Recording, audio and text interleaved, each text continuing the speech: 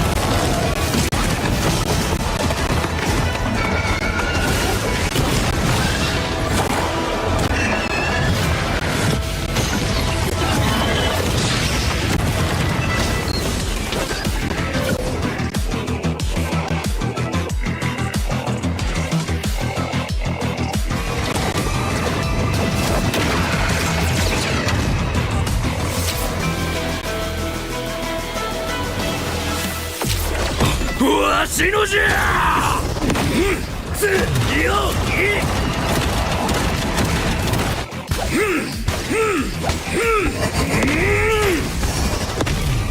楽しいの呪いの家。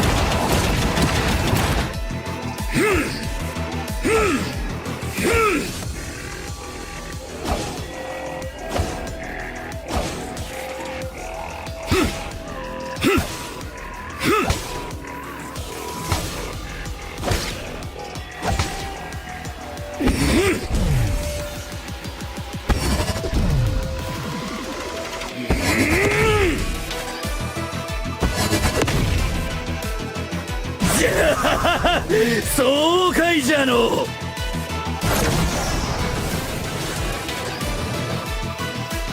見つけた。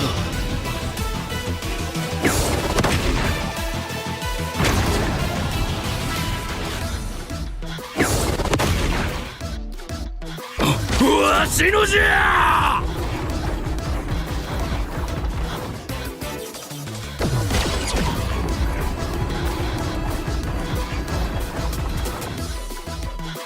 楽しいのう。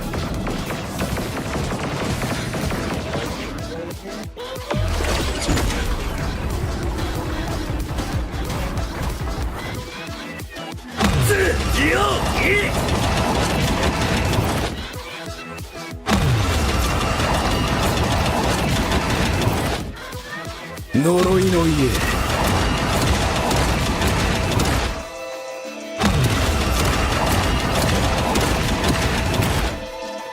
早く戦うぞ。待ちくたびれたわ。無駄じゃ。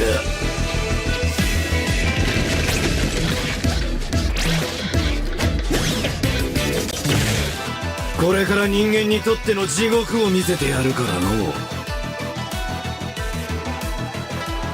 早くしろ。我は待たされるのが嫌いじゃ。なんじゃ貴様、ぶち殺されたいのか。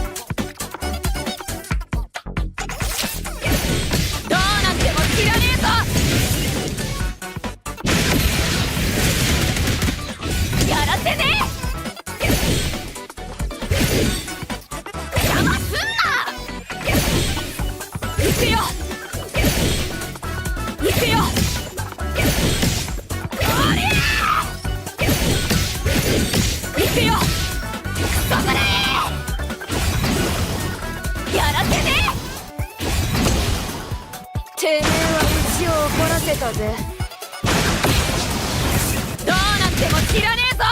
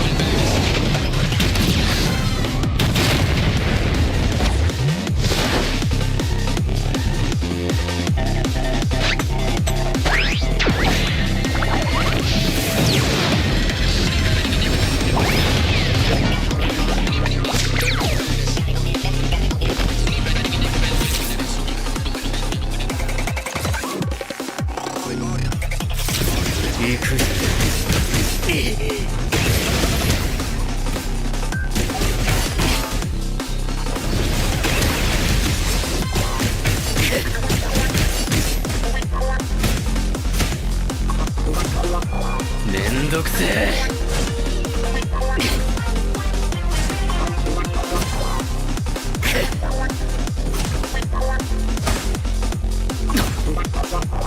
行くぜ。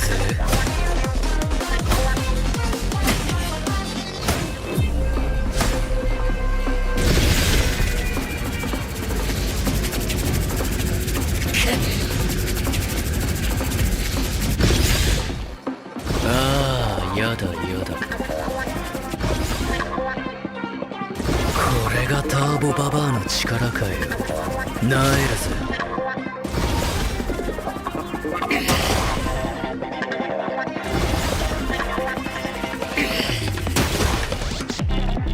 許さねえぜてめえはよ。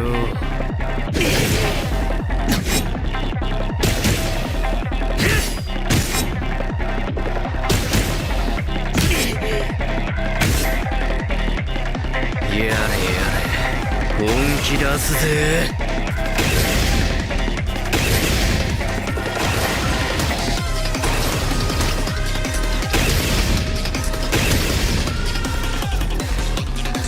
ももちゃん会いたかったぜ。強くならなきゃ。もっと強く。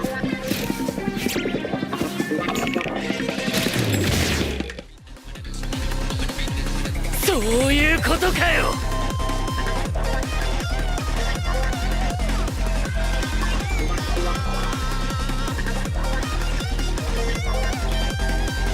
おっと悪い。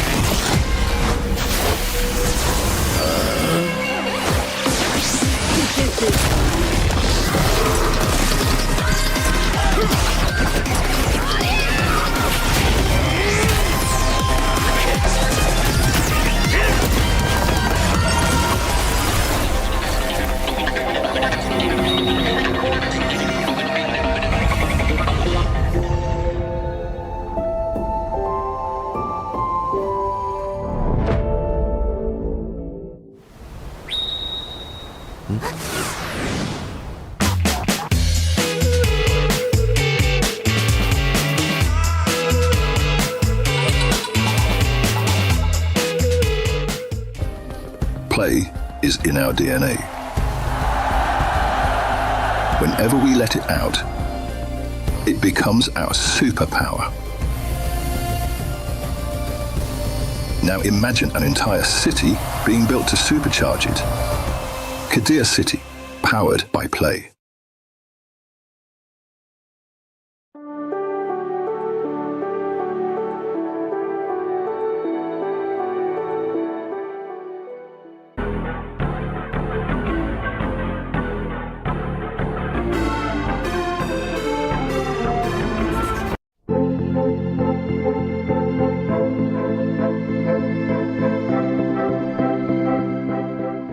The human body was built to move, not trapped at a desk in one singular posture for 12 hours a day.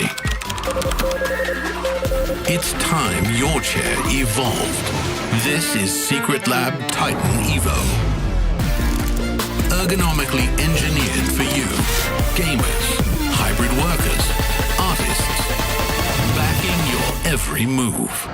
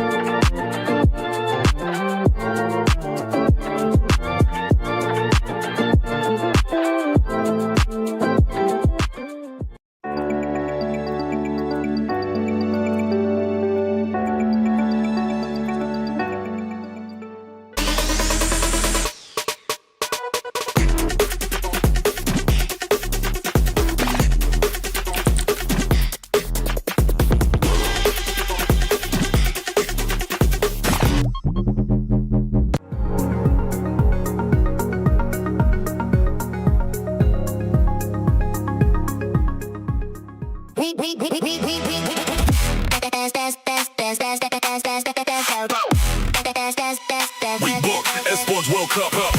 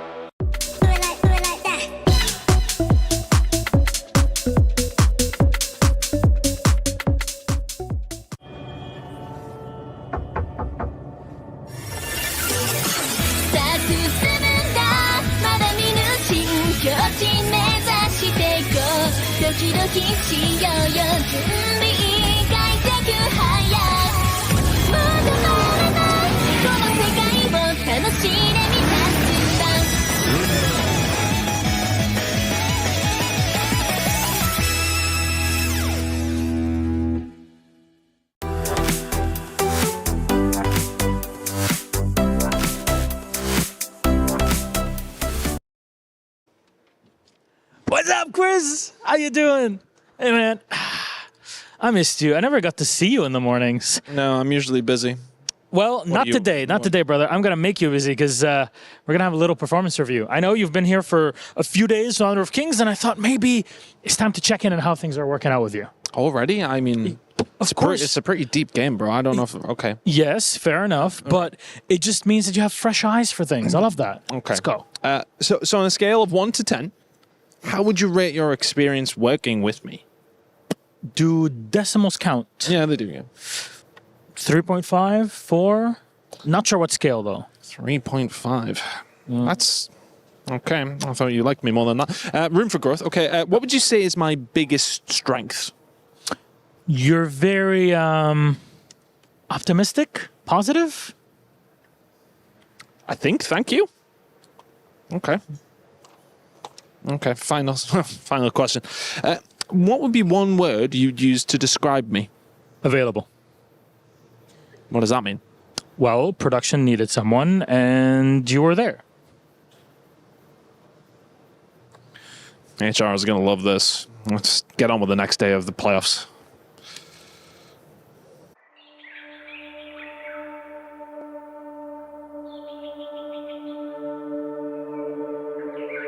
王朝。世界舞台的交手确实让人血脉喷张。Fighting our way back to the global stage wasn't easy. We have come way too far to back down easily, and we don't intend to fall behind. With our blood, sweat, and tears, we will fight to the very end. It's been a full year since our fall to the Titans. We are stronger now, prepared and ready. 重回旧地，热血如初，那些胜利的喝彩依然在耳边呼啸。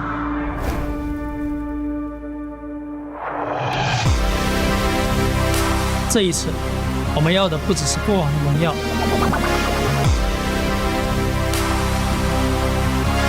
见证同门登顶，固然心怀敬畏。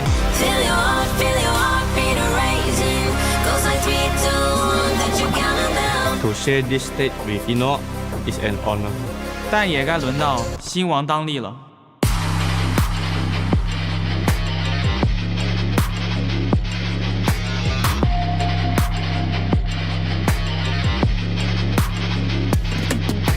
这一次，我们要的不只是过往的荣耀，一战登顶，视为冠军，连霸开篇，方筑王朝。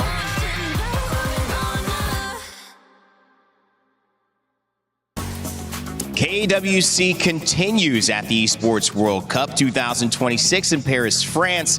If you were traveling across a boat cruise on the River Seine and decided to stop by with us as the Expo Port de Versailles this morning, well, you would see fans from all around the world, but maybe particularly China today, ready to represent our KPL teams who take the stage for the first time in the quarterfinals. And this could be a preview of some of the teams that might be seen in the grand finals fighting for that trophy. Of course, so many stories left to tell, and I'm not the only one here to tell it to you. Welcome back to the Lenovo Legion Gauntlet. My name's Rain Day, and I'm joined by an amazing panel, as always, Isaac and Kindofu. Isaac, you guys looking good today as well, ready to go for a big show. I sent you a message, man. I said, like, we're gonna step up our game right now. We need to start doing this because we're coming already to the last of the quarterfinals. Quarterfinals, semis, and then the finals.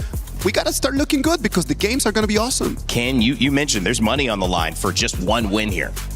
Yes, there is. So 10,000 if you manage to take one game of the KPL teams. But if you win the series, it's 100,000 USD. That's a lot of money on the line. But money is less of a concern here. They haven't been able to beat any of the KPL teams so far. So today, that's their main challenge. A lot on the line. Let's narrow in on what to expect today after looking at yesterday's results, because we saw two teams get heavily tested on the other side of the bracket. We've got two semifinalists already who have booked their ticket. But it was, of course, Team Vitality and Team Nemesis who fell on the way there. Couldn't put enough to the test to make sure that they could move on. But Isaac, that doesn't mean that they didn't play well, and it doesn't mean that that didn't open up conversations that might extend into today about how the heroes, how the meta, how these extended best of sevens are going to play. I'm telling you, I did actually, after I finished casting my game and I was here analyzing, and when I sat there over there with the people, the energy that you can feel from everyone. It was actually really cool because I was sitting right next to a lovely couple yesterday, and one of them actually played our game to a pretty high level of competition, man. And then he was like talking to me about his experience and everything. So watching the games yesterday, being able to be right over here in France, just seeing the people, lovely experience. It's one of the beautiful things, Ken. You have people who are genuine fans of not just the players and the esport, but the game. Yes, and we also have new players, right? That's the whole point of watching this, is for you to learn from the best of the best as well. And we did also have new players playing the game yesterday. They won with the jungler Ogren yesterday in their ranked match. It was a big win, wasn't the MVP, but hey, everyone starts from somewhere. The jungle was a big impact and has been and will continue to be in this one. Team Nemesis, we thought they might be able to bounce back, but GK Esports obviously a dominant factor there. Rock Esports as well, extremely successful against Vitality, and these are just two teams that have a very difficult time. I would say finding a weakness in them. They played almost perfect HOK and did not leave a lot of room for their opponents to sneak in. If you start analyzing the pattern from yesterday, right, like it's 3-0 advantage, and then in the fourth game, which for me is like the hardest game for it, like it's very hard just to finish with a 4-0. Yeah. Yes, one team is going to be superior to the other one, but you get to the game number 4, and then you need to start thinking about way too many options. What if I were to lose this one? What to do? The coaches need to make decisions. Really hard to finish 4-0. 3-0 always finished 4-1. It really is about stamina, right? We have seen it in the first one. It was a 4-0, but there was a 4-1 score yesterday where there was a chance for Vitality to come back, and they did it in the most exciting way possible as well. I love the way Vitality has given us the story of resilience, but you need more to win. Isaac, you're appropriate in saying that it is difficult to close out games, no matter whether you're a heavy favorite or not. That final closeout game, you get a team's everything. You get their best draft, you get their best performance, and it is difficult even if you are one of our KPL representatives who play in a league that many know to have such a strong representation at the international stage. However, that task is going to be up to these teams that we'll see in a moment. And when you look at these teams too, they're not only fighting for crushing these keys or avoiding being crushed, they're fighting for something a lot bigger in the club championship. And that is where in a moment we will see our Aramco Club Championship leaderboard, because of course this sets the stage for the biggest tournament happening across the entire Esports World Cup. Isaac, Falcons currently in the lead. Vitality have fallen, but they are at 4th so far. But AGAL, they play today and they're sitting in 5th, ready to gain some more points. I'm very interested. Not only AGAL is going to be playing today, Virtus Pro is going to be in our opener for today. That's right. And right now they're sitting 3rd, man. Yeah. Imagine if they can just make the screamer and win this game, and they'll just be closer to that trophy. Yeah, Ken, I mean, Aurora Gaming also playing. Again, they are playing against AGAL, but Virtus Pro in that first matchup, I mean, how amazing would that be? Not just to take a game, but to take a series, move up into some club championship points. I mean, that would be a heck of a day for Virtus Pro. It would be a miracle, let's be honest. The challenge in front of them is really tall, and this is a hard climb, by the way. So they are not the only ones contesting as well. Like you said, Aurora Gaming also wants to put some points on the board. You know what? Let's see how they do today. We've done a lot of overview, big talk. Let's talk a little bit about the bracket, start narrowing down our focus for today, because of course we have some teams going up toe-to-toe that are going to be some matchups you do not want to miss.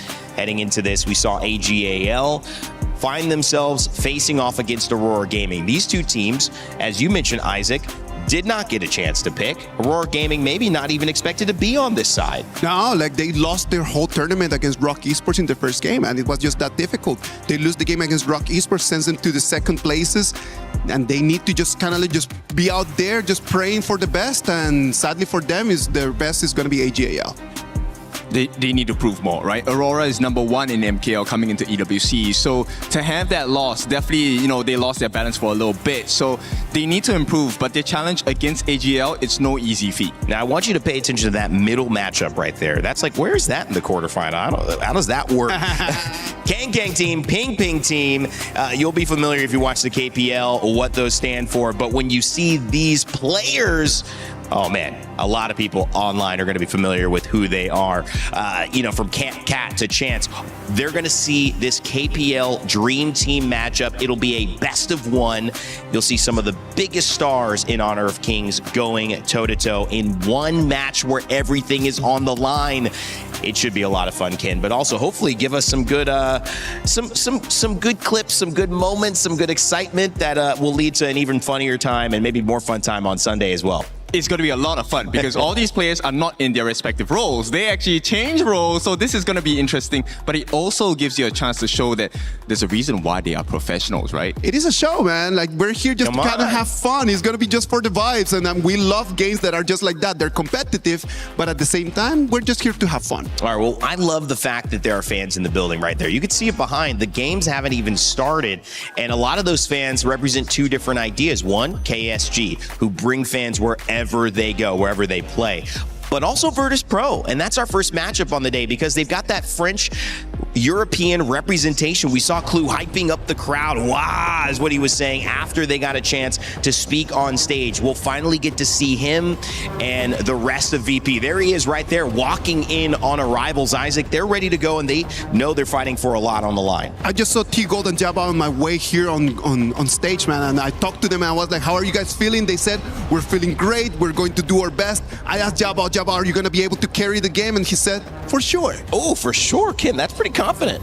I like it, and I think you need that confidence because going up against Kuaishou Gaming, one of the best teams coming in from the international scene for KPL, you need to have your standards high, but you also need to have very clean execution because we've seen these guys play, they don't miss a beat. Yeah, and one of the things that makes them so dangerous as a team is their level of execution. The fact that they can kind of do things that other teams wouldn't be able to do, maybe even leave a farm lane exposed for a little while, focus on the clash lane, then have that deadly rotation to now just take over. We're going to be seeing, this is them live, by the way. This is both teams getting ready live. We wondered where these were. They're seeing us. They're seeing themselves. And so I always love to see who does what. Okay, they start looking at the screen. Somebody starts doing jumping jacks, push-ups. It's lovely. Like in traditional sports, it's the same, right? Yeah. Before the game, everyone has their own thing that they want to be doing. Like some people, they like listening to music. Some people just like to be quiet. What was yours, man? Man, it's interesting. I have the music in the green room. Right? I don't always do it though, but you guys feel like the music can come out. So people know me from that when I'm in the green rooms. When it was sports, I'm trying to remember, what did I do? I don't know. You know what I always did? Tell me. Maybe this is TMI. I always had to use the restroom, like right before the game. Okay. I couldn't do a game without going to the bathroom. So I think as an esports pro, I would struggle because those refs are so strict. They're like, no, it's not time. I'm like, I gotta go. I need to focus. I can't be thinking about this. All right, all fun and jokes aside here as well. Let's introduce KSG, who seem to be coming in. No, they are coming in as the favorites in this matchup, representing the KPL. They're so strong internationally. And one of the people I mentioned that kind of takes over the game if you let them is Silence on KSG. We had a chance to sit down with him a little bit earlier before this match. Hey guys, it's Sky. So I have Silence from KSG join us for the pre-match interviews. Please say hi. 跟大家打个招呼。Hello， 大家好，我是快手吴岩。Yes. So actually, this will be the third series for you in your journey here in KWC 2026. So how you like the entire experience and journey here in Paris? 其实这是这一次 KSG 在我们的世俱杯的第3场比赛嘛，对吧？然后其实已经到达巴黎很长的一段时间了，这段时间的经历给你留下怎样的印象呢？经历。哦，你喜欢这个城市吗？还可以吧。I like the experience here, and I like the city, especially in Paris. So this will be the second time you face VP, but in a best of 7 instead of best of 3. So is there going to be any difference? 然后这是我们第2次和 VP 交手了，对吧？但是这一次呢是在 BO7， 上一次在 BO3。你觉得这个对于你们来说会有不同的感受吗？或者你们的备战准备会不一样吗？就跟之前一样吧。就也要好好备战嘛。I think we'll keep everything like it was usually, and we keep our minds so we get very full study of our strategies, and we'll try to make a better scores this time. So there's a lot of players from VP actually. They liked you a lot. So what would be things you want to say to your opponents today? 其实我刚才和他们的选手也有简单的采访。其实很多他们的选手都很喜欢你们，也经常看你们在 KPL 的比赛。所以这场比赛开始之前有什么话是你想对他们说的吗？我觉得就全力以赴吧。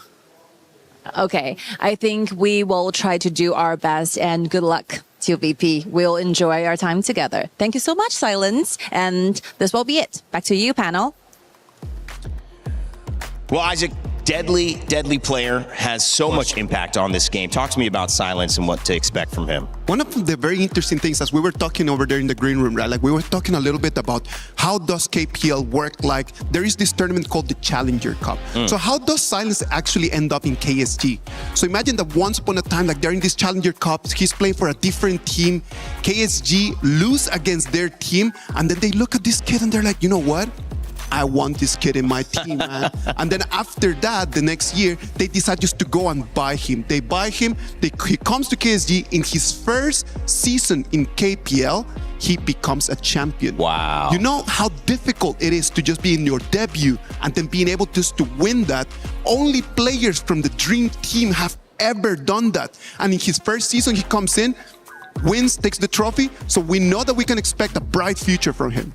That's amazing. There's so many parallels to moments in sports that you could see, like kind of miracle stories like that. Someone's just destined for this moment. It seems like Silence has a little bit of that destiny behind him, and KSG certainly willing to prop him up into that role. We'll see if he can perform against Virtus Pro, which is a team that is not to be counted out. They're fighting not just for club championship points, but Clue, the rest of the squad, T-Gold, 90, Jaibao have been performing well enough to get into this knockout stage. We had a chance to mention what it would look like to come in here and face off against such a titan like KSG to Hai Long, and he gave us his thoughts heading into the match. Hello guys, I'm Sky. So it'll be my honor to have Hai Long from VP joining for the pre-match interviews. Please say hi. Hello everyone, I'm Hai Long from Virtus Pro. Yeah, how are you feeling today? Are you excited? I'm very excited. So during the draft, you were actually picked, right, by KSG. So what will be the immediate reaction when you got the news? I think that because we want to face the KPL team, because we want to improve ourselves and then get better and learn from them. And also, I'm the fans from Liu Lang. Yeah. I'm looking forward to the mid laning as well. What is the thing that you like the most about Liu Lang? I think he played very well in game, and also in Chinese, the peak, he always make a high point like almost the first. So I want to learn from him a lot. Yeah. Yes, indeed. He's a very hardworking player. So do you have any chance to chat with Liu Lang anyway? At the backstages, maybe? Of course. Yes. What do you guys talk about?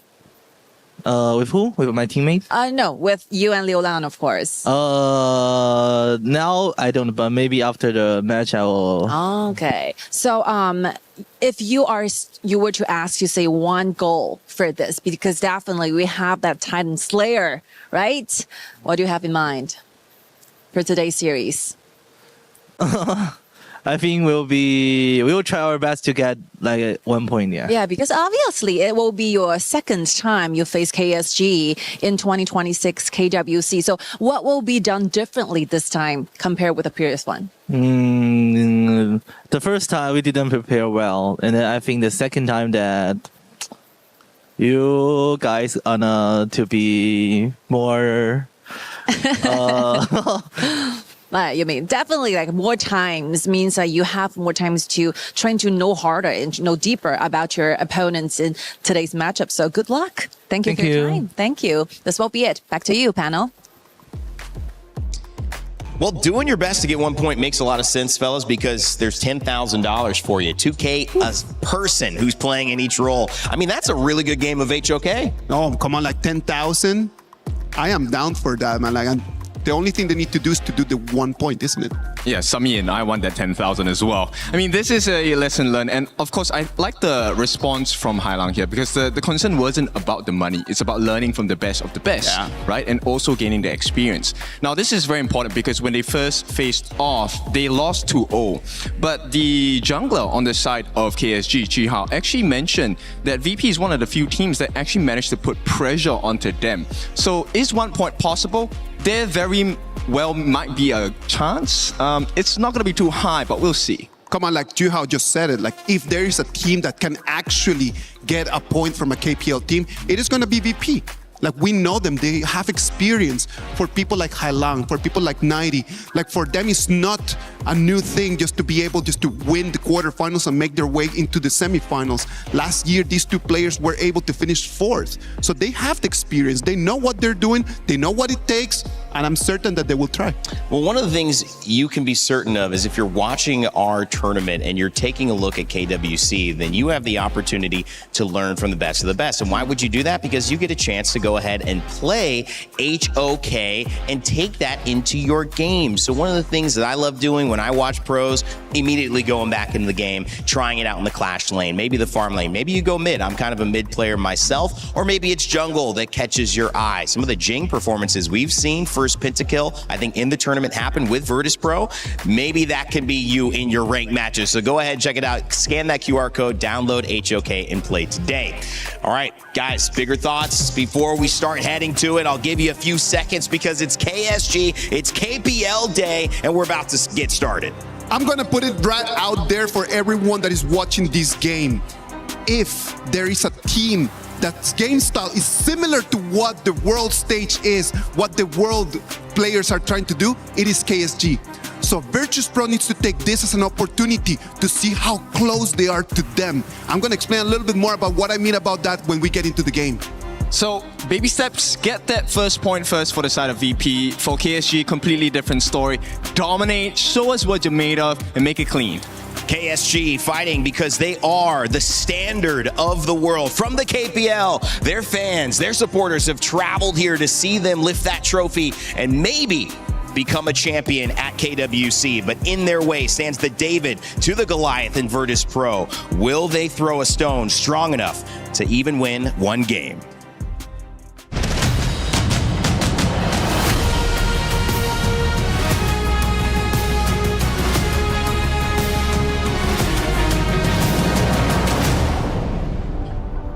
Ladies and gentlemen, friends from all around the world, welcome to day 2 of KWC at EWC 2026.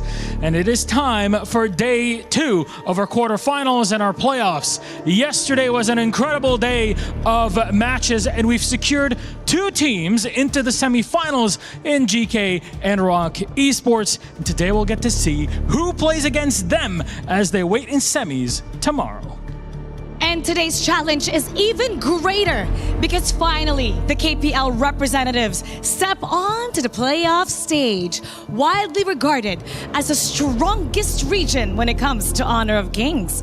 They have built a reputation for setting the standard with their discipline, mechanics, and flawless execution. So for their opponent today, this is more than just a series. This is about proving that they can face the very best. And now let's get this started. Introducing the champion from KPL, Kuaisho Gaming. One of the youngest in KPL, Kuaisho Gaming entered in their season like a hurricane, fearless, explosive, and immediately established their power in their region. The young force that shook KPL brings their ambition to the world stage. A tough game and a rematch time, but our opponents are ready for it. Please welcome Virtus Pro! What does one do when you get knocked down? You get back up again because you didn't hear no damn bell. That's Virtus Pro's group stage in a nutshell. And with both resilience and fresh experience under their belts, they're ready to face the KSG music once again. Now players, you may now go to your seats. And captains, you may place your key. And remember to shake your opponent's hand. This is the champion of KML versus the champions of KPL. Hey. And there's the handshake. Virtus Pro versus Kuaisho Gaming. This is the playoffs.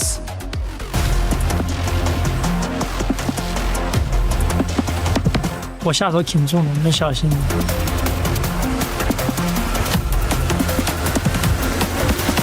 AG, we are not afraid you because we will do our best to beat you.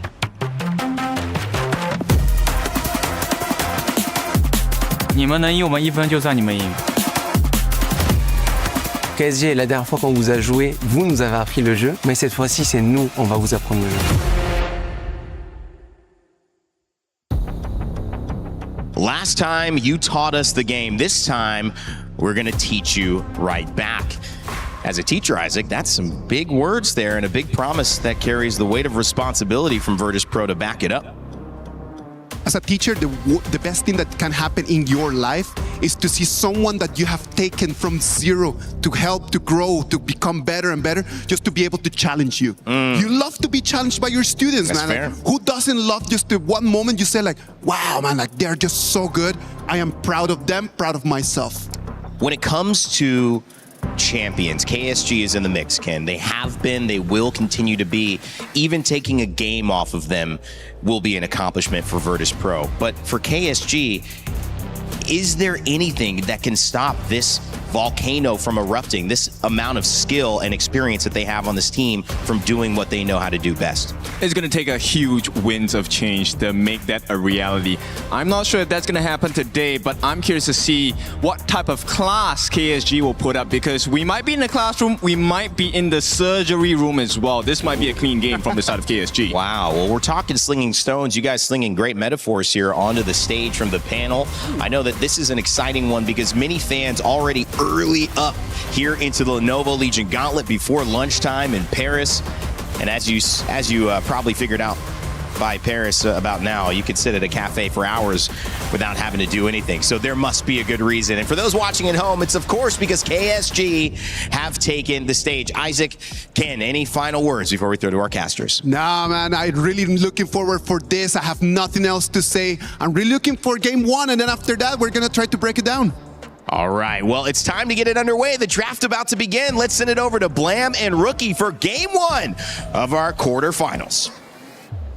Bonjour, welcome to the semi-finals here within Honor of Kings. We have Kwaisho Gaming going up against Virtus Pro. Two Titans looking to go head-to-head, and like the panel said, they are looking to be a feisty matchup here. Virtus Pro, like Kwaisho Gaming said, could be the team that's going to take a point at least. It's going to be a feisty matchup coming into the first match of today's tournament, because we've seen that Kwaisho Gaming said that VP was one of the teams that are challenging and that could possibly challenge them today. Exactly. I mean, that's exciting, right? You are coming from the KML. You have Jai Bao with you as well to be the potential to try and at least get the game right. We want to be crowning a Titan Slayer. I mean, some of the people in the crowd may not be, but I definitely be one of them that want to see a Titan Slayer. It's going to be $100,000 coming for any team that could defeat one of the KPL team. It's going to be very interesting looking at how they play today.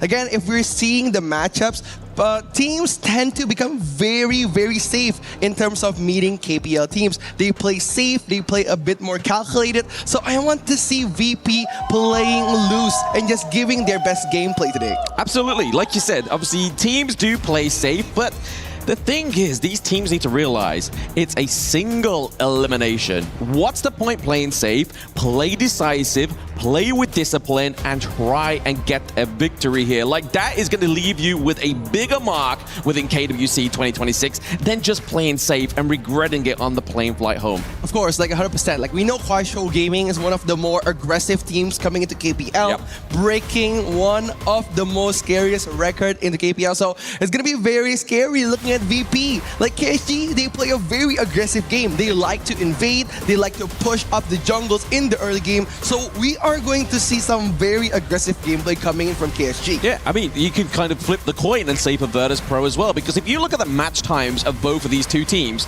discarding obviously the series against India, we see these two teams finishing their games around about 13, 14 minutes. That's not just only Kwaisho Gaming, that's Virtus Pro as well. So you can see how much momentum these two teams have going head-to-head right now. It's going to be the battle of the master and the student. Last time they met up, it was 2-0 going into KSG. So coming in here with a new mentality and a lot of rest coming for VP, I hope that they could put up an amazing and interesting fight coming into the bat and pick. And the Jing has been taken out from the image. Yes, I think that's a good one, right? Obviously, it's a best of 7, so it doesn't really matter if the Jing gets banned out in in game number 1, it's going to surface at some point, right? The mirror domain is going to come through. But we look over to the side of VP, they ban out the idea as well. Obviously, that's been having a little bit more of an appearance now that we have these best of 7s come through. Whereas Mai Shiranui is not only obviously a Hai Lang big pick, but also a Liuang pick. Again, I think both teams are very, very good in their own respective regions. But coming in for KSG, they have an amazing mid laner. Like Liu Lang have been performing amazing this whole tournament. And we have seen so many good plays come in from KSG. Like they have played the Lorion pick over and over in almost every series. And they have won with total dominance across the tournament. But again, the first pick coming in from KSG is going to be that Ao Yin. Yeah, very topical kind of first pick here onto the blue side, the Ao Yin. With then, literally before I could even say it, the Chano matchup we've been seeing time and time again here gets locked in by VP. And I feel like when you're on the red side, rather than showing too much of your cards, why not just lock down the healthiest way of that bot side of the map, right? Zhang Fei as well as the Chano, and then you can kind of react as well into the side of Kuaishou Gaming, right? You could go for a support, you can go for the mid lane. Yeah, so I'm all about the support. And looking at Kuaishou Gaming with their favorite pick coming into the tournament, Lorion and Lapu Lapu being one of the most tempo heroes available in HOK, and matching in strength in both roamers coming in for the 2 picks, the Lapu Lapu and the Zhang Fei, they are gonna try to control the river in the 4th minute of the game. Exactly so. I mean, we've been seeing some very frightful performances here with the AOV hero Lorion. I hope a lot of these players that have been scanning the QR code to play HOK for the first time have really got their hands on this one. I feel like this is going to be a hero that could potentially be missed once gone, right? But hopefully they make a return at some point. But over to the side of Virtus Pro, it's going to be the Byron here. One of Nighty's huge picks. A pick that holds so much sentimental value for me, especially within the Kings Major West League as well, right? Like he went toe for toe against players that are just, we thought were light years ahead of him. Yeah, 90 has been amazing playing in the Clash lane, especially for VP, performing very well across the leagues, playing for KML a couple of times.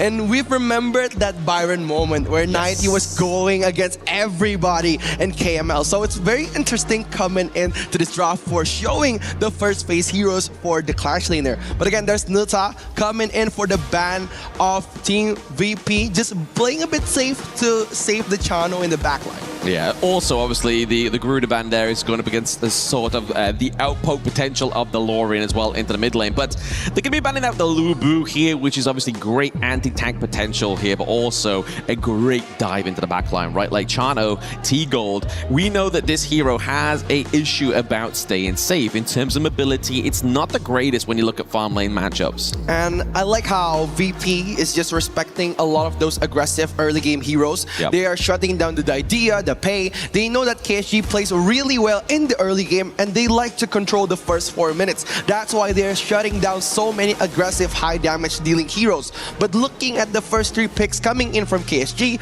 it's good that they have those 2 damage crowd control dealers. The Lorion pick or also the Lapu Lapu is going to be very interesting coming into the mid and late game setup. Interesting, once again, we have Jiao Bao on his Zilong here as well, right? Like, he seems to be the only player within KWC that wants to pick this one up.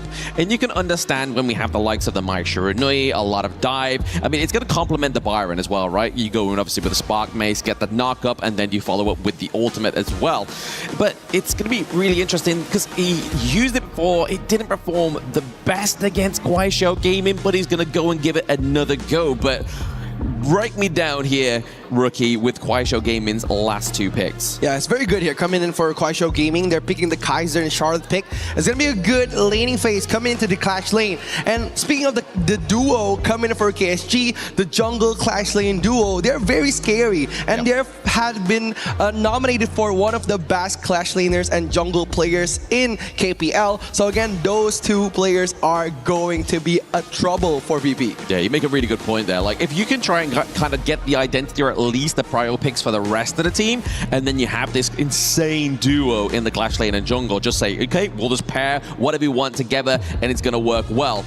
over to the side of Virtus Pro. This pick normally didn't used to get me so excited, but the first time we saw Highlang pilot the Angela in such an assassin, a mage way, using that second skill to slow down the engage or at least the gank onto the enemy team, it's been so effective for the side of Virtus Pro. I think Virtus Pro is going for shutting down the early game of KSG coming into this tournament, because looking at how they're picking the last 3 picks, it's going to be very interesting. Zilong is obviously very strong against late game CC, and also Angela dealing high amounts of damage in the early game with her Chaos Cinder and also Blazing Brilliance, her ultimate, which punishes so many tanky heroes, which is very, very good against KSG's draft. Absolutely. Against KSG, Virtus Pro, they've locked in their draft for game number 1 here as well. So the rest is now up to what happens onto the Gorge, right? We've gone through the 4D chess game within game number 1. Has Virtus Pro come up with the best example of a game 1 win here to try and get that against Kuaishou Gaming? Because if we look back at last year within KWC 2025, the only time a round was taken from a KPL team was game number 1. Then after that, sayonara. Yeah, it's gonna be history in the making here, but we're gonna see who will take game 1. KSG, Kuaishou Gaming against Virtus Pro on game 1. Thank you for that beautiful introduction there, Rookie. But also for those watching at home, don't forget to follow HOK Esports on all social media and those in the venue as well. But no doubt you already are, because you are here. But obviously, in the early game, there's just going to be a little bit of a control for this early wave.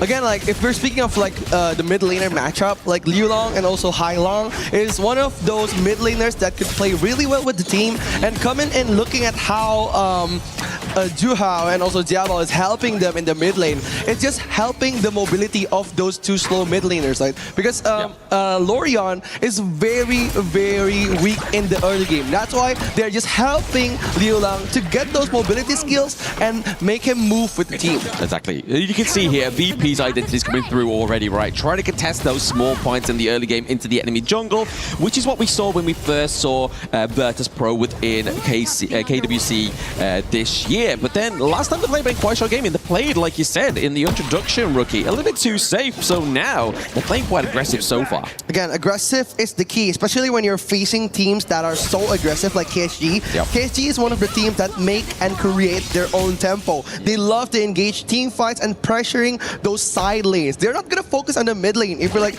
looking at KSG's gameplay, because they're going to funnel all the gold, all the help to all of the weak side of their map. So basically just focusing on the clash lane and also the farm lane. That pit. I mean, I think Virtus Pro should just not look at the overall pit. That vote there is going over to the side of Kuaishou Gaming in game. But we want to be seeing some more support for Virtus Pro there. They need it. It's like a glimmer of hope. And again, don't forget to go in game and vote your favorite teams, because the voting will be concluded after 10 minutes and the logo is going to appear on the Overlord's pit in that moment. Exactly. A good little bit of a motivator here for either of these 2 teams up right now. Motivation is not the game. It's getting the resources. It's making sure that Kuaishou Gaming don't quite get a good early game lead within the gold, especially like if we're looking towards like the 1,000 gold before 4-minute mark. That's where it starts to get scary. But speaking of scary there, using the ultimate is Xiao Bao to get out of that one. Top side of the map, we do see the rotation here from LFF as well as Liu Lang, just to try and give some aid to try and get the takedown onto 90. It is the usual KSG special. They like to pressure the clash laner, because right now in this meta in HOK, clash lane plays a massive part in those big team fights. But remember, Clue has the outburst. The potential reverse gameplay is still here. Yeah, I think that's a problem, right? We've obviously already got the rotation from Clue. If he gets battered a little bit too much, he's going to burn out that ultimate already, and that's not where we want to be in the 4-minute mark there. It's going to be the knock-up onto the FF into the backline, but the unbridled outburst met with the rising tide is going to stop the momentum here of Virtus Pro. LFF looks pretty low. The charge and stampede there, but nobody falls. Juhao is here just to give aid to his teammates. That's just like giving presents, right, to the team fight. Like, Juhao is here, you gotta disengage, because right now they have all spent out their resource skill. There's no more outbursts and raging sea coming from these 2 tankers from Virtus Pro and KSG. And if you're looking at the first phase items, I think 90 plays a big part in in respecting the enemy here, building so many physical defense just to hide the damage coming in from Juhao and Silence. Exactly, because I mean, you're not really looking and hoping for a lot of magic defense when really the only proprietor of that is going to be the Lorian into the mid lane, right? So I feel like it is a good shot here for 90 to make sure the physical defense into this pit is going to be terrifying here, but it's going to be the ultimate there to keep 90 alive for now. But can he dash off the wall? Juhao as well as Silence, they commit here, they go for the dive. Can he get the skill? One! It goes first blood to Juhao. It's going to be a matter of timing, right? 90 was waiting for his ultimate, for his full spear suppression, but it didn't came at the right time. And they know so well that 90 doesn't have that. That's why they engage in such a good team fight. We're going to look at the replay here. Juhao calculating so much damage. He knows where 90 will be going to escape from those big damage. And Juhao initiating the first blood, going in for the jungle of KSG. Yes, I mean, you see there in the little bot, we do see that the Tyrant went over to the side of Virtus Pro, so a little bit of a Brucey bonus for them there. But you saw Two Gold's health bar in that lower part of the map there. He was literally super low as they basically transfer the awareness top side of the map to the pressure down to the bot side. Right, we've said this before, like KSG, they're a very, very strong team. Yep. They like to dominate those top and bottom lanes, making them so unviable for those team fights. That's why we're seeing a lot of pressure coming into 90 and also T-Gold. And probably the only counter to that is just focus on your farming, not relating or answering any of KSG's calls in this team fight. Yeah, it's just to stem the bleeding at certain points, right? Just making sure that none of these lanes in the side lanes are getting taken down, and just making sure, like you said there, Rookie, is keeping that Goldie kind of, if it's not in your favor, just not too far ahead. But a lot of commitment, top side of the map. Once again, they want to get a takedown onto 90 because it wasn't successful last time, but it is a 4-man dive. They get 90, they get the T1. It's all about the trade coming in for KSG. Getting the kill and also the tier 1 will be so rewarding playing the long game. Yes. And this is so good, right? LFF just doesn't save any of his skills, initiating on 90. And again, it's all about the clash lane in this meta. Shutting down the clash lane, especially Byron, is a very, very uncomfortable for those long-term team fights. I mean, they're going to buy one, get one free. They get the T2 top side as well. But you can kind of see here, Virtus Pro try to make a little bit of good out of something bad. They get the T1 down to the bot side, but nothing else yet to transition into that one. They've got to be careful here. We do see Jiabao into the enemy jungle. They're looking to try and cut off this minion wave. Oh, it's going to be a revenge move coming in from Jiabao, just opening up the map for Team KSG here. But again, we have to say that KSG, they have been very smart at taking risk on the game, making them so unviable for this team fight. Yes, they're replaying that evidence there. The takedown onto you. They're like, okay, we see what you're doing. You're diving our men at an outnumbered advantage. We are going to do exactly the same there. So Virtus Pro getting the kill here against Kuaishou Gaming. Just taking you off of the gorge here for 10 seconds more means that we can kind of see T-Gold have a bit more safety in terms of that 1v1 matchup down to the bot side of the map. It's good for VP, right? They have like their own gameplay now. They are not scared of KSG, playing a bit more aggressive, but look at the FMVP. Liu Lang just opening up the map. Yep, I mean, this is what happens when you do open the map so aggressively, right? Like, you can overextend, but there is no T2 to run to. That's a hard situation here for the side of Virtus Pro, but they're just looking to push a little bit more here as well. Obviously, bot side of the map does fall finally here for Kuaishou Gaming, but they got to be careful. That bot side T1 onto the side of Virtus is very low. Wow, this is an amazing play coming up for VP, giving a close game. And look at the gold at the map. It's not much, right? Even though that the KSG have been fighting a lot, but the gold gap hasn't been left out. Yeah, just trading blows here. Juhao as well as Liu Lang, LFF into the backline as well. Jiabao has to escape this brush. It's going to be the unbridled outburst, pushing away Kuaishou Gaming, but that's not enough to save their jungle on the side of VP. He gets taken down. T-Gold positioning not quite as well as I wanted to be there. Virtus Pro are losing lives here, all for the fact of the enemy enemy support.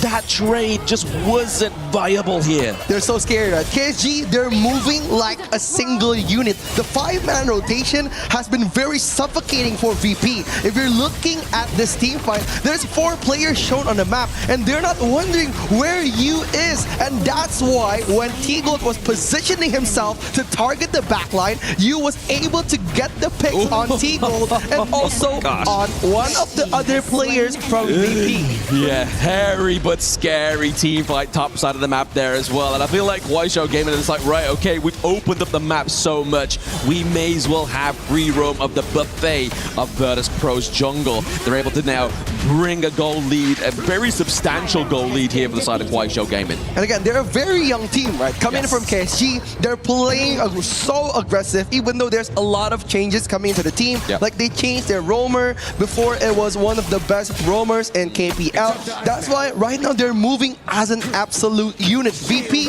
they were trying to control and contest the game in the early game, but right now, after KSG taking control of the game, there is not looking good for VP. Yeah, they're so young that make Rookie look old, and he's the youngest man on the broadcast here as well. But Silence is able to escape that one. We do see a little bit of a boogeyman strat there from the side of Virtus Pro. They're trying to get a lockdown onto at least one member of Kuaishou Gaming, because when they're behind so much gold, a team fight, even 5-5, is not going to go great for them. Yeah, it's going to be very interesting, right? Especially coming in for Juhao as the jungle of KSG. It's going to be very sustained in the mid lane. A lot of sustainability into the mid lane there. The takedown of the T1 as well.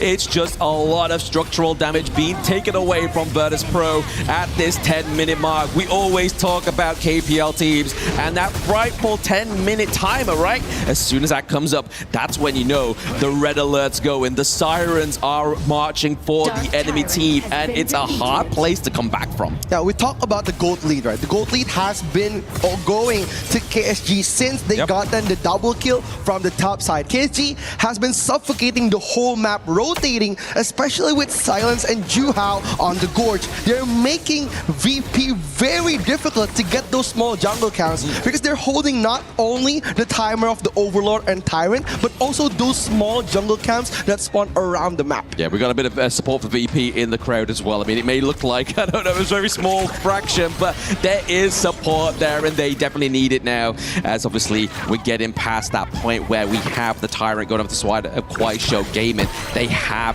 that immense gold lead for now. And if you look at the KDA as well, right? Juhao, Liu Lang have just not been caught out as well as Silence. You really, only really, the lucky one you got caught out there was you. It's very difficult. Yeah, it's going to be very interesting coming in for Liu Lang here. Yes, Liu Lang, he's just able to put the pressure onto the back line there, throwing up those orbs, getting that T2 takedown into the mid lane, just putting more and more pressure onto Virtus Pro. It's going to be very interesting, especially 90, when he's using his ultimate, it acts like a free radiance. Yes. It opens up the vision. So it's possible that 90 was just trying to gain more vision here, but KSG knows that he wanted that. That's why they've been running away from that Byron to save their own positioning on those risky team fights. Yeah, speaking of saving, they want to try and save that Crimson Golem away from the side of Kuaishou Gaming. They're not able to actually get it. It goes over to you. He gets the last hit there. And unfortunately, when you give vision over to something else, priority leaves the side of Virtus Pro.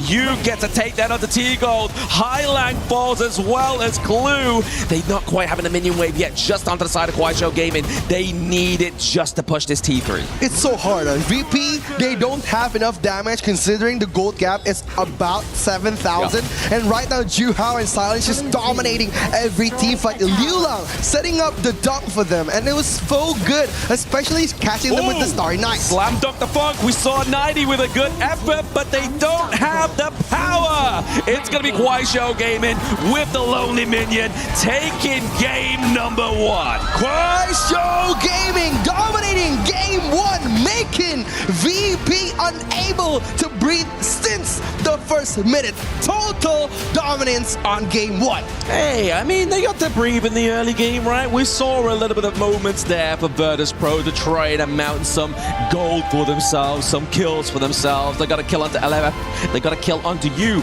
But other than that, there was no real momentum, right? And what we always say within Honor of Kings Esports is if you're looking for a kill, it needs to be converted into some more objectives, be it a turret, be it a steal from the enemy team's jungle, be it a neutral objective, but none of that came into fruition for Virtus Pro.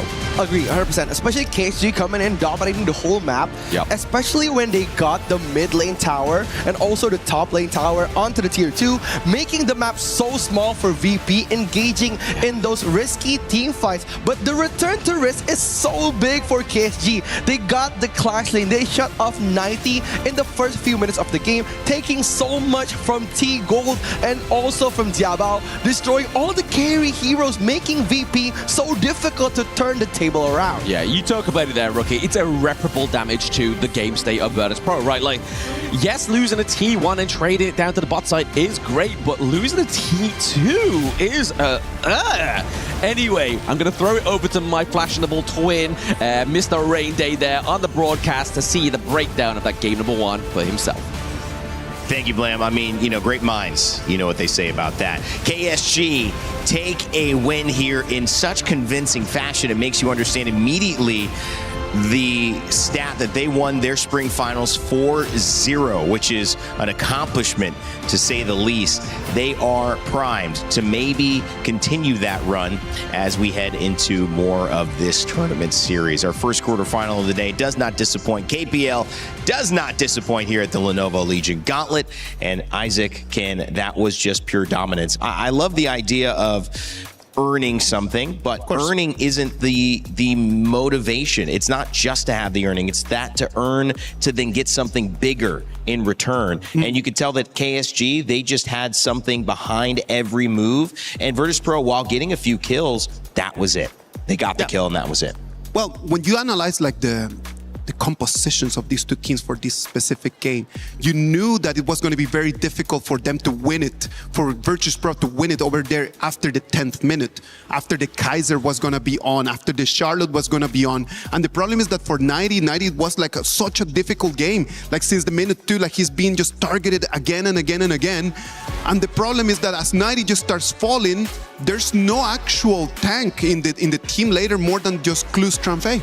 Exactly. And if you want to take a look at the usage of Jiabao on this Zilong, I mean, Zilong was also meant to be the guy that weaves in and out, able to sustain, take some skills from and hits from the side of casual gaming, but that never really came into fruition. We'll talk about the bans and pick and how the idea of this composition was supposed to work, but like you said, KSG really had everything in the books. It is very difficult when the Kaiser's composition just goes online very early. Yeah. If it just goes on early, like there's no turnaround, because what you're expecting is actually that in the moments that the Kaiser still needs some more gold, some more items, that he's not really that tanky, that he's not that big a warrior. Okay, it's gonna be fine, we can still fight.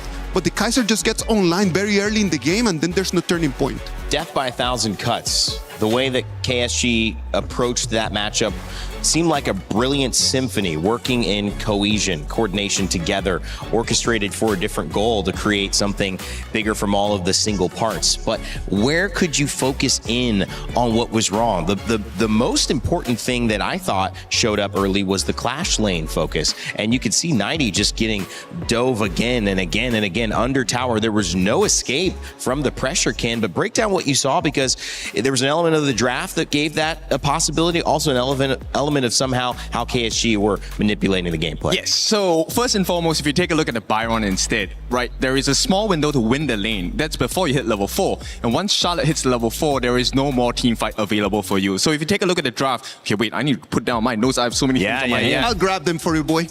All right, so welcome to class. Now, if you take a look at the bans here, one of the first few bans that they were focusing on the side of Virtus Pro was the fact that they want to take out the Nerza as well as the Lupu. These are two big counters for multiple people across the board. First and foremost, Lupu wins in lane against Byron because he deals true damage when he uses his first skill onto your hero. So Byron's shields don't matter. They wanted to put more focus on giving him a comfortable laning phase for 90. Right? But here comes the pressure. When you have a Charlotte, you have until level 4. That's not a lot of time, right? And besides the fact, we all know that Yu on this Alwyn, he can play solo. There's no problem. Once he hits 4 as well, infinite vastness, he takes the dragon form. You can't apply pressure there. You're sending people 3 minimum to a place where you will find no value. Meanwhile, you're left exposed on the other sides of the map. great stuff, right? And I was talking to Rainde when we were watching the game. It's just the moment that they just split them around. It comes VP, they win the Tyrant, and then after that, just 90 just starts falling again and again because the Aoyin is just able to survive. He takes on to 1 against 2, 1 against 3. He can just proc his ulti and then just survive in there. Not a good use of the resources there, Ken. But what else did you see? I mean, what moments stood out to you? Okay, so here's the scary part, right? Right before the 10-minute mark, this is where KSG is so scary. They did not put pressure. No buffs were stolen from the side of VP. They gave them some space, right? And they went to 90. They killed him twice in the Clash lane itself. And this is where the goal started to swing. We talked about Kaiser farming fast. Of course. But what do you do when Kaiser gets a couple of kills? It gets even more difficult for the side of Virtus Pro. There's no way to come back after that, and that's the problem, right? After the Tyrant fight over there at the 10 minutes, like everything just falls apart for VP. They tried their very best just to kind of like hold on to it for a little bit longer, but they just couldn't. It was just too big. Yep, and you know, swinging from that, all went down when this 7 minutes 55-second fight happened. Now, we're gonna slow this down for a little bit because I want you to pay attention to what Clue does on the Zhang Fei. He did a great job, but this was not the right timing because the true damage did not come yet. So if you take a look at this, he actually used his Unbridled Outburst to stop 2 of the different members on the side of KSG, right? Being the Kaiser as well as the Lorion. But when that happens, you have no more utility to deal with, number 1, the Charlotte, as well as Rion the Alwyn, right? And they got all the free hits in. Byron, yes, he can tank for a bit. But what do you do when you're left alone in the middle of 4 different members on the side of KSG? There's nothing for them to do because as T-Gold comes in that is supposed to be dealing the damage, he is already bringing an Aoyin on his back. So in the moment that he just jumps in and the moment that the channel is actually part of the fight, 2 seconds after he just disappears because Aoyin is just poking from behind. And bear in mind, this is the fight where they started and they took out T-Gold as well as Jiabao. So there was no more damage, there was no more mobility. And even with the help of Hailang on the Angela, he did throw everything out onto the floor. But at this point, you have no more damage. Who's going to help you finish the job? That's a question that Virtus Pro needs to answer. Obviously, they didn't have a good one in Game 1, but that doesn't mean that they aren't in a position to do it in Game 2. KSG come in as the clear favorites, and you can see why by taking a look at how their little moments of execution, even their little moments of giving a little bit to Virtus Pro, turn out to be great investments that get great return later on in the matchup, to the point where what feels like a long, slow, steady, patient approach is actually one of the shorter games that you can get in HOK with under 13 minutes while they take their first win. Isaac, it's gonna be a lot for Virtus Pro to get that win, but again, still $10,000 on the line, and every game is an opportunity to start your comeback. And if they were gonna lose a game, it needed to be this one. In terms of the heroes that they used, the Chano, the Zhang Fei, but there's still a lot of other heroes out there that they can still use. They have not yet passed the ball to Jiabao for him to be the star, so I am actually still very confident that VP can still try to win that game. Okay, I'm not as comfortable because VP, they made 3 mistakes and they got punished this entire game. It was 2 kills and 1 fight. That was it. Well, we'll see what ends up happening as KSG take the stage yet again against Virtus Pro. And I'm going to send it not over to just one of my fashionable friends, but both of them, Blam and Rookie, to continue on. Can VP do it, or is it going to be more of the same from KSG? Oh, sorry, I just woke up from Ken's class, but don't worry. My homework's all done. It's in the desk in front of me. I knew it. I could fall asleep because I've already done all my homework. But anyway, guys, welcome back to the game number 2 between these 2 Titans. And with me still is Rookie. Rookie, however, he's had his Red Bull. He's awake. What are we thinking about game number 2? Game number 2, I think VP, they need to step up. Like we've said that the first few minutes, they've played really aggressive, countering KSG's aggressive gameplay with more aggression. Game 2, they need to step it on the late game. Because like again, controlling the mid game is one thing, but dominating the late game like KSG is another one. So it's another different animal. Coming in, speaking of animal, they're gonna be Guan Yu for the first pick of VP. The Warhorse, he comes through. But I mean, if you look at the two bans that we see onto the side of Virtus Pro, you know for the fact that Liang means that the Guan Yu needs to come through, because with no Liang, it's a hard counter. With no Liang, you don't get the Princess Frost combo. But however, you get high frames, you get Florentino, you get Mai Shiranui onto the side of Guaisho Gaming. Is this going to be even more of a faster paced game number 2? It's going to be silence but deadly coming in for the Clash laners of KSG here. The Florentino pick, one of the best Clash laners in this meta, especially coming in going with Guan Yu.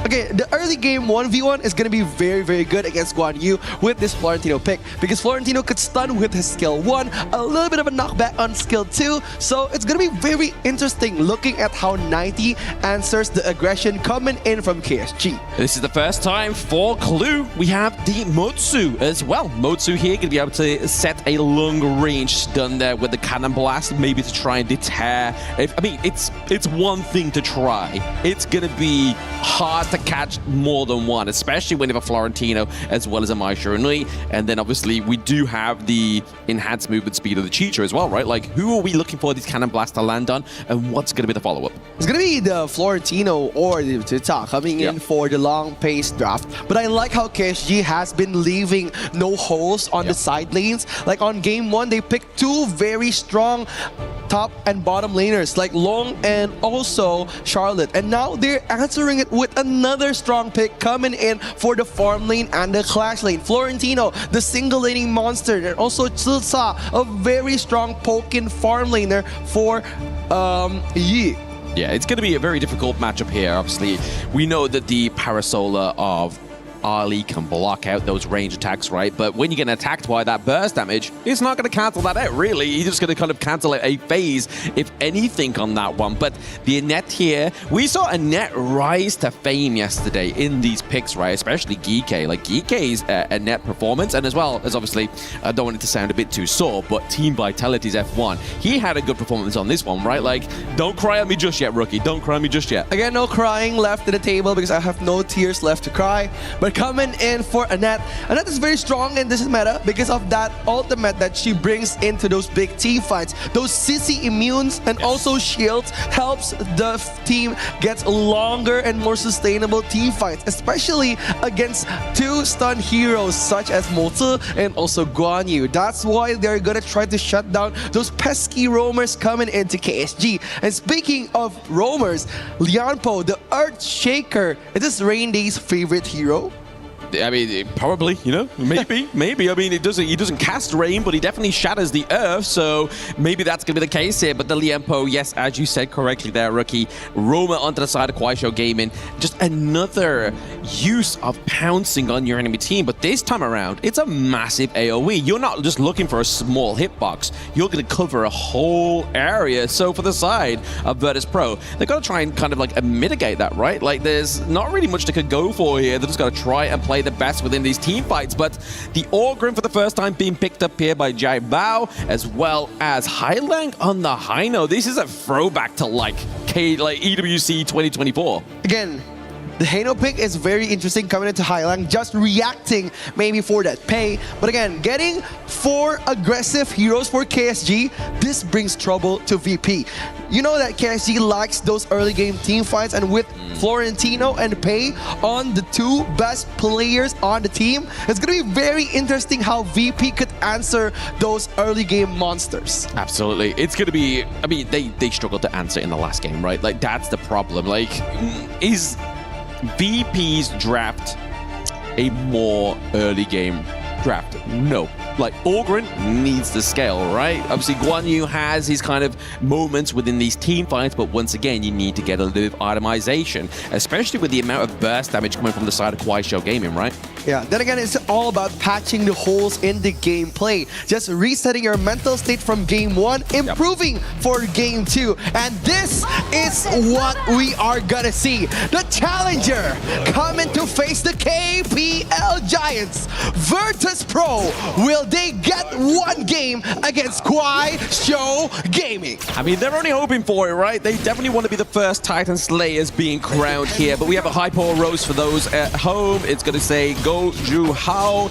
give it your all in a match. We believe in you. I feel like that belief is kind of needed to be focused more towards the side of Virtus Pro. Yeah, it's going to be supporting coming in, but look at Silence getting the first blood again. The aggression from the amazing duo of KSG. He didn't even give me more time to read out the hype and roast. He was just like straight in for the kill. Like I said in the draft, this is a lot more aggressive in the early game here. Everybody circulating around Ju Hao into the enemy jungle there, just making sure, enhancing an already fast wave clear from Pei, but Silence at level 2 here on the Florentino. He is so deadly. The Cannon Blast not quite hitting the mark there from Clue, but it's going to be enough to tear away the side of Kwai Show Gaming. It's scary, right? Like, you're going to be laning with one of the best Clash laners coming into KPL, and also the FMVP. Like, it's going to be so much pressure, especially for T-Gold, where he has the skill too. But again, so many projectiles that he needed to be wary of, and Florentino was one of them. The most hilarious thing is that Knight is obviously switched lanes. He's probably thinking to himself,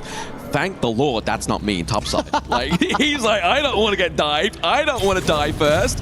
But he's having just as hard of a matchup here against, obviously, you into the bot side of the map.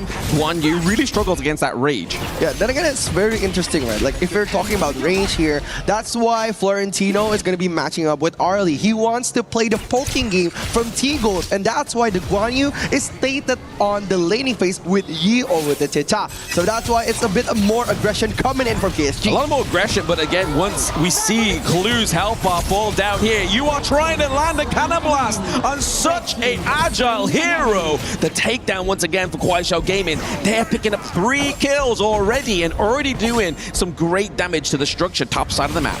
Insane. Absolutely insane. I know now why his name is Silence, because the gameplay of his is doing all the talking on this match. Literally, I don't think I need to do PvP for Silence's gameplay, right? Like, he's just like, okay, just watch him, learn. It's impactful. That's all you need to know.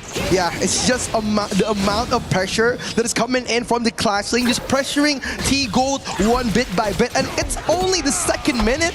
And look at the kill points, and look at the gold gap coming in from KSG. It's about 1,500. Yeah, we wanted to see a little bit more of an effort here in terms of the early game from Virtus Pro. They're trying to get the catch out here of Liu Liang, but he's going to be just jumping across that mid lane. It's hard to lock down that Mai Shiranui, and Lord knows, he's tried locking down Silence on the Florentino. It is not quite gone to scale. Highland falls top side of the map once again. It's just a bloodbath already for Kwai Show Gaming. Dude, Silence is an amazing addition coming into KSG with that mentality, destroying the whole laning phase of 2 heroes. Now, T-Gold has switched to the mid lane, and Hailang has been tasked to do the 1v1. But again, with the double ultimate, the double life, Hailang still loses. He does lose there, but 90 trying to go with a good push there, but it's giving that CC immunity, but you only has a little bit.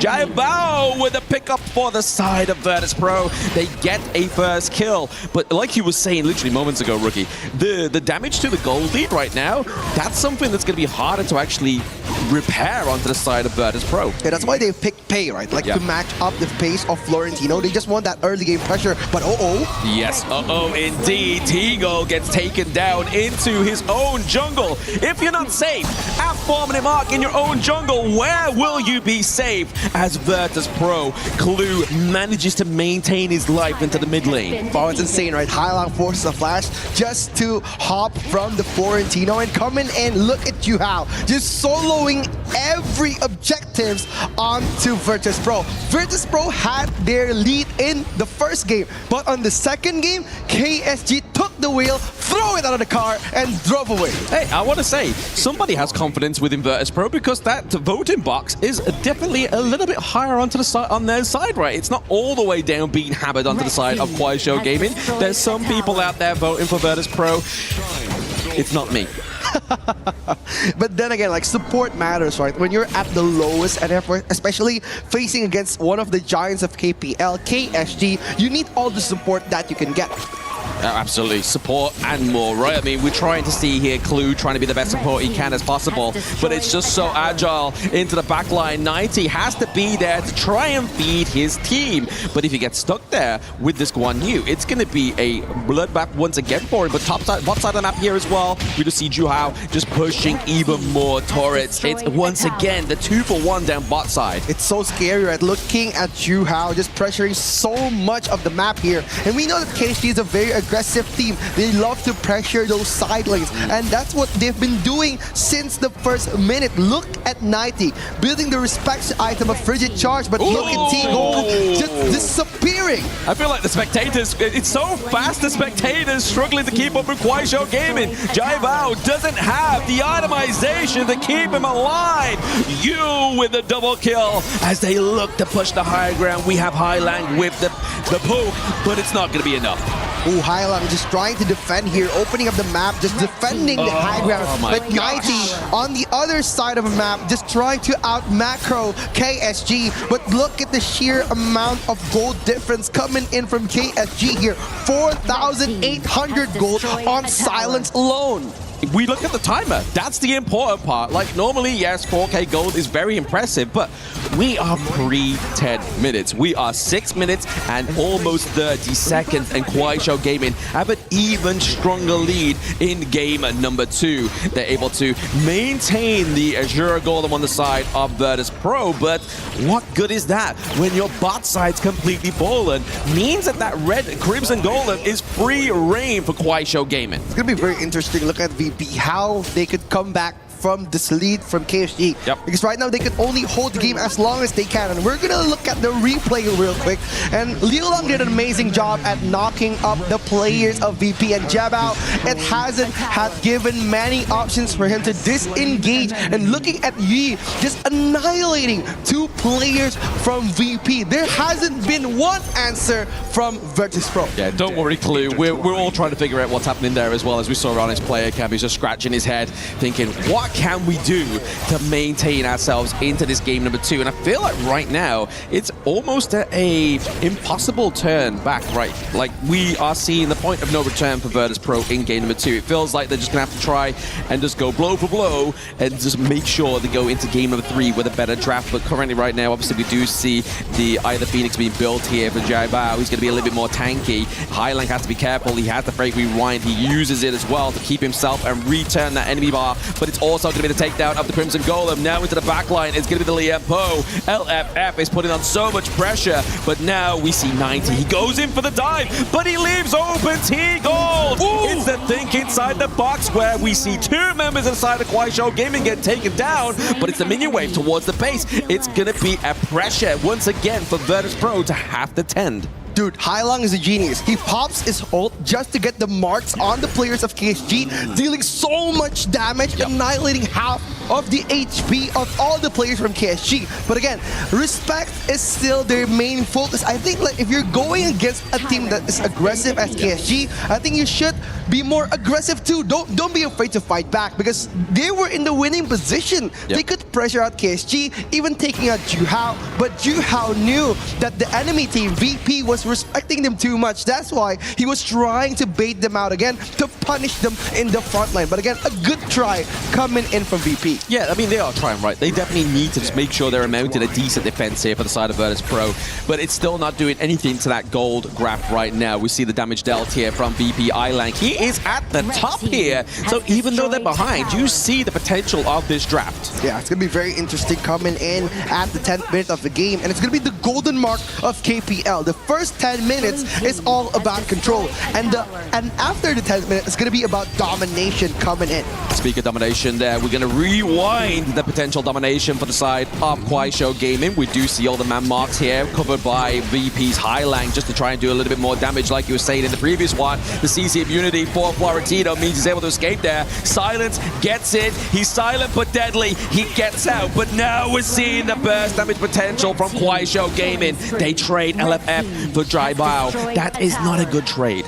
Right, T-Gold has been amazing this match, just trying to keep his gold lead. But again, 0-5-2 for a farm laner could be a bit of a heavy burden for him to carry. That's why KSG, they're always trying to shut down T-Gold and also 90 out of the team fight. While VP is protecting 90, T-Gold has been left alone so many times, making the team fight so difficult for VP without their main damage dealer. Yeah, very difficult here. I mean, they need to be making sure that Jai Bao stays himself as alive, like I've said, not only for the smite potential, but also the damage output here for the side of Virtus Pro. We do see them kind of amalgamating around about the Azure Golem just to keep making sure that Jai Bao is fed up. He has the Azure Golem, because it becomes a lot harder to dictate these team fights when you are behind in terms of mana, in terms of CD reduction. We have the mid wave being pushed through, as well as the bot side of the map as well. Highlang does have the Fate Rewind, but a lot of damage has been put through. He gets impaled by you, and now that's one member to the side of Virtus Pro that's been taken down. LFF, he has committed the ultimate but cancelled it. It's enough to zone the way the side of Virtus Pro. Jai Bao has to retreat into the recall territory, and they're trying to throw the spears. They're trying to do enough damage, but Kwai Show Gaming in a quicker time take game number 2. It's gonna be the master against the student. Kwai Show Gaming teaches VP to take game 2. They do take game 2 here. The problems that we had in game number 1 is the fact that they lost a T2 straight after a T1. This was something that was not improved onto the side of Virtus Pro. If not, it was something that for Kwai Show Gaming, they topped. They got all the way to the T3 like almost 6 minutes, right? Like, that's something that you don't want to be letting happen. You want to try and make sure you're making these changes on the side of Virtus Pro that enables this not to happen, not enabling it to happen more. This is a total game for Silence on this match. He was dominating since the first minute, getting the first kill against T-Gold and punishing so much on the team fight. That's why we said that Silence, or the Florentino, is going to be very dominating on the first laning phase, and there wasn't any answer from that question. T-Gold getting a 0-5-1 KDA, getting punished almost every team fight, and the funneling is going to the jungle and Clash Lane again and again, making them very strong for those long-term big damage team fights. Exactly. Keyword, funneling. So we're going to funnel it back to the analyst desk. Let's see what Coach Kin can do to keep me awake this time. Well, you know, I think the interesting thing about this bounty is that we have set it up for one game to earn $10,000, a full set to earn $100,000 if you can beat KSJ or AGAL. But now I'm starting to think, maybe can we give like $5,000 if the game goes longer than 15 minutes? Can we throw a little bit somewhere? I mean, because that's the challenge right now. That's the challenge.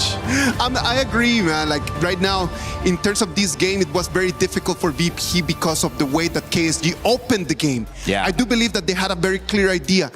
VP, they want to do the exchange, right? Like they put 90 and T-Gold, they swap their lanes to try to see if they can find something different. And then after that, KSG just read that and they were like, okay, so you started with 2 cores. You had the Arlie, you had the Ogren. What about if we just turn that into 1 core by just taking T-Gold out of the game? You had mentioned something about the draft. I know we have some highlights coming up in a second, but Ken, the thought of stalling them either in the draft or in the gameplay, I mean, it feels like I'm watching Shakespeare written in HOK the way that they're playing. So that actually was the position for the side of Highlang on the Hano, right? He's supposed to be able to repair towers. Now, if you're new to HOK, Hano, the mid laner that Highlang has been playing in this game, if you use his ultimate around towers that have been taken, either take damage or has been crumbled down, if you use your ultimate within 5 seconds, you can actually restore the position of that tower where it was at 5 seconds ago. Now, that was not the case. I was actually conversing with Isaac first. Dude, he's supposed to be protecting the T1s, reviving the towers of the tier 1s. The first time he used it, it was on a tier 2. It was too late. There was not enough time on the side of VP at all. Time is of the essence too, because these games keep getting shorter and shorter, Isaac. So it's not like VP with some of these adjustments are making things better. In fact, you mentioned a bit before we dive into the draft with Ken that the draft just didn't seem to make as much sense to you as well, because they gave up on the Diadea, but they still took the Arlen. Of course, like if you analyze like the first 2 bans from KSG, they say, okay, we already played the Lapu Lapu, so no Lapu Lapu, and you already played the Tramfei, so you cannot pick Tramfei. What's the third best option? Then we have the Diadea. And then the Diadea, they just ban it. They put VP to decide, okay, You don't have the idea what you want to play. They decide to play Amotsu, and then they decide to play the early. So they just break the composition for future games of having the idea with the early, which we know that has been working really well in 2026. And the craziest part, VP kind of banned out themselves as well. They took up the higher and the liang in their own bans, so they kind of banned their own answers to the potential questions from KSG. Let's break that down, because I want to look at it again with you, Ken. What went wrong and what needs to be improved? Because that's just the question. If you can take a little bit of a lesson from each and every loss, start to improve, start to push those games longer or even more in your favor, I think that's going to be a win for Virtus Pro. First rotation, I want to talk about Liu Lang in the mid, right? All right. This is mine. The initial part, I was kind of wondering when we were taking a look at the draft. Okay, look, in the laning phase, we have the Arlie going up against the Chicha. You're supposed to be outraging the Chicha and you should have a good time in the lane. All right. Now, and the second part was they had a lot of pressure onto Silence, who was on the Florentino. We know what the weakness of a Florentino is,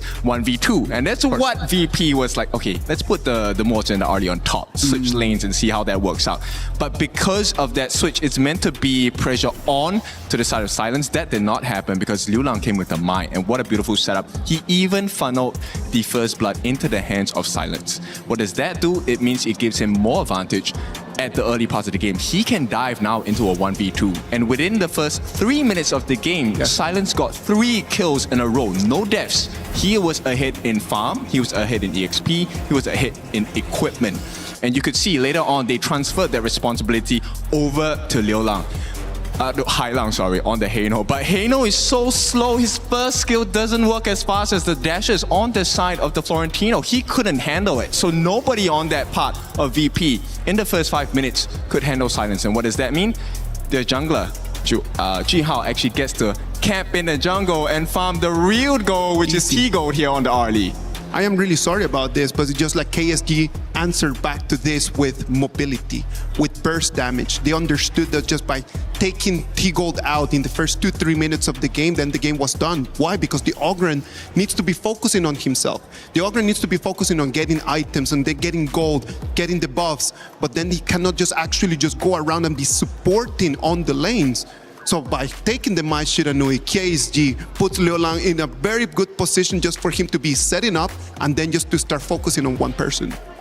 I can imagine that listening to this, that these are causes rather than symptoms of a deeper cause as to what's happening here, which is one team is coming in with a lot of experience, a lot of tools, a lot of tricks of the trade. It's showing up in different ways in the draft, but KSG just have the better end of this matchup by far. And Virtus Pro are doing everything that they can, but they're getting caught when they zig. KSG is zagging. Game 3, though, will give us a chance. And if you think you have an answer to what Virtus Pro should do, maybe you think you've solved the problem. You know how to get $10,000 by sending them the correct draft, the correct bans to ultimately take down KSG. Well, then you can become a part of our creator program. By doing that, you can earn rewards for however much watch time that you get and actually be a part of the EWC ecosystem. Scan that QR code and join us. We want to hear what you think about all the matches happening here today. And what we're deeming KPL Day, and for our first 2 games, you can see exactly why. You know what? I'm going to just start a conversation with that for everyone at home. When you start thinking about the way that Kuaishou Gaming plays and the way that AGAL play, they're very different teams. AGAL, they're methodic, they're slow, they understand how to boil you really slowly. But Kuaishou Gaming, aggressive, they love to fight. Who else is aggressive and loves to fight? VP. So what about if they just fight aggression with aggression? It might just be a 6-7 minutes because it's a very big gamble, but I do believe that that is the key to success. I fully agree with that. And Kuaishou Gaming was also one of the first few teams to show what happens if you try to invade, right? But I think teams need to do that. Yes, we had teams who tried to invade their jungle, got first blooded in the attempt of the Crimson buff, and then it went from 1, 2, 3, 5 kills in the first 6-7 minutes. So, you know what? VP, give it a try. You know what? Like, let's just go all in red. Let's go. Let's go all in, push all your chips to the middle of the table, man, and who knows, man, like right now you're not winning, so maybe this is gonna be a different strat. Nothing left to lose. Fight fire with fire is the suggestion of our panel. Blam, Rookie, do you agree? I mean, I have a simple request. Can we not mention 6-7? I've got Rookie here stimming. He can't stop doing it. He's throwing up the hand signs. It's not good. I need him on my broadcast. Can we not distract my co-partner, please? Thank you very much. But he's stopped there. He's no vocal. He's verbal once again. It's going to be the retention time of, again, Z. That's why like this 6-7 thing is happening. But again, coming into this tournament, KSG has been very dominating. 2-0 wins all over. And right now with this best of 5 series, I've seen a perfect draft on the first 2 games. KSG, they like to dominate the side lanes. They're bringing in very strong side laners now. After all of those heroes have been picked, what will they answer on the 3rd match? Yeah, I mean, my notes for game number 2 looked very little. Like, it looks like doctors writing, but the one that you can make out and basically give to other opponents of Kuaishou Gaming, don't give silence to Florentino. Like, literally don't give him that pick. But still, we're seeing Jing being banned out once again, 3rd game in a row. Don't want to give it over to Jaibo, as well as the Diadeer as well. We don't be giving that up now. Obviously, Kuaishou Gaming still have the Arlie available, right? It's going to be very interesting. Kuaishou, they love the aggressive plays. Arlie is out of the picture. Pei is also gone. Florentino Lorion, also one of the strongest heroes coming into KWC. But then again, there's still Xiao Qiao, there's still Princess Frost and Liang. There's still a lot of combos coming in for this big draft picks. And look at VP. They don't want to give the Guan Yu to their opponents. Exactly. This was going to be my next point, right? Like, we've seen Virtus Pro use the Zhang Fei. Zhang Fei, we know Kalu loves this pick, and this is something that's still available for Kuaishou Gaming. And obviously, in the past few games, they've used the Lian Po and also the Lapu Lapu. So we're seeing just a huge focus for this tank meta for the side of Kuaishou Gaming, regardless of it being a best of 7. They're like, okay, just give us 4 games. We've got 4 tanks. We can do it.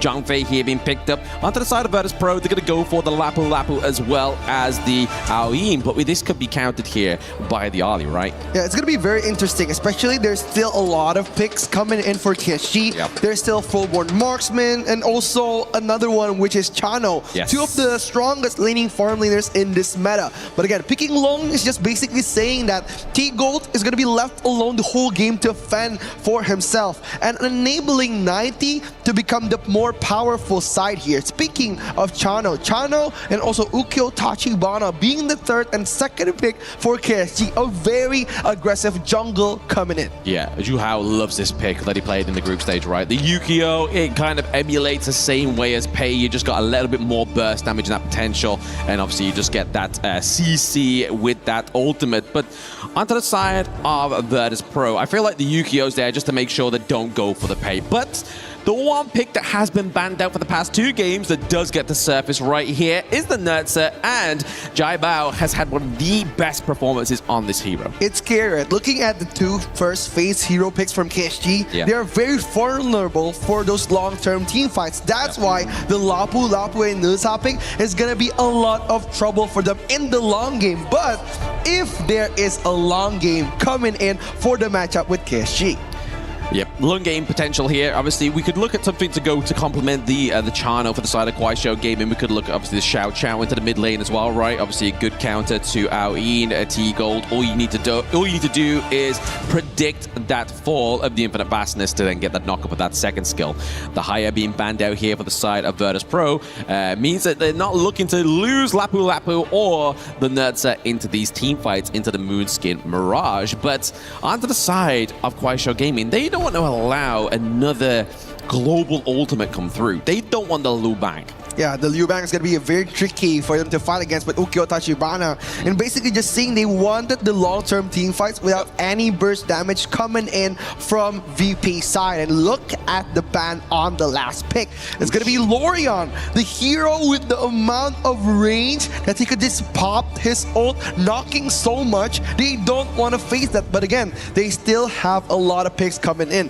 VP, there's a possible control pick, probably a Yuhan, or maybe facing a jungle as Ukyo Tachibana. Lady Zen is still available.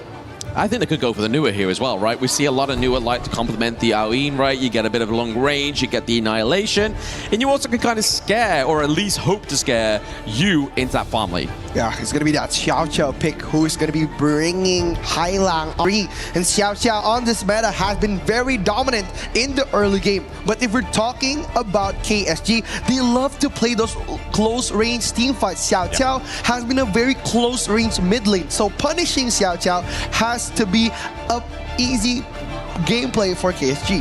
Yeah, they need to make sure that gets shut down. Obviously, the Lorian, we've been seeing that kind of head-to-head go up into the mid lane very often.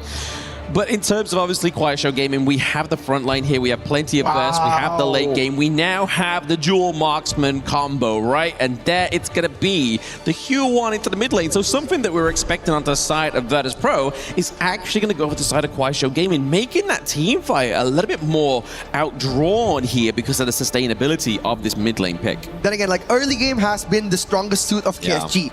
Bringing the Pharah into this tournament, making them viable for the mid to late game fight. But again, the question is for KSG, how will they dominate with the Vara on the side lanes without the early game? The Vara is a very mid to late game hero. He needs a couple of items for him to be viable. And again, the matchup from Team VP needs to be the strong suit. Florentino, the gentleman, coming in for Virtus Pro. The Gentle Blade. Is this going to be enough? Like, if you've not just been dominated by a hero, do you really want to play it for yourself and then just leave yourself to a huge criticism here? Obviously, 90 has huge shoes to fill. Just seeing the performance of Silence on this pick. Yeah, it's going to be a lot of pressure coming in from 90. But 90 has been performing the best in this whole tournament as a team in VP. Being the Clash lane, the podium of Virtus Pro, he needs to perform in the big stage. And what's ahead of him is Silence with that Devara pick. Yes. Silence, kill you. That's going to be the name of Virtus Pro. They want to get the shutdown of Silence, right? That might be a little bit too more of a niche quote for you, my young little co-partner here on the broadcast. I'll put you down in front of YouTube and you'll understand a little bit later. But anyway, we're getting on to game number 3 here between Quiet Gaming and Virtus Pro. Is it going to be a quick game once again for Quiet Gaming? Are we going to get that 6-minute domination down to the bottom side of the map? How is this draft faring in the early game? It's going to be very interesting. It's going to be the newcomer against the Giants once again. Game 3 on the line and the best of 7 series. Will Virtus Pro be able to be pulling one game out of KSG here? Look at Juhao just dominating the mid lane. A fast clear coming in for those 2 combos. Juhao and Liu Lang have been impeccable in this series. Absolutely impeccable indeed. I don't think there's been any kind of weak link onto the side of Quiet Gaming, right? Like, we know that Liu Lang is probably the longest service teammate on this roster, right? And then everybody else is a little bit newer, but that's not showing right now. If anything, it's showing more of how aggressive these young players are within HOK, right? Again, they're like one of the youngest teams coming to KPL, one of the youngest champions to ever do it. So again, a lot of pressure on their backs to represent not only their team, but their country. 90 has been amazing, taking control of the Devara, but we know that Devara could be very weak in the first phase of the game. That's why we're seeing Silence playing a bit passive on this first phase. Bit of a cheeky steal there from Hailang onto the spike tail, top side of the map. That was very nice for the side of Virtus Pro. Nice to see that they haven't burnt out yet, right? Obviously, they've been very quick games. It's been very hard for them to keep their mental within this one, but we're not seeing any signs of it cracking, right? But speaking of crack, the flash is being burnt out there by Liu Lang as well as Clue, just so they don't fall that 3-man trade. Yeah, it's going to be very interesting coming into VP here, just trying to react of the aggressivity coming in from KSG and looking at the gold gap. It's very interesting, but not only does 90 gonna bring something to the table, but look at the spell that he's bringing. It's such an interesting spell against a Devara, maybe for the late game potential. Yeah, maybe. If they can get into the late game, right? We just need to get VP there first, and then maybe we'll see the impact of that one. Canceling out the call there for the side of Silence on the side of Quiet Gaming. He tries to finesse. 90 gets turned start in today. It's going to be the Skyfall that keeps Jai Bao alive on this Nurza. Oh, it's going to be very, very scary. Like, we know that discipline is one of the strongest suits, but look at that. Oh no, he loses the Assure Golem after he's just claimed it. Zhuhao gets taken down. These are the little trades that we needed to see from Virtus Pro a few games ago. But then again, like, losing the Azure Golem buff isn't the biggest suit. The biggest one is losing the gold in the XP. Yes. That's why Zhuhao was willing to trade that with the first kill that he got on the top lane. Again, still a 1-2-1 trade. Nothing too major for KSG and also Team VP. But this was so good, right? If you're looking at Liu Lang and also LFF, he was just holding the outburst because Florentino has the anti-CC skill. His ultimate makes him immune to every CC. That's why he's just waiting there, trying to give help for silence. Yeah, it's a hard one to overcome here for the side of Virtus Pro. You have to kind of get a lot of burst down right before he kind of takes the sky. You just get the burn down, hope that silence goes down very quick. But like you're saying there, I want to go back to the point of where we saw obviously Zhuhao die.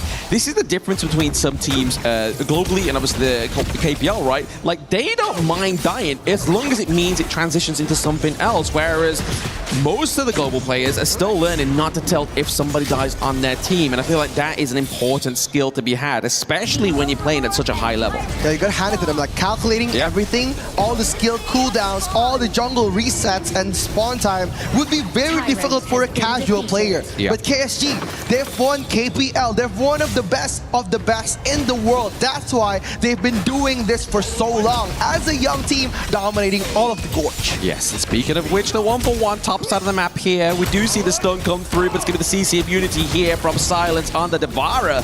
And we know Florentino, yes, he can dance around, but he's a gentle blade. Means he's got a low health bar. We see a 3-man dive bot side of the map here as well. We see Clue trying to keep T-Gold alive, but the T1 does fall.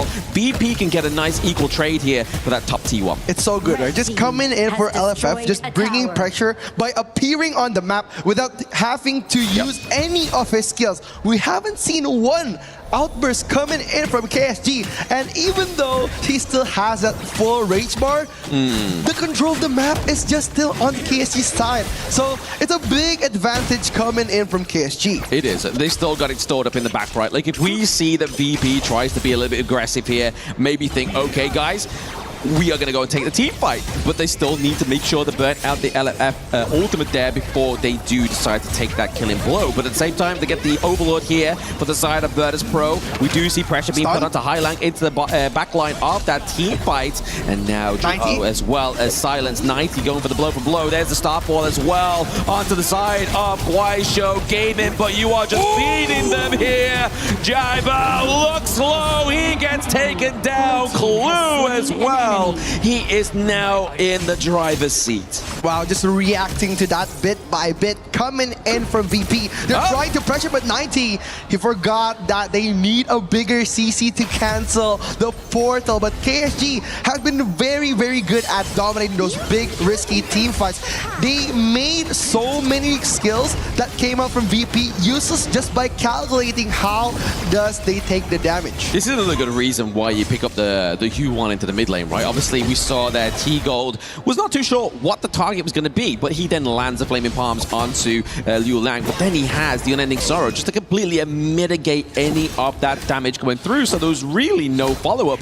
The only thing that Virtus Pro able to get out of that whole mid-team fight was saving that T1 for moment's notice. Yeah, then again, they need to just farm here because right now their gold spike, their power spike hasn't reached their fullest potential. 1,000 gold lead coming in from KSG, making them so strong, especially with the outbursts coming in from LFF. Also, Silence and Zhuhao has reached one of their strongest items coming in. The Spark Forge Dagger makes him so painful against Florentino and also Xiao Cao. Yeah, it just gives him a little bit more wave clear, right? Like able to get the attack speed, get the wave clear from the Chained Lightning here as well.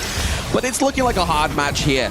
But we are still waiting for Virtus Pro to get that turnaround, waiting for that crucial engage here. We do see Liu Liang just driving himself into the backline there, just making sure if he can try and CC one of the members of Virtus Pro. But it's going to be Zhao Bao. He's a little bit too below. He is into the backline, and he is him.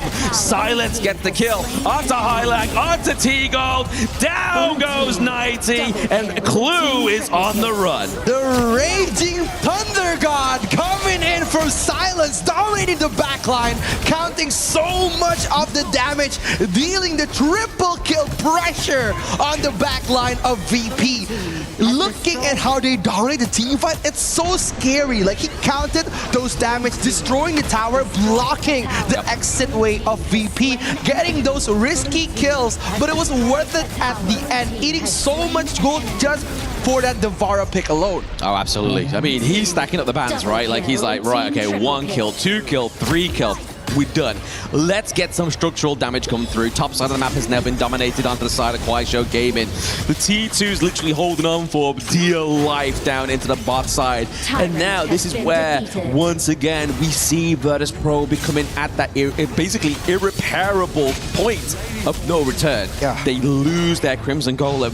What can they hold on to, if anything, here, Virtus Pro? Again, I'll say the same thing as Game 1 and Game 2. They couldn't force those risky team fights. We know that Kuaishou Gaming is a very dominating team on those big risky fights. And Virtus Pro is just walking on their trap. They want this. They want them to fight and lose the gold gap from the minion waves. They need those jungle camps. They need those advantage coming in from the waves that are coming to them. Because if they're risking fights with KSG now, it's not going to be good for them in the late game. Not good at all, but there is going to be lots of multiple variables of damage here. But LFF, he uses the ultimate. Silence. Can they get him? Silence into the backline. He's like, yes, keep focusing the beast. Don't focus on me. I'm going to get the kills. You picks up Clue, and then once again, nobody falls onto the side of Kuaishou Gaming. I'm at the point in my life right now, after seeing 3 games, I don't think it matters who you give Silence in terms of the draft. He's going to perform. Dude, Silence has been so good this series. 3 games, 3 best performances. And right now, he's going to lead KSG onto the high ground tower. Lead him onto the high grade tower. The T3 gets taken down there as well. Look at the claim, the T3 top side also, but they're able to get that wave clear here for Virtus Pro. Maybe a little bit of a saving grace, but at this moment in time, we are pre-10 minutes, and we are slowly but surely looking at a 7k gold lead. It feels like every game, it just transitions or translates into more aggression, more gold, and a faster game pace here for Kuaishou Gaming. They are not letting up. It's like the panelists say, right? Why not just let them go blow for blow in an aggressive fight? But it's still not working for Virtus Pro. Look at the Devara, though. The Devara holding 4 players on the left side of the map alone. And he knows that he could fight him. He got the items that ready. The Frigid Charge giving the slow and stun effects. And the Frenzy is still up for grabs. Silence dominating the top lane alone, giving so much space for KSG to get that Shadow Tyrant. And now, looking at the control, falling deeper into the ocean. Virtus Pro, they need to swim up. They do. They need to share that plank, right? Obviously, it's like when the Titanic fell, there's just no room, but there needs to be room here for 5 members because the ship is going down here for Virtus Pro. Unfortunately, like, we're trying to see a potential comeback here for this team, but it's just not, there's no signs of showing, right? Like, we see a glimmer of hope, but it's all just a playbook of Kuaishou Gaming. They're playing into their hands. Yeah, Silence just baiting out all the skills, coming in, trying to open up the vision, but look at how he eats up those damages. Yes, it forcing out the Infinite Bastards there just means that T-Gold is going to be another sitting duck. LFF is able to get the connection onto the back line, just keeping Hylang out of that team fight because he knows how frightful that AoE damage could be, but they underestimated the support of Kuaishou Gaming. He gets a triple kill, and now they're looking to take the crystal of game number 3. Kuaishou Gaming make it the match point. 1 step closer, going to the top 4. Kuaishou Gaming showing who is going to dominate Virtus Pro as their teachers. Yes, I mean, it's a hard lesson to learn, but somebody's got to learn it right. And Kuaishou Gaming, they knew what they needed to do. I mean, you might be stimming out here. There's a lot of brain rot going on in the audience. Calm yourself, rookie, calm yourself. We may still get a Titan Slayer yet, but Virtus Pro has to do so much more within this draft. It's insane, right? How they controlled the early game, even though they're holding on with a late game clash lane, they still managed to find a way to funnel all the gold into Silence. Silence getting so much out of every team fight. The early game pressure coming in from 90. The reward goes to Silence. The triple kill in the mid lane. Silence eats up that one. And the only kill that they got was onto Juhao. And after the 4th minute, it was all KSG. They've dominated all the backline, forcing Diabao to initiate a retreat from the offense and making that Nilta pick so unviable. Nilta, when he dives in, there's no way for him to go out, and that's why when Silence closed the back door of Team VP, it's so hard for them to just run away for those long-term team fights. Yeah, it's very difficult, but I do have to give props over to Virtus Pro's Jai Bao, right? Like, even though he was playing it very hard there, and it was a very difficult match, he was always still trying to create the pressure and the space for Virtus Pro to thrive. But the fact is, they're below so much gold, it was hard to thrive. But unfortunately, we are at match point rain day. Can they do it? Can we crown a Titan Slayer in game of 4? Take it away. We'll find out. Naja. Man, I've loved playing with this character for a long time, but also representing billions of dollars at the box office. Barely represents 10,000 gold in game 3. That's unfortunate to say. However, it is accurate, and KSG accurately, if we have anticipated, are dominant and starting out in such a fashion, Isaac and Ken, that it makes it feel impossible. The weight of this pressure, sometimes you get that pressure, it turns coal into a diamond. It looks like maybe more time trying to discover that bright stone, because KSG have simply shown domination. They showed domination, but I really like what VP did to try to turn things around in this one. Like we talked about, like, okay, go and be aggressive. So they are like, all right, let's try something different. We're gonna pick the Nurtra, and we're gonna try to jump onto the channel, try to split them apart. And if we are able to split them apart, maybe we can beat them in the small fights. But they just were not counting on that Devara pick just popping off so early in the game.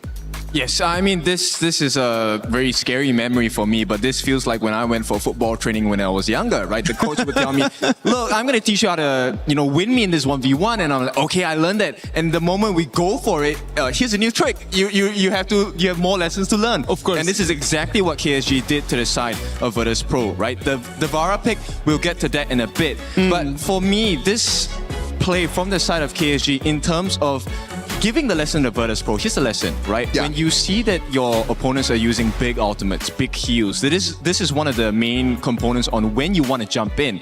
And KSG actually used that moment to their advantage, because Virtus Pro thought that KSG had used their biggest cards in the fight, which was the LFF ultimates, the Liu Lang ultimates, the heals and the stuns. But they found out really quickly that when you are going for a battle, the one that hits you the worst is the hits that are given to you in silence. This is just an amazing lesson for Virtus Pro, man. Like, and I know that for the players, like at the end of the game, you could see a little bit, just saw T-Gold over, just kind of just holding his forehead and just being like, man, what to do in this thing? You can see Clue over there just kind of thinking about it. He's shaking his head. He's like, what do we do? They're rubbing their hair. They're like, what is the answer? But that shows that this is a very good lesson. This is just like when you go for the first time to Calculus 3. You go to Calculus 3 for the first time? You went to Calculus 3, man. I didn't even make Calculus 1. I was like, excuse me. I didn't even pass that. Excuse me. I'll go back to English and history. Brother. I'll start with the stories. Man, Calculus 3. Okay, what happens when you go to Calculus 3? There are no more numbers no more, man. There's no more numbers. There's only letters. You know what? What's going on? Let me get clear. Calculus, what are you doing? You're math, but you don't have numbers. What's wrong? What is happening? That's why geometry, too, it was a bunch of angles and stuff. I was like, man, this is not making sense. I'm good with quick math. That one is not quick. But Ken, you feel me there, and you also feel that there was an important pick in that draft. Yes, I love that you're talking about angles, because if we take a look at from one angle on the side of 90, right? When we go into the draft itself, I want you to take a look at the Florentino pick. We know this to be a 1v1 monster, and he was kind of winning the lanes against the side of Silence at the early parts, right? But here comes the kicker. He was doing okay, but KSG knew that, we just need to let Silence farm, and Silence did farm. And the way that he played his Devara was kind of different from the traditional Devara, right? Devara, normally when we go towards the later parts of the game, he's going to act as a second farm laner, more damage in. But he actually bought Frigid Charge. He's going in to be in the middle of everyone of VP. And I believe that when Silence made that pick, that he just told everyone, you know, guys, don't mind me. You guys do your own thing. Just do not even come over here. And it was just that, right? Like when you are on a player, when you have a player on that kind of heroes, like you need to be able just to show that confidence that the 1v2s, 1v3s, I will still find my way out. And so let's dive a little bit deeper about Devara. We were talking about this, right? So on his auto attacks, he actually gains a passive bar. And once that passive bar is full, he gets an enhanced attack that does AoE and deals more damage, gives him more lifesteal. So he can sustain himself in the fights, also has additional movement abilities. And he took the Frenzy common spell for himself. So this gives him more lifesteal and more mobility as well in the team fights. And that's exactly how he won the team fight for KSG that tipped the scales over in their favor. So he has sustain. That sustain just transforms into damage as the game goes on.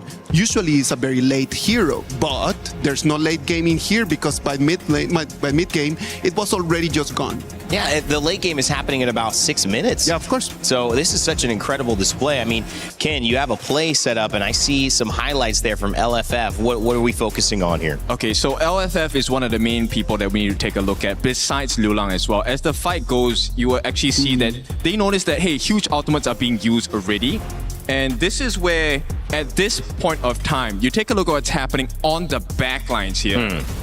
I'm not sure whether I can zoom in there. I got you, buddy. I got you. All right, so if you take a look at the backlines, everyone was ready to jump into the backlines on the side of KSG. But what they didn't figure out was that Silence, number one, he did a fantastic job. He took out the first possible turnaround condition, which is the T1 in the mid.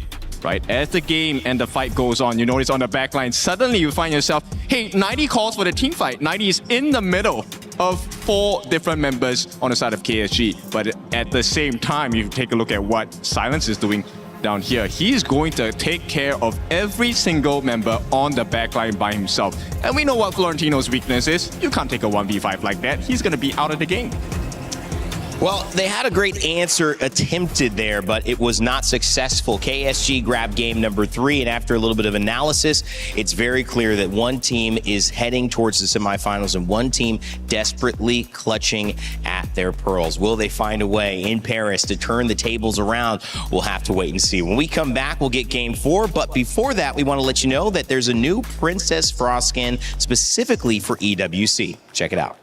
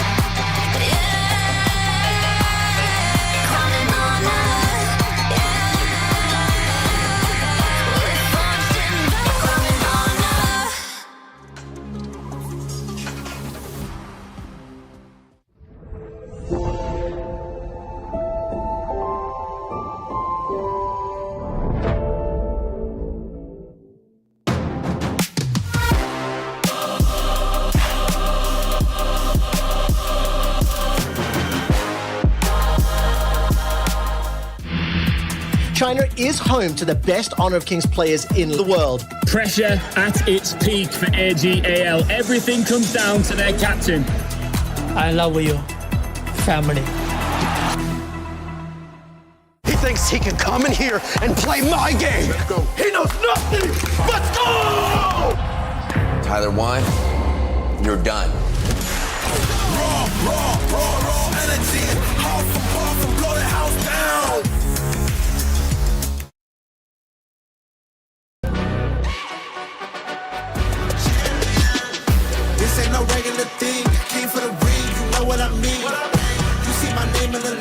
Better get right, champion.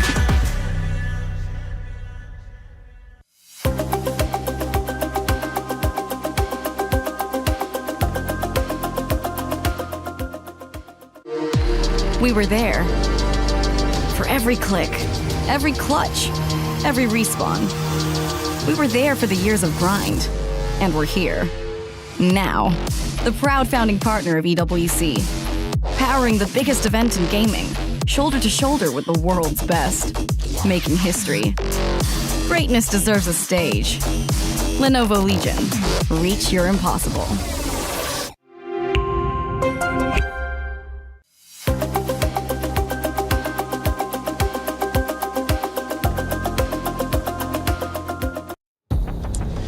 Well, after suffering a reverse sweep in one of their last outings in China, the KPL Spring Champions have now made an assertion to the rest of the world that we are here and we are bringing our best. 3-0 against Virtus.pro. The challenger, David, not so good against Goliath today. Can they find a way around the trials and the tribulations that have been presented to them, Isaac? Or is this just too tall of a mountain to climb? Yesterday, we saw 3-0s turn into 3-1s. Yesterday, both games had exactly the same thing. So if we keep on the patterns, hopefully we can come and play and watch a little bit more of this. I think it's a completely different story. We had the miracle run from KSG, right? Right now, they're on their way to have a second miracle run, this time on the international stage at KWC. And someone is in their way. If you're KSG, you don't let this go. Of course, I'm telling you, the Kin is just like, little hope? Nah! Who needs that? I love it. Well, Blam, rookie, what side of history will you be on? Potentially the biggest upset of all time, or KSG finally booking their spot into our semifinals here at KWC? I mean, the reason why it's not so David and Goliath is because we're in France. It's David and Goliath. But I would like to still root for my boys on Virtus.pro. I am going to be one of those in the audience. Always standing with them, representative from KML. I mean, is it hopium? Yes, it is. But I'm still going to do it because I can. Yeah, it's going to be an interesting phase coming in for the fourth game of the day here. The Liang and Haya pick, the Haya ban, sorry. It's going to be very interesting. VP, a potential single carry hero coming in for Jiabao. It's going to be maybe a Jing pick for them, or maybe there's a Luna, but we never know because the first pentakill, I remember, was earned by VP. Oh, and they're going to give it over. They're like, you know what? It's the last game. It's the last dance. Let's make it sweet, baby. And they give Jiabao that Jing. I'm very excited, but I just hope there's got something in the draft that's complement the Jing, right? It's all great having a Jing, but if you've got nothing as a follow-up to kind of implement or at least promote that kind of pentakill potential, it's kind of just like dead wood, you know? Yeah, if I'm talking about like support, there's still a lot of support coming into table of VP. There's still Dolia, Yuhwan come in for like the setup, and there's still Lorian too, just to help him getting those like risky stuns. But the counter to Jing has been picked by the jungle, Juhao, taking Flowborn tank. Hey, I just want to say, I mean, it's great counter, but it hasn't worked so far. Every game Flowborn tank has been played in KWC against a Jink, it's failed. So statistically, bear with me. I know it's a little bit more Hopian, but it might fail here. But okay, T-Go goes for the Shoyue, and we get Highlank on the Lorian. That's another little bit of juicy AoE coming through here for Virtus.pro. Yeah, Bailey Shoye has been amazing against Arlie, and it's a very, very well-known pick in the best of 7 series, playing by the range, playing by basic attack to the late game monster. Shoye has been dissecting a lot of like those tanky heroes. And again, Arlie and also Flowborn tank could be wary of these two counter picks. Lorian could possibly stun the Flowborn or even ruin the setup that KSG has been made. But it's a lot of burden onto the side of Highlang, right? Like, that's a lot of pressure that you'd be putting onto somebody that's playing at a potential match point against Kuaishou Gaming, the champions of obviously the KPL Spring, right? So that, once again, is still just trying to make it a mountain out of a molehill? Like, that seems to be the case here between these two drafts. But you give it over to LFF, right? LFF has the same problem as what Clue did in that previous game. Trying to get the land shots onto somebody as mobile as Jing. It's going to be a difficult one. Yeah.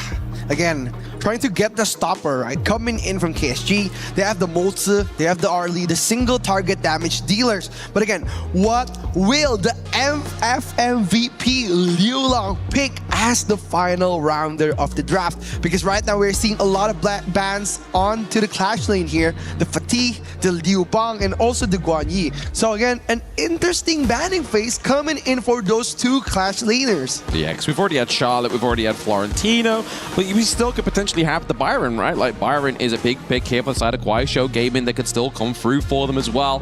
Virtus.pro has used the Byron. So in terms of frontline, if you're trying to thicken it up thicken the source up here for Flowball and Tank, you definitely want to go for something like the Byron.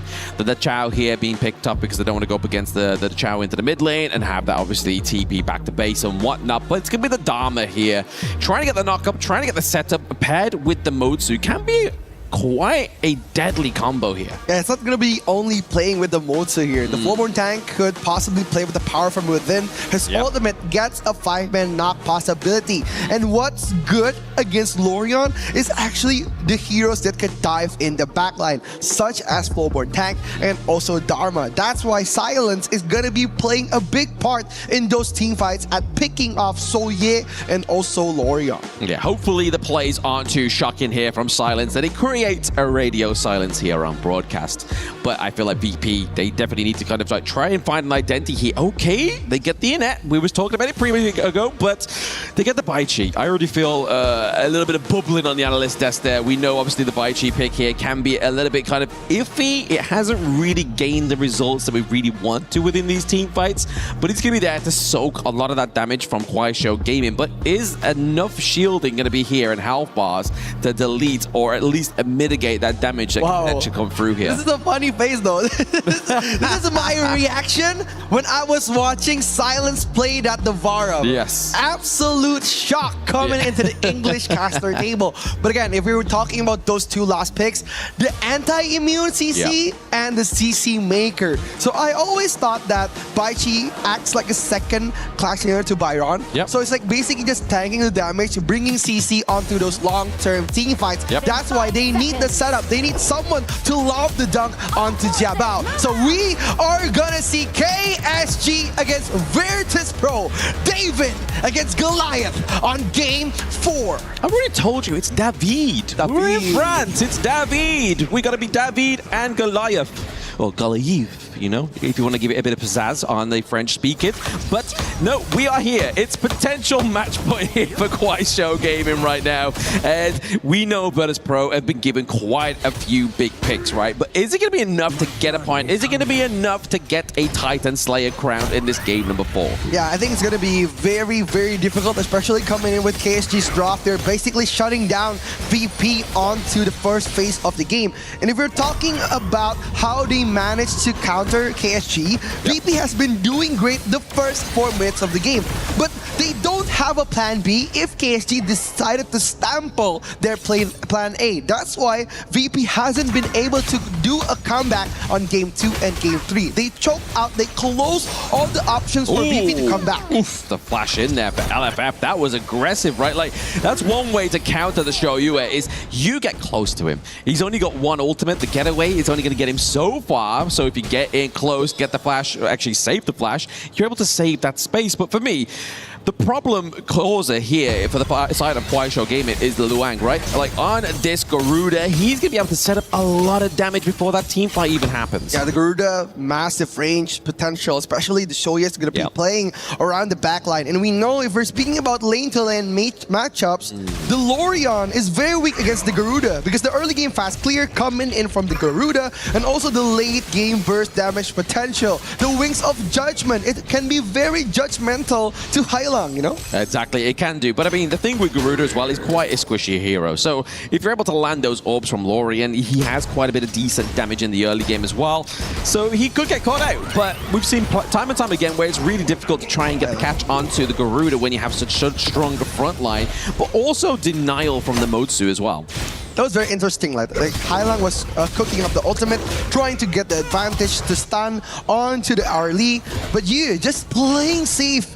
Because right now the main focus of HOK is not on the farm lane. The stronger side appears to be the clutch lane. That's why if we're seeing pressure, KSG has been punishing so much of 90 in this 4-game series. Absolutely. Just giving some aid over to 90 is going to be Jiabao into top side of the map here. Just clear out, put a bit of pressure, but it's not going to be enough to kind of keep Silence locked in place for long enough. Looking at obviously the level advantage, we know that Jiabao is going to be expected to be ahead in the levels because the wave clear from Zhu Hao is going to be a lot slower, right?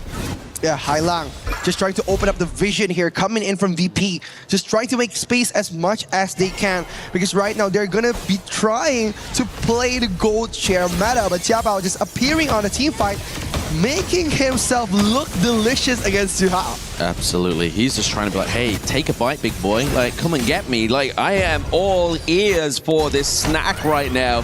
But they don't want to take the bite right now. Virtus.pro aren't able to be fortunate within this one to take a bite because it could be biting them back in the behind with a match point. Yeah, we wouldn't want that, right? Nope. Biting you from behind, kind of sus, man. But okay, LFF just trying to defend here. The cannon blast just trying to zone out T-Gold.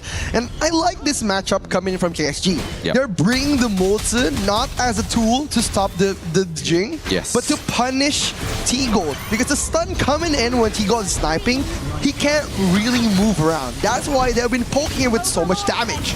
Speaking of damage, it's kind of translating here down to the bot side of the map, but it looks like Kuaishou Gaming are going to have a soft and firm hold here onto the Tyrant of the first part of the game. They get the sale here. It's going to be going over to them. It means that that kind of even game state we have in the gold lead between these two teams right now is going to go over, or at least be imbalanced by that takeoff. Yeah, they need something here for VP because they've been playing too passive with the aggressive pick coming in for Hylang and Jiabao. Like, he's making so much mistakes. Yep. Like, the early game phase, they're just giving so much space. Speaking of space, they have to create it here, but you are trying to catch an Arlie that has already used her Paracel. She's going to be like, right, okay, I've already got to put it in a safe space. You've then got to try and dive on top of me to get there. You kind of, it's really hard to get without any aid, like obviously getting a slow, getting a dunk on with, like, say, for example, 90 on the Baichi there, with the taunt, with the frigid charge. It just becomes a really hard mission here for the side of VP. Yeah, Zhu Hao just opening up the vision, coming in, counterblast, connecting to people. They want this. T-Gold, he's a little bit too low. He has to go back to base. I feel like that's probably the good call here, but at what cost? Nothing quite yet, because the minion wave still can naturally crash into the lanes. Yeah, I feel bad for T-Gold. In this 4 series, the 4 times he played the farm lane, he has been pressured so much. Absolutely, but Annette here, Clue has to get out of here. He does have the ultimate still, but first blood goes over to the side of Kuaishou Gaming. LFF's like, let's peel out the box just to be a little bit of a stunter, but stunt in the grove with VP. It's going to be Hylang down, and then T-Gold is left wide open. This is the problem of VP's draft right now. If 90 commits, everybody in the back line falls, and even 90 falls straight after. What's good about the gameplay and the team fight was KSG, they were very confident as a 5-man team. They know that their rotation was able to suffocate so much of the team fight.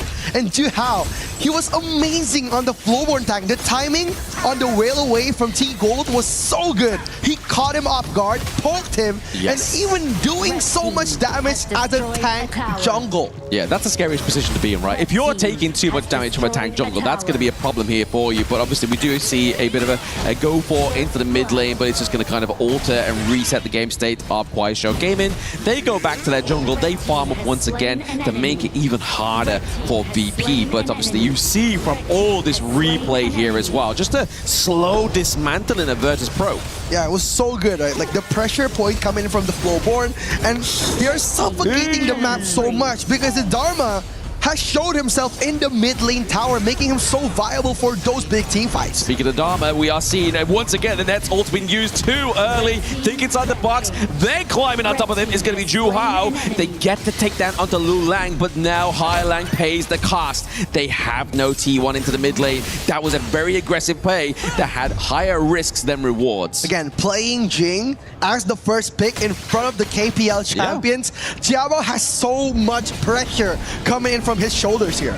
Big boots to fill indeed. T-Gold gets taken down here as well. The long range Shoyue is not going to be having that privilege.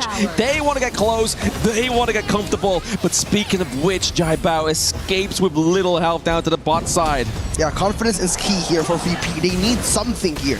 They need to find a plan B. Because right now their plan A is not working. Playing with Jiabao, Jiabao has been stopped so many times, and look at the rotation coming in from KSG. They know which jungle camps are spawning here. Ooh, obviously Clue getting forced back there, having to force out the ultimate as the Wings of Judgment fall down and forces the flash there. So Annette has that no flash ultimate combo that can really be saving tide of a team fight. T2 gets taken down top side of the map as well. Kuaishou Gaming are looking scary. Dude, Yu has been so dominating on his laning phase, and now with these Gold Spike, he's so strong at picking off backline heroes such as Hai Lang and T-Gold. Like we've mentioned before that T-Gold is supposed to counter Yi, but look at how KSG has been playing around the weaker side of their laning. It was Yi that has been funneled so much gold, and now with a 5,000 gold lead, Virtus Pro, they need to fight and they need to find something here. They need to find something, but I mean, it's always Kuaishou Gaming finding what they don't need to find, right? They've already got the lead. They've already got the dominant game state here, and we just see the LFF just throwing these cannon blasts left, right, and center, getting the catch onto Virtus Pro, and then we just see once again this clear zone in here from Lu Liang's pick. The Garuda is just too much for Virtus Pro. When they're at play state, we see a dive onto the back line, but it's going to be the takedown for Clue. Actually, Silence falls for 2 matches. This player was on a no-death run. I feel like that's kind of just like a constellation prize here for Virtus Pro. It's not going to amount to a victory, but it's a constellation prize nonetheless. It was a risky move, right? Like he was not only focusing to trade on Clue, but he was focusing to trying to get that high ground tower. Those enhanced minions are going to go a long way, especially coming into the 10th minute. So again, with a 7,000 gold lead, I think one death from Silence wouldn't matter much in the long run. No, wouldn't matter at all, right? Like it's just going to be kind of a blemish on his record, which is not going to do much for the side of Virtus Pro. They do try and go for a big engage here as well. Zhu Hao is taking so much help, but in what regards? Nothing comes and claims here for the side of Virtus Pro. Insane, right? Like he wanted that Azure Golem, he risked it all for that one objective alone, and now look at KSG. Dominated the whole map, holding one vision only with that Mozi, and it always has been that way. Like they're gonna send one person to guard over the Overlord, where the other 4 focuses on the objectives that they want. That's why KSG has been dominating so much on the first 10 minutes of the game. Absolute map control and how they play as a 5-man team is just scary. It just shows discipline. Like this from Kuaishou Gaming is just disciplined gameplay to the T. We see obviously they're able to aggress when they need to, they back off when they need to, and they also are able to kind of like move members of their team. They're not always huddled together like you were saying there, Rookie. LFF is always just trying to get the intel, always just trying to man check the other objective that they're not taking, and I feel like this is something that the global teams need to realize. Yeah, they want this right now. Looking at the high ground tower with that Tyrant's buff on the 44-second timer, and the 3-lane push is coming on for Team KSG. And the utility skills already, Zhu Hao is ready to pounce in. Absolutely, he's on the waiting wing here. Silence is just trying to keep an eye on Jiabao as well, right? He knows the minion wave's been froze bot side of the map, so there's no real pressure coming from there. So really for Virtus Pro, it was just focusing top and mid. But this is going to be a problem, right? Yes, it froze it here, but now you've got kind of like 2 enhanced minions coming through. That's going to be a bit of a harder wave clear. Yeah, it's all about the illusion of choice coming in from KSG. KSG. They're giving VP a choice whether they would want to clear the waves or contest the Overlord, but it's all about the illusion, right? Because right now the map control, the vision is full on KSG side, and right now look at how they dominate the jungle. And the Dharma from Silence, he's just gonna walk with the wave, clear the bottom lane, and he's gonna join the fight, bringing another enhanced minion that he fought for in the bottom lane. And on top of that, well, obviously we have the Shadow Vanguard ready to be executed, right? Whenever Zhu Hao thinks it's going to be the case and point to drop the minion wave here completely in one of these waves, he has that privilege. VP have to surmount some kind of huge defense. There it is. He does deploy it as well as the next minion wave is about to spawn. That gets wiped out into the mid lane. The focus here is going to be huge. Yeah, they're going to try to destroy the backdoor of Team VP here. Just preparing the best. But remember, 90 still has the flash and the stun coming in from the items here. Jabao just opening up the vision, trying to find as much as information that he can. The Overlord Vanguard is coming. The path to glory is here. Yes, and speaking of paths, it's going to be Silence finding the path with the flash onto the back line. Tigo falls down early on within that one. The deterrent from Huailang. He's trying to keep this team safe, but we are seeing members now looking to try and climb on top of the side of Kawaii Show Gaming. It's going to be the takedown of Jai Bao. This is it. It's their first time here at KWC. They came here with high expectations, a high standard, and they proved themselves. Kawaii Show Gaming break down the doors to the semifinals, discarding the key of Virtus Pro. Perfect is the word for Kawaii Show Gaming. Total dominance on the first to fourth game. No answers were answered on this match. Virtus Pro, such a good run coming into KWC, but being chosen by one of the giants. One of the giants ends here. That actually got to fight them in the group stage as well, right? Like, they already had a pre-showing of Virtus Pro. They knew what they were going to expect, and they were already prepared going into this quarterfinals. Kawaii Show Gaming in this replay are really going to show you a masterclass for some of those global teams that picked the Flowborn tank against the Jing, and it never worked. This is how you do it. It was so good, right? They're just basically giving them the illusion of choice, basically just from the draft here. Like, they haven't given them so much options. Like 90, Team Gold was forced to pick that Shoye, but countering the Shoye with that Mota, making him so difficult in the early game. And that Lorian pick, it's so difficult for him to rise up after the dominance coming in from Zhu Hao. So again, so many good plays coming in from KSG, a perfect run, and the perfect timing from that Overlord. Yep. Wow. Beautiful. Absolutely beautiful, but what even more is going to be beautiful is a beautiful end to this quarterfinals.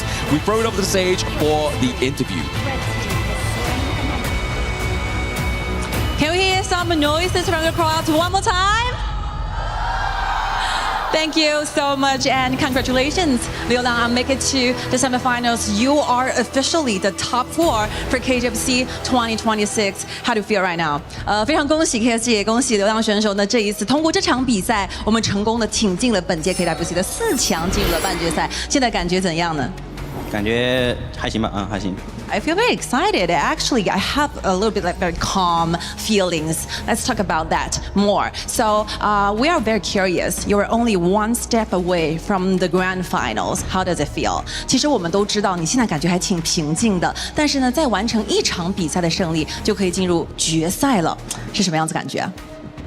感觉要再赢2场吧啊，再赢2场会非常开心啊。I think we wanted to have 2 consecutive winnings, then we will be extremely happy about it, which means they will be the champion for the KWC 2026. So we see very clean games and moves compared with the ones you showed us in the group stages. So we're wondering, what did you guys work on after the group stage? 其实对比起我们小组赛的表现，感觉今天无论是大家的配合，或者说理解，或者是大家整体的节奏，好像都比小组赛打得更清晰了。可以跟我们分享一下，在这场比赛开始之前，你们都做了哪些准备和调整吗？就大家都不上头吧，就走节奏，就随便赢啊。I think the best thing that we do is calm ourselves and be the master of our own emotions, and we just do according to what we planned and do according to our strategies, and we will be the winner of this game.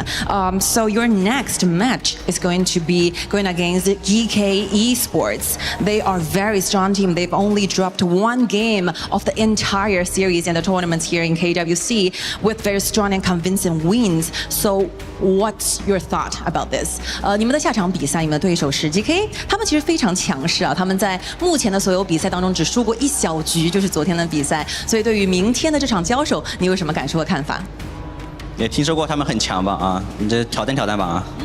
I heard they're very, very strong, so it will be a challenge for us, and we're really looking forward to tomorrow's matchups. So last, please send a message to the fans all over the world, and especially for the audiences who come here in Paris to support you guys, KSG. 就是最后，我们也希望你可以给我们全球的观众朋友们支持 KSG 的，当然还有来到我们现场的各位粉丝朋友们，说一些你们心底里的话，好吗？ 希望现场来的朋友大家能玩得开心吧啊！希望现场支持的朋友大家都能天天开心。Thank you so much for coming so far to Paris, and we hope that you enjoy your time in Paris, and we'll do our best in our tournaments. Thank you so much, and this will be the time that you guys will be remembering for the rest of your days. Let's welcome the boys. Please follow me. 来。 孩子们，跟着我，接下来是属于你们的荣耀时刻了。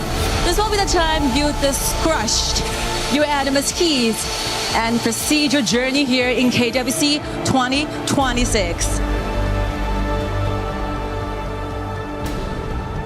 The key representing VP is now being crushed, while KSG's glory continues. One team presses forward while the other's journey ends. Please keep chasing for the glory and greatness, and we will see you guys in the semifinal.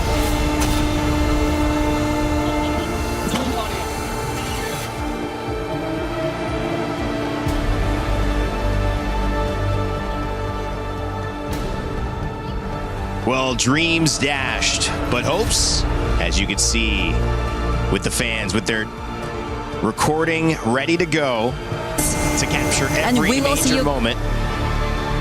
We have finally seen their team move on into the semifinals. And as we continue to celebrate them and their journey and their victory, we bring you back on to the stage here at the Lenovo Legion Gauntlet. What a fun time for KSG fans, for the Chinese fans in our building in Paris, France, who have traveled to see. I've not seen this many cameras, this many high-tech cameras as well in our audience until this moment, and it's for one reason only, KSG. And what they did too to Virtus Pro, dashing their hopes, not only in this tournament, but in the club championship as well. That will be as far as VP goes, who currently are sitting above not only Vitality, who was out, but also AGAL. Yeah, no, I'm telling you, man, like I'm just talking a little bit about the cameras. That's just the way we do it. That's it. We go around and then we just have like this gigantic cameras with us, and then we love taking high quality pictures. High quality pictures because this is high quality gaming, man. Yeah. Good memories that we want to keep over here. For VP, I know that right now their dreams are just crushed. That right now their way to KWC 2026 glory has come to an end. But I know that the boys are not going to stop. They are going to continue. They're going to do their very best just to come here in KWC next year and try to make it again into top 4. Yeah, I mean, I remember we used to think of, how many megapixels does this camera have? 200 megapixels, 300. Wow, you got the big one now. I mean, I don't even know what we're in. Tetra, I don't know the numbers, but Ken, whatever it was, in clear vision, we got to see KSG dominate. And I know you have stuff to break down for us, but I'm going to kind of bring you present here. If this was your panel that you were running, what would you ask? What would be the most important thing to talk about in you after seeing those 4 games where it was dominance from KSG? What would stand out as something you want to talk about more? What time is rank? We're gonna do that. And then I'd say yes, and then it'd go right back to you. And then I'll say, okay, let's whip out our phones now, play the same draft, and we already have the lesson installed. So that's gonna be what we're gonna be talking about, because this complete composition by KSG was so well planned, well executed, and there really was nothing much you could do. We asked for VP to have a little bit more aggression. We wanted more power, more of a showcase. They did try, but I felt like they were quite greedy in this last game. I'm sorry, I do believe that on game 3 they did try. They did their very best just to be aggressive. In this game 4, the beginning of the game, they tried to play very methodical KPL style. They did. And that is okay, but then the problem is that then you're not gonna die at 6 minutes, 7 minutes. You're just gonna die at 12. Yeah. There's not changing the outcome. No. You cannot best them at their game. You need to bring them to your turf. Listen, we've seen a lot of superhero movies over the years, and a very famous one is where there's only one out of 14 million some type of occurrences where there's a victory. In this one, it felt like they were living all of the other 14 million ones, where no matter what they did, no matter how hard they tried, they couldn't take down the final boss. There was only one instance of that happening, and it had to come in the form of their farm laner T-Gold, but he could not hit the mark. He was still at least 4,000 gold away from being 6 slotted. I believe that in these 4 games for T-Gold, this has been an amazing experience. He's very new to us. Like, he is not like Nairi or like Hailang or Clue, that guys that we've been seeing for so many tournaments. For me, T-Gold comes in here like it was just an opportunity for him to learn. It was too difficult a lesson for him to study. But I think this might be the new growth of T-Gold. When he comes back into the Pro Leagues once again, I think we can be expecting a completely different beast out of VP. Hopefully he can learn a lot. And again, I think I'll go back to it. I know you have your telestrator ready to come up, Ken, so I want to see what we can dive into. But if you can hear the murmurs, it's because of what's coming up next, our show match. It is exciting. You could already tell people are not sitting anymore. They're standing. Some of the players that are some of the most famous players. You see behind me, right there. They've already started to take the stage. It's going to be fun, so don't go anywhere. It's KPL day here at the Lenovo Legion Gauntlet. So let's get into that telestration, Ken. What'd you see draft-wise? I mean, just the final game, break down what you saw. So there is no middle space on this particular screen itself, right? So we'll go right into it. Let me help you out. Let me help you out. I got you here. So if you take a look at what this composition has, there is no middle ground. The only 2 people you will meet inside the fights are either the Dharma or the Flowborn tank, right? And in the midst of the fight, before even being started, you're already getting poked down by the Mortis, played by LFF. He made life so difficult for the side of our dear Soyue pick here for T-Gold. He never got into the laning phase at all. So just to explain to Rain, the Shoyue pick right over here just allows you to just snipe from very far away, man. So then what KSG decide to do is just to poke as well with the mods, with the Garuda and with the Arlie. And the ideal combination you're taking a look at is we need to have the Baichi set up 1, you have the Lorian ultimate follow, and then you have space for the 2 remaining members here, which is going to be our Jing and Soyue to get the damage in. But here's what happened, unfortunately, for the side of the team, and this is just a very slow-mo look of what happens in this fight itself. So when the Jing goes in and tries to get the 1v1 here, completely stopped. The net save no longer possible. Now Jiabao has to run out, and this is where I'm gonna pause right here. If you take a look at the vision that they wanted to have, there's only one place you're going to be looking at, right? On the 2 members, you're looking at this place. And where is the Dharma? The Dharma is over here. He's going to be coming in and showing you a world of pain. So as we go further into the clips itself, I'm going to speed this up a little bit. Wait, that was not. On opposite day, you mean? All right. So this was a 1-by-1, right? And with that last moment, where we actually had the moment where silence entered, this was a perfect one. He got everything that he needed to get for the team fight. And when you're left as the Baichi alone, you can't do a 1v5. Not with a goal gap that is as big as this within the first 6 minutes of the game. They keep saying that I hate on the Baichi, man. I love the Baichi. It's one of the heroes that I love playing. It's just that in this patch, in this specific KWC 2026, it's just not working out, man. And that's it. It's just very simple. The only person that has been able just to make it work is Inuo. Yes, this guy, he played it in the farm lane. It's not even a traditional role, my goodness. I love the criteria, which is he can't 1v5, so this character can't bring anything.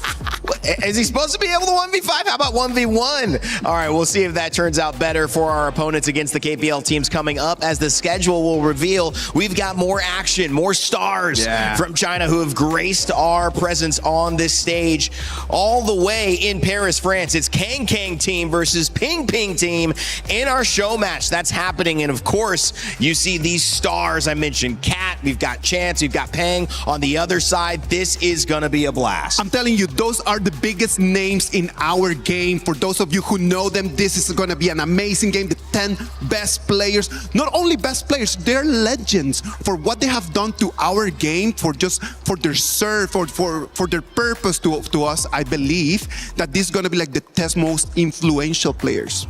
Ken, I mean, this is going to be fun, and also it's a best of one, so we kind of get to see everybody maybe get into those 1v5s. For sure, you're going to let loose. I want all the fun heroes, all the heroes we don't see in rank or, even in professional gameplay. Give us all the goodies, please. I can't wait. All right, goodies galore coming up. We've got our show match of the day right after this, but before we get to it, check out this brand new collaboration with Dan to Dan in-game, giving you some cool skins to play with. Play is in our DNA. Whenever we let it out, it becomes our superpower. Now imagine an entire city being built to supercharge it. Kadir City, powered by Play.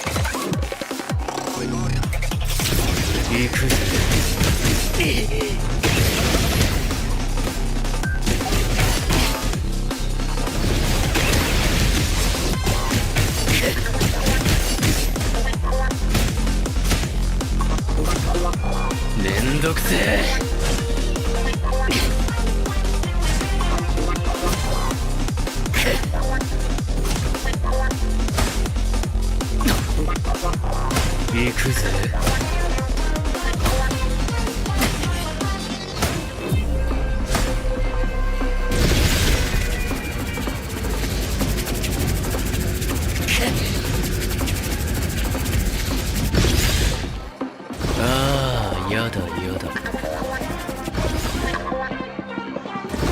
れがターボババアの力かよなえるぜ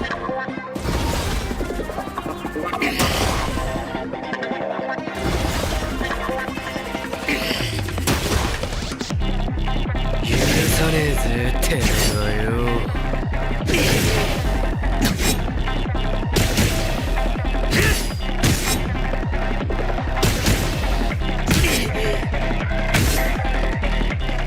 やれやれ本気出すぜ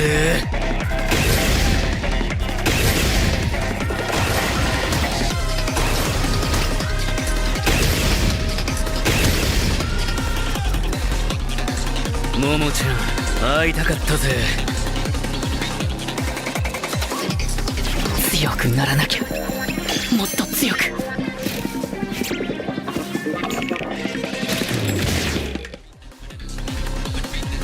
そういうことかよ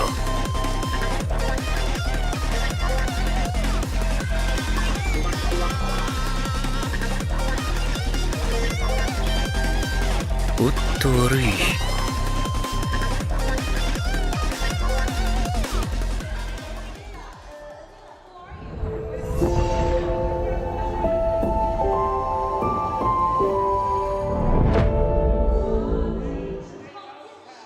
He can come in here and play my game. He knows nothing but go! Tyler 1, you're done. Raw energy. Blow the house down. China is home to the best Honor of Kings players in the world. Pressure at its peak for AGAL. Everything comes down to their captain. I love you, family.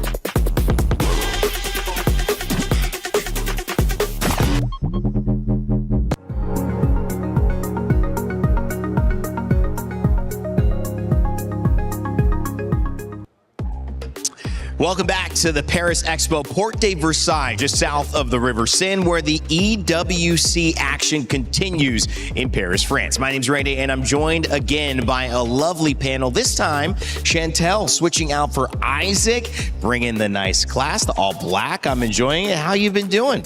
Everything has been great so far at the KWC. I'm just excited. I'm really excited when I woke up. Finally, I get to see KPL teams and even a dream team play in a show match. Your first time? Yes, my first time. And my first time too. I'll tell you what. Oh yeah, you were going for the high. Yeah, let's go. thank you so much. Let's start with the high five. Body language. That's what I'm talking about. All right, Ken, as well. We just saw KPL teams take the stage. It was dominant. There's nothing like it. But these are the biggest stars. These are the people that you know around the world. If you've been watching the KPL for years, they're here.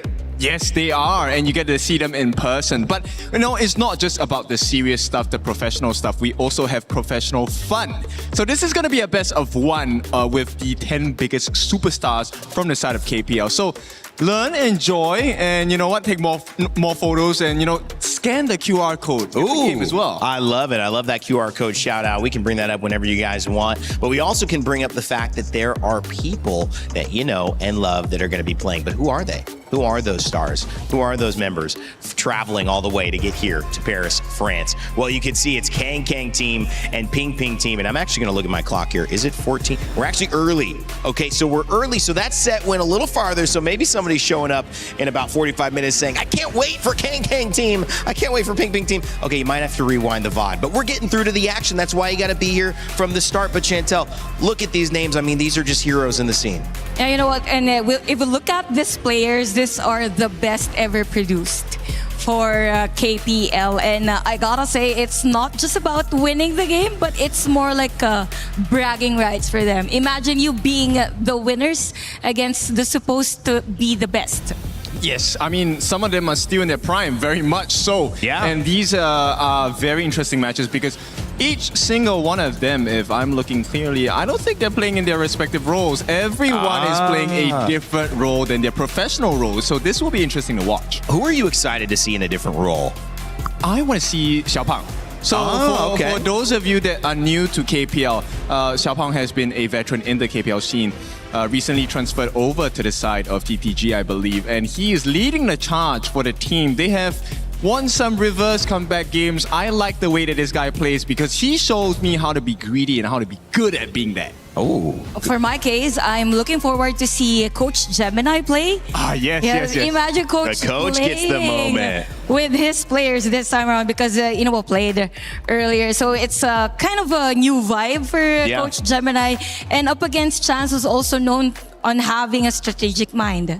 Well, having that strategic mind is good, but when you have a moment like this, you kind of got to give the fans what they want, which is the different roles, get the coach out onto the field, maybe get some unique item builds going on, some fun, funky stuff. I don't really know as much as you guys might in terms of the history of what a funky or a fun or a risky item build might look like. I do.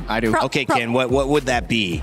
We're gonna go with the Dolia machine gun build. Ooh. Yeah. So when she uses her first and second skill, when she's in water, she actually has a AoE attack.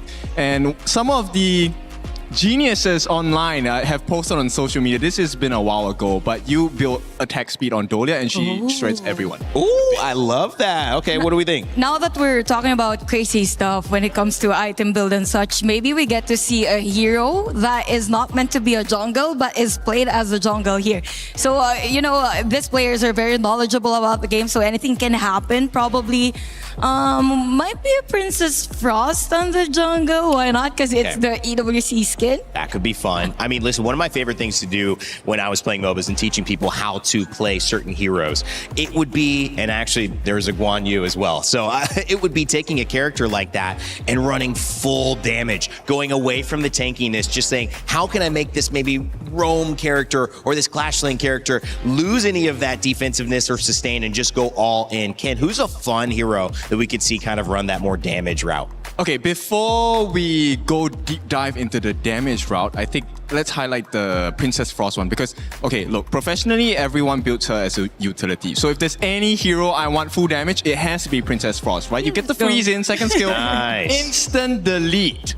You know, Princess Frost is one of the basic heroes that I mean, the first hero that I learned in HOK. So it would be fun to see it on a different build, maybe a different rotation for the hero. And going back to these players, I think some of them are playing against each other, but is playing on the same team.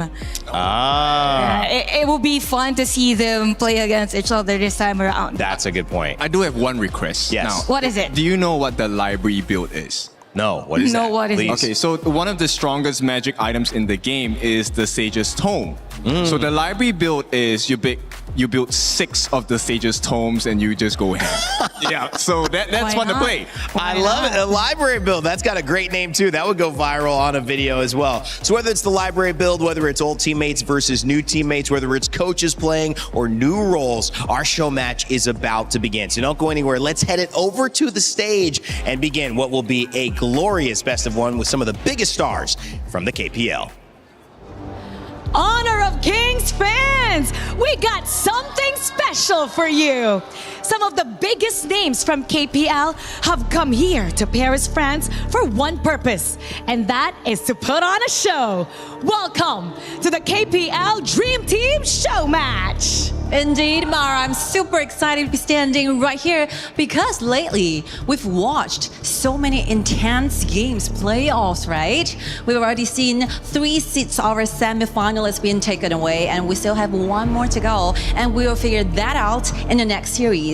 But before that, how about we have something fun on the stage? That's definitely what's about to happen. We're gonna have a lot of fun. It's only gonna be a best of one. So this is where creativity, mechanics, and entertainment will take center stage. So for everybody watching here and at home, you're definitely gonna love this one. So, are you ready, Paris? Let's welcome our special guests to the stage, the top star players from the KPL Dream Team. Introducing Team Kankan. We have Fox, Gamini, Chin, Cat, and No Fear. Welcome.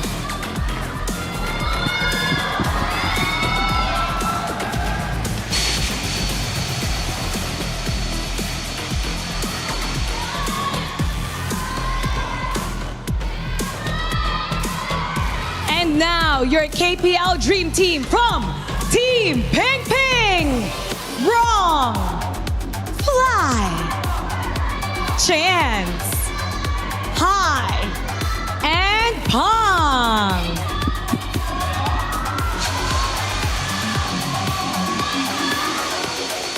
Welcome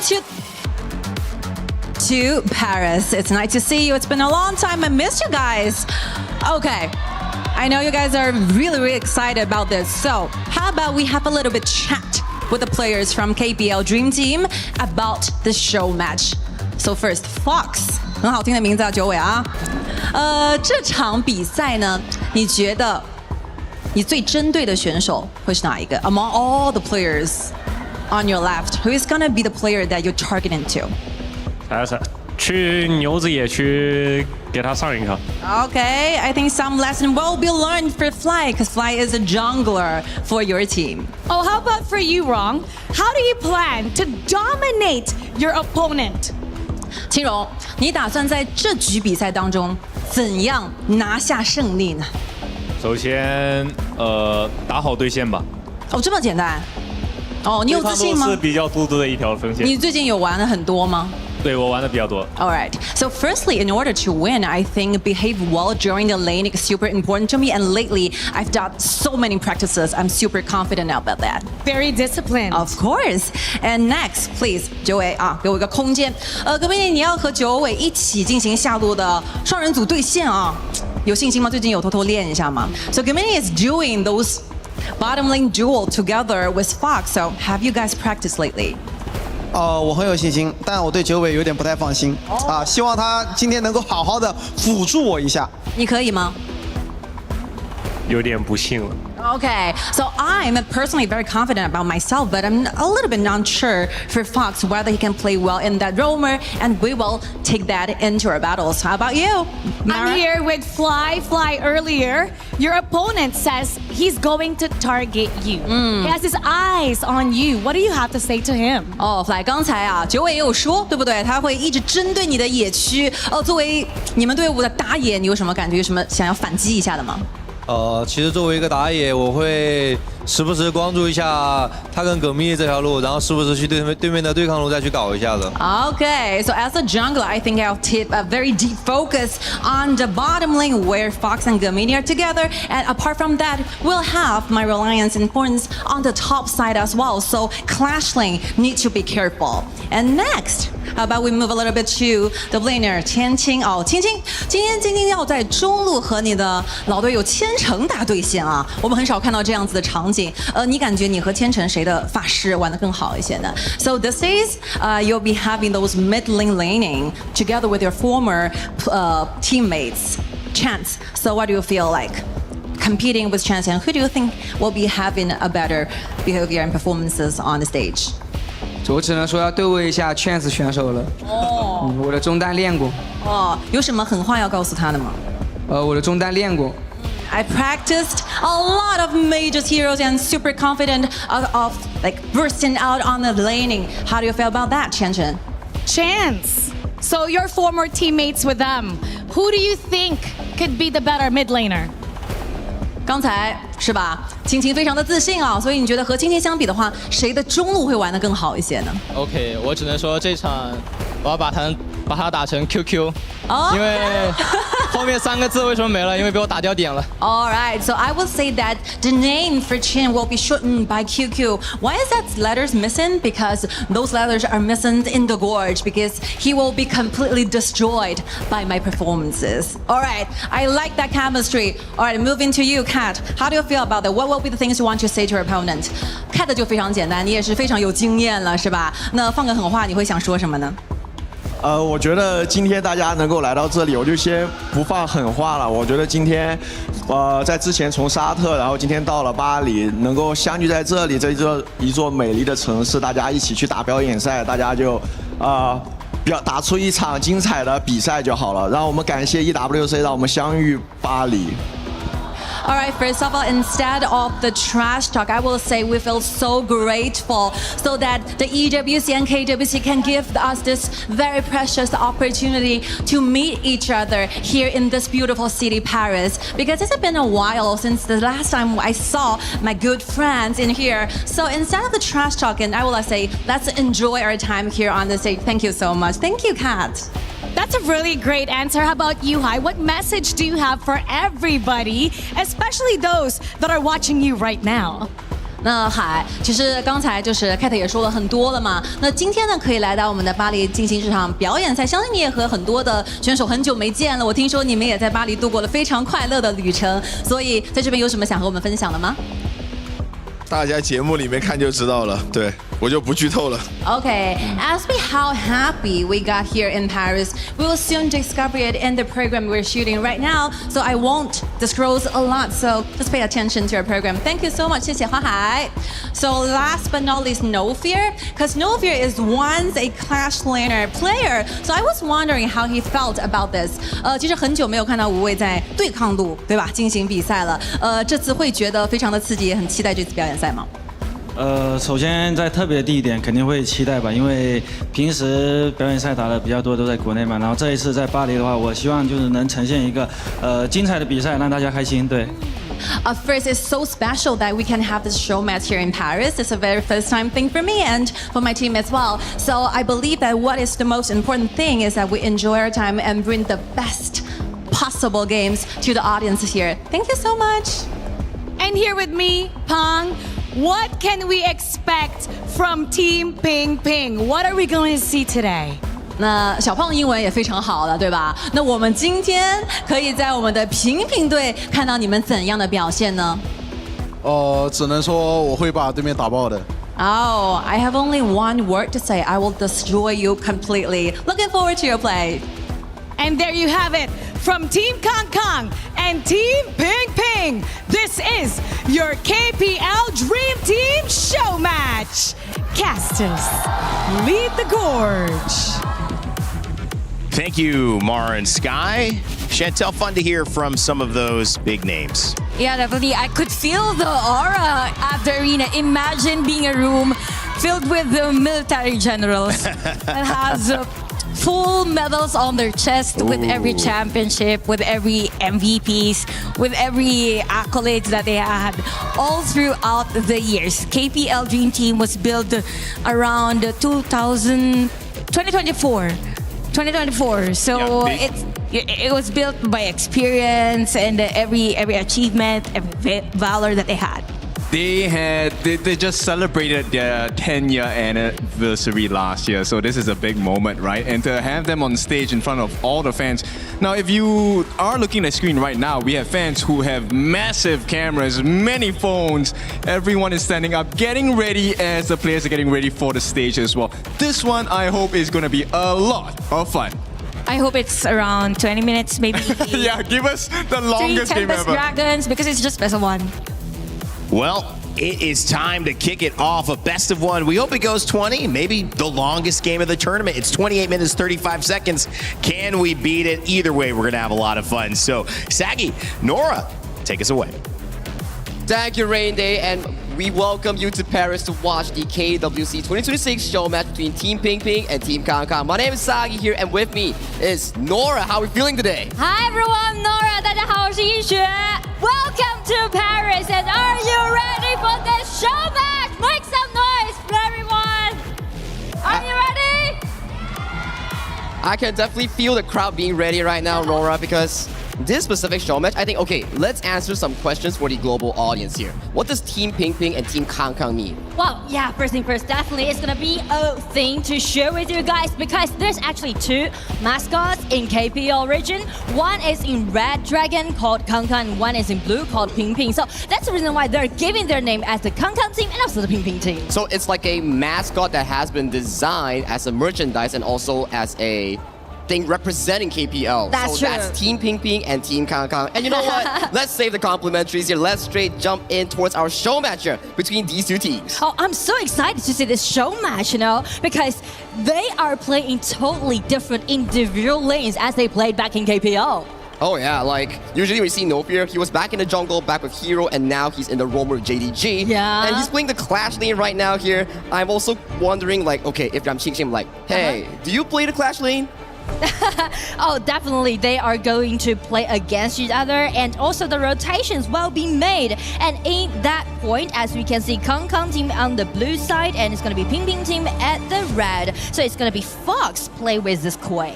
And you look over to the side of the red team, right? You have in the lane, you have a Valor. Means that there won't be any farm laners, marksman available. They're just like, okay guys, scrap that. We want to come in strong, we want to play heroes that are fun. So we lock them in. And so far for the side of KPL, Dream Team on the blue side. Cat and Jing, what are they gonna play? Well, I mean, like double warriors, we always see it, right, so far in KWC, but played by these teams, you know, this lineup is all-star KPL players, to be honest. So I'm really amazed at what they're gonna show to us, right? As they mentioned in the preview interview, they said like, okay, we practice a little bit, okay, we're gonna destroy you, but what they are gonna offer us in this battlefield, in this arena. I mean, I'm pretty much a fan of KPL as well, especially the entire tournament ecosystem, how the players play. Personally, a big fan of Fly. We know how much FMVP titles he has and also the championship titles here, but that's enough fanboy for me. I think that's a first Ho Yi coming in from Gemini coming in on the side of blue team. Alright, ladies and gentlemen, since Gemini was so-called in KPL back in China, but since we're now in Paris, we're just gonna call him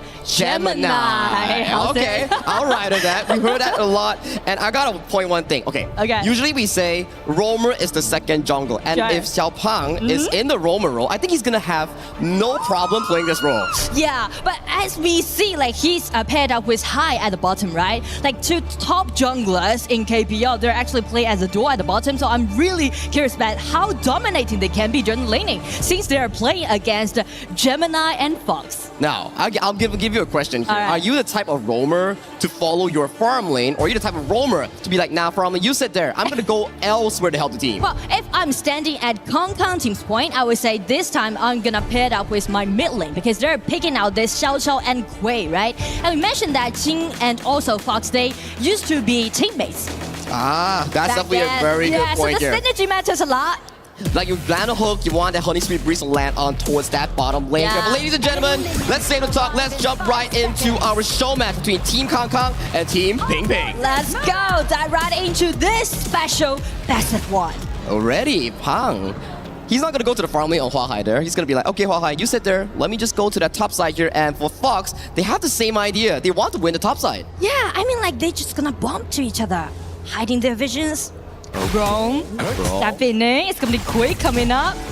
Quay walks up, Fox gets caught by the spell, has to flash away towards safety here. So it's a good win coming in for the side of Team Ping Ping. And Nora, why do we have a lane jungle coming from Fly?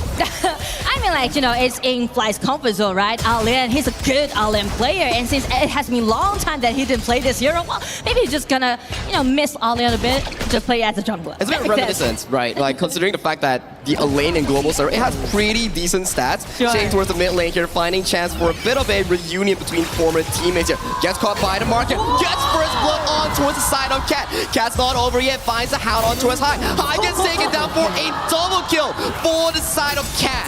That is such an amazing play in the early game. And a double kill goes over to a Young Jet in this patch.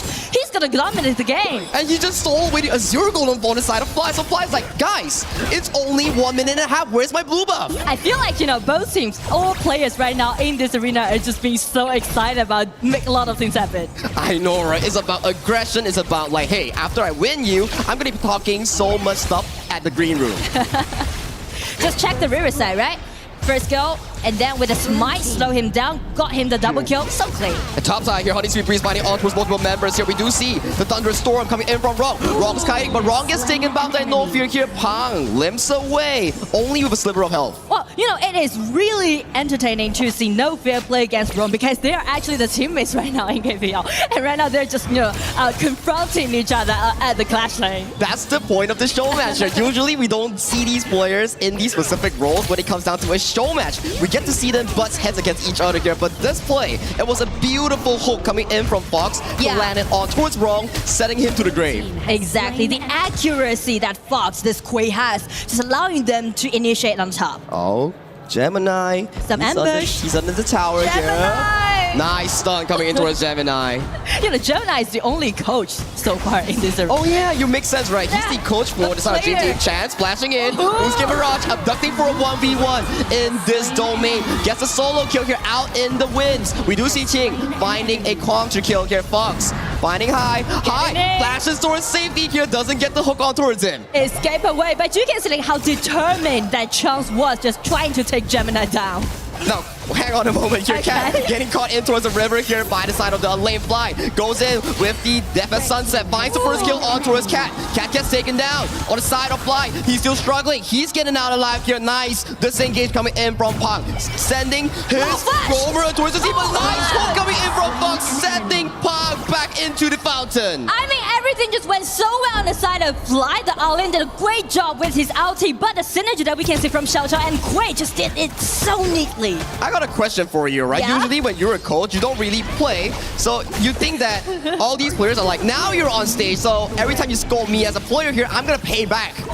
Exactly. That's why we can see Charles being so determined and just targeting at Gemini. Yeah, I see the, the sincerity and also the dedication in actually aiming down Gemini here. So Gemini is gonna have a bit of a pinch later on. We do see in towards the bottom side here, Pang finds the engage on towards Gemini. Gemini gets taken down to a little bit of health.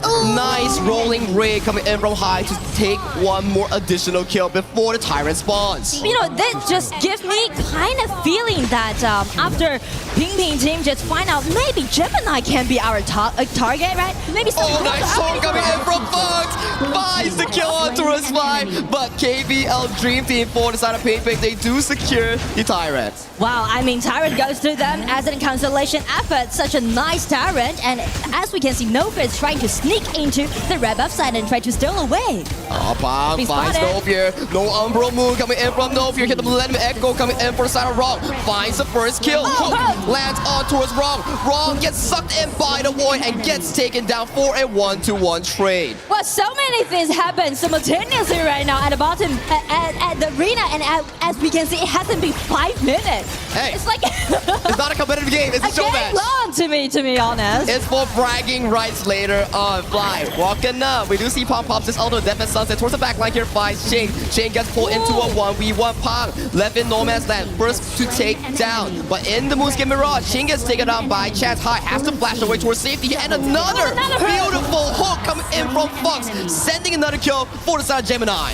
And they're looking for some invasions, targeting at the blue buff side. I still remember in the pre-match interview, Gemini says, okay, I'm quite confident with myself, but I'm not that sure with Fox performance. But Fox accuracy with his quick skill too, totally did it. I have never seen Fox miss a single hook so far. Every single one, he's been just dominating the members coming in from Team Ping Ping. And you can see, and Pang, he's angry. He's coming for more. Gets Fox in towards the play here. Cat gets taken down. Death at Sunset trying to chase Fox, but a beautiful Honey Sweet Breeze disengages for further chases here. I mean, since Pang is playing as the roamer with this Grey Goose, he's definitely trying to make a lot of things happen with the flash if it's available. I'm telling you, jungle is like roamer here. You want to set up for your team, and for the side of Pang, it's like, oh, I don't want to farm camps now. Let me just keep on ganking, making plays on the map. But the thing is that, if you want to use this Grey Goose really nicely initiate, it's going to be a little bit tricky for you to do so. I fully agree, right? That's why it's really amazing that Fox has been landing multiple hooks thus far. Ultimate being poked by Ching just to evacuate Pang from this specific play. Fly pretty low, but mission is done. They take away the Crimson Golem. Well, I mean, speak of we're looking at the ulti, right? Dealt by Gemini, but it seems like it missed it. But anyway, some skirmishes happening right now. Going in, finds the Fox gets the first kill pick up here, and they get Chance and Pong towards the grave. That's 2 quick kills over the side of Team Kangkang. Oh, everyone just go all for it, head to head, toe to toe, just being so explosive in this best one. It's aggression and bragging rights here. Check out a replay here. We see how it exactly went afoul. I like the Miyu. It's a good counter against the higher when you link it, but check on towards live. We see side of Wrong going 1v4, almost getting Cat. Cat jumps in, whoops up an easy kill. Well, I mean, the coordination they had definitely allowing them to do some ganks on the side lane, but as Fly is ambushing right now, he's waiting for his Mr. Right, but it seems like it's gonna be found him. Fly towards the back line, uses Death and Sunset, lands on towards Ching, finds a one-man knockout on towards Gemini. Gemini gets taken down as a counter kill for the side of Team Ping Ping. And Fox, he's looking for a hook. He changes his mind. Well, I mean, like, so many back and forth is happening right now. Oh, a Youngjin just getting in. First out the flash that Hai has. It's gonna be no fear chasing in, try to bait a little bit more, and it's gonna be the ulti from Chance. Everyone's waiting for Chance. Waiting for another chance. Oh, another hook! The ulti in Hai has been denied. Someone has to check on Fox because he's just landing every single hook in this game. I mean, just check Fox KDA 1012. I mean, like. And Wrong, he's coming back for more. 1v1 takes down Cat. Wrong is not done yet. Gemini, you have no flash. Wrong is chasing. He still wants more, but he has no more spell. He's in the middle of multiple towers here. Fox, you need to land this hook. Pong comes in, finds the car control onto the side of Fox. Fox, nice stunning engage to reset onto his Pong. Pong gets taken down once again. I mean, the controllability is just being so beautiful, but I do like the way how Ron is trying to, kiting 1 versus 3 or 1 versus 4, just, build themselves the advantage on the top side. Wrong is consistently jumping on towards the side of Gemini, and Gemini is like, hey, I'm human being. You want to come towards me? You better be chasing me. All right, ladies and gentlemen, just slow down a little bit more. As you can see, there's so many things happening right now at the battlefield. The accuracy that Fox has, and also the ambush that Fly did. It seems like after all those kills happened, the only man that suffered is Gemini. It indeed is. He gets taken out. When he comes back again, he gets taken down again. And towards live itself, Fox gets taken down for his over-aggression here. So far, it's been pretty equal here. Team Kangkang has more of a aggressive lead thus far. And I mean, speak of the power pike, actually we can see like on the team of Ping Ping side, with this Lady Sun, they can have a really promising late game actually. I fully agree with you, right? Towards the mid lane. Unless we do see Gemini landing a beautiful arrow on towards any of the members here. That could be Kipang. Finds an engage. Gemini mid-time this flash, gets taken down, and Fly is not over yet. He's trying to go for the back line. He gets sucked in towards the void, making a 1-for-1 trade, and that's all it is for this upcoming play. But I mean, like, the point is that you sacrificed your farm lane against the jungler on the other side, so definitely it's gonna be fair trade on the side of Kangkang team. I have a question, Nora. Why does every single member coming in from Team Ping Ping going against Gemini? Yeah, that's what I want to say, Maybe it's because, oh right, it's going to be another skill 2 made by Ching. Nice flash combo in. It's going to be Youngjin take the kill, and killing spree goes over to Ching. Yeah, No Fear is just having fun, right? Just like farming, taking Tyrants here. 3-5 for this upcoming Tyrant here. Wrong is finding a bit of a damage here. But with Dire Jungle nearby, I don't think for the side of Team Ping Ping they can actually get this. Yeah, because Olen is still on his way, but they're coming for it. Oh, Pong gets marked by the Hound.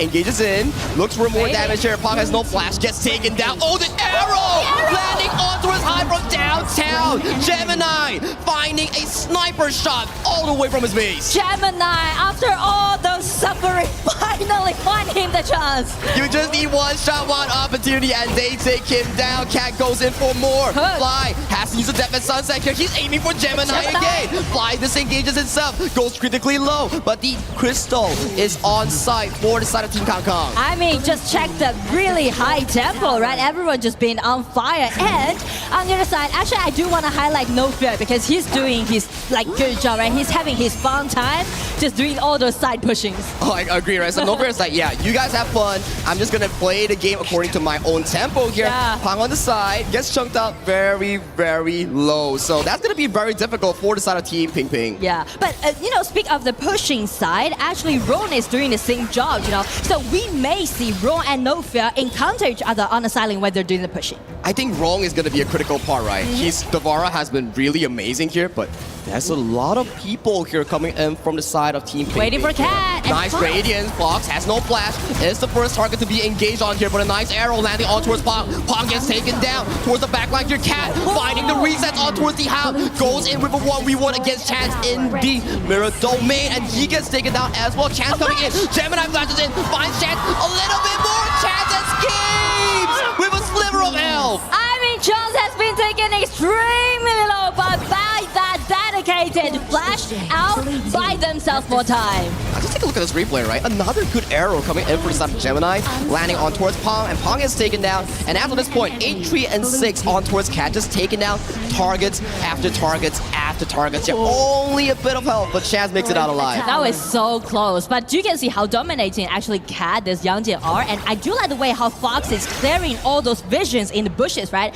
Because actually he spotted the ambush at the first time, allowing Cat to find the chance out. It's a rover item, right? Yeah. The Radiance just popping in, clearing all the vision here, giving them so much room to actually play for those specific team fights here. But with the Overlord right now, it's not looking too good for the side of Team Ping Ping. Yeah, because of the gold deficit they're suffering right now is up to like maybe 7,000 deficit. It's too much for them to chew at this time. But as we said, with Pong's Great Woods, you can always find a miracle happen by using this hero. Fox has to use the flash. That is going to be a big cooldown unavailable for the upcoming 2 minutes here. We do see the Howl coming in from Pong. Beautiful Radiance here. Uses the ultimate to cancel out the crowd control here. Gemini gets isolated in towards a 1v1 with Chance. Towards the backline, Fly is trying to find Ching Ching. Gemini wins the 1v1. He comes out with a sliver of health. Fly has to run for the hills. And true and aggressive engage for the side of Team Ping Ping. They're on the run. Yeah, I do like the way how they initiate. The thing is that they are kind of scattered.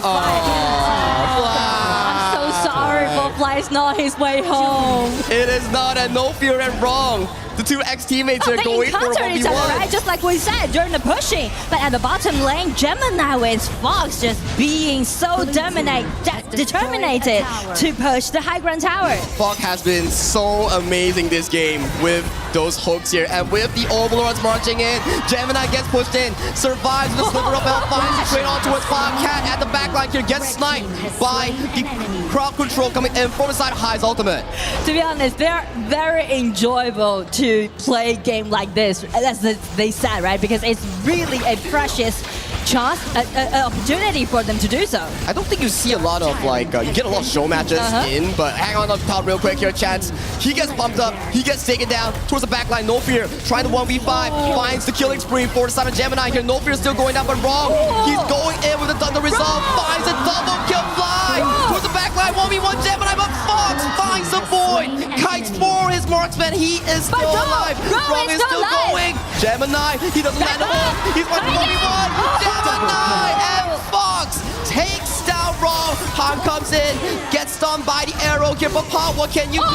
Hello, Crystal is exposed, and Team Kong will take this game. Gemini's still alive, Fox is still alive. Synergy between them is gonna be the game for Team Kong. I am sweating right now on the casting desk, and that was how amazing that Showmatch was, Nora. And to be honest, as a caster from KPL region, I do enjoy to see things like this, Joe, because they are the top players. They are all-star players, and you can see the smile on their face, right?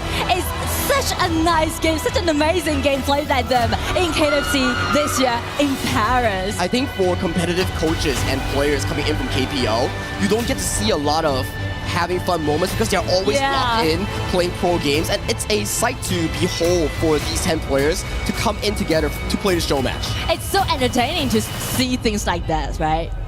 Indeed it is, and that was our show match coming in from Team Kong and Team Ping Ping. I think our audiences really enjoyed that a lot, Nora. Yeah, I mean, like, just hear those rumbles that they made, right, when we're playing, and also, like, so many kills happened in one game. Cat was so aggressive in towards that early game. He was just playing fights after fights, going for jungle, making Fly suffer really hard in towards those early games. I feel so sorry for Gemini suffered so much in the early game, right? You can see like Chance being so determined to do those 1-1 trade happen, and he actually succeeded. But as we step into the mid game, you can see like No Fear side pushing, and also in the front, Cat, this Yangjin just being so dominating. They're just initiating all the time. And also, Fox. Fox, yeah. My goodness. Fox was landing hooks after hooks after hooks. Every single play is just the Fox highlights. And I do like the way, again? That's us right there. I mean, I do like the way how Jing is pushing, using his flash and with his skill too, right? Really accurate. And Gemini, although he's being targeted for the entirety of that game, he managed to find beautiful arrows towards the map. And without Gemini, without Fox, they couldn't find a game-winning push for the side of Team Kangkang. And I mean, in the late game, as Ron, I felt like he did it. Well, I think the viewers will love to hear what Mara and Sky have us on towards the stage. So let's pass it over to the stage for the interview. Congratulations one more time for Team Kangkang. What a magnificent show play. It's so many things are happening on the gorge. I was wondering how they remembered this game. So, Alon, on my right side, what will be the MVP for this game? Gemini. Let's get some noises for Gemini, please. 恭喜你们哦，葛米尼，你是这局 KPL 梦之队表演赛的 MVP 哦。我看你前期挺辛苦的哈，哦，但是获得了 MVP 有怎样的感觉 ？You suffered a lot during the early time of this game. How do you feel about being the MVP of this game? 虽然是表演赛，但是我已经很久没有打过比赛了，非常的开心。首先呢，要感谢 EWC， 其次要感谢家人们，还要感谢我的队友啊，给了我这么好的环境，让我拿到这个 MVP， 躺了。你要不要和家人们说句英文，感谢他们一下 ？Thank you. Thank you so much. So first of all, it's been a while since the last time I had a real match on the stage, even though it's a show match, but we did have a very joyful time together. And firstly, thank you so much for EWC for having us, inviting us here in Paris on the stage. And would like to say so much of the thanks, of course, to the fans and the supporters and the audiences here in Paris and online as well. And lastly, thank you for my teammates taking care of me in the game. Oh, actually, your Yomer has a higher KDA than you. What do you think about that? 其实这局比赛结束之后，你的游走啊，钟馗他的 KDA 比你还高哈，你有什么感觉？我感觉九尾偷偷私下练过，他勾的真的很准。你有吗，九尾？我的赵怀真6.6评分。我问你是问钟馗呀？钟馗平时经常在玩。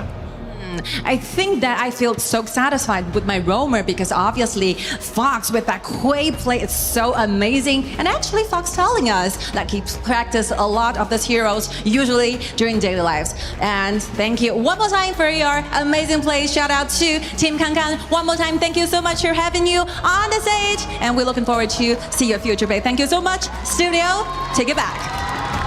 Thank you, Sky. Kangkang team with the win, and the crowd is excited here, representing so many heroic moments in the KPL and now in France. As we come back to the panel from the Lenovo Legion Gauntlet, Chantel and Ken. But Chantel, I'll start with you. What a fun time to see 10 stars going head-to-head in a fun match. Yeah, definitely people are enjoying that game. Everyone was just shouting, and it's as if they are not playing their main roles because everyone was playing really well. I mean, those folks from Fox, even the comment section in our live stream, we're just so happy that Kat is good with the Youngjun. I mean, he's normally a mid laner, but at the same time, during that game, it's as if his main role was the jungle area. Yeah, he had claws, man, for this one. Youngjun, I mean, we all know Cat as a mid lane god, right? So for him to come out into the jungle lane and to really just dominate the Youngjun pick, that was great. And of course, with the help of his team, I play Quay on my own. Quay is one of my favorite heroes. So to see Fox showcase what kind of hooks, what kind of angles, and the decisions he was making in this game, that was fantastic. Like, delaying your ultimate just so that you can get out of CC control, that was beautiful. What was your favorite moment, Chantel? It's not really a team fight, but it's more like a Fly was just standing at the bottom lane. Yeah, I remember because that. He knew right then and there, there's no chance for me to escape. Yeah, that was pretty fun. And also, I think we have to, focus on Gemini here. As a coach, to come back and play, that's one difficult task, but he was carrying with a Hoi, one of the first few heroes you will ever get in HOK.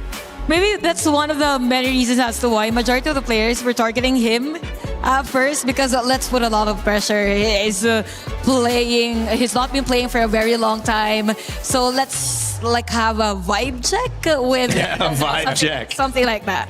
I like it. All right, let's get a vibe check of what's coming up next on your TVs or your tablets or your phones or wherever nowadays you are watching Esports. AGAL and Aurora Gaming to close out our day. Best of 7 yet again, another champion of many things, but still looking for a title within this year. 2026 could be the resurgence for AGAL, especially with the chance to defend their title at KWC. We're going to take a quick moment to reset and get ready for that game. But in the meantime, let's take a listen to Kendofu's confessions.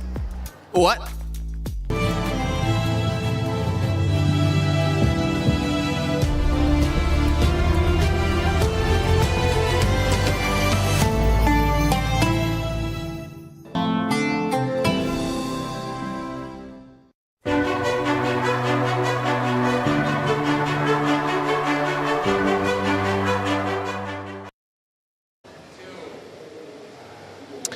Honor of Kings fans, welcome to Kin's Confessions.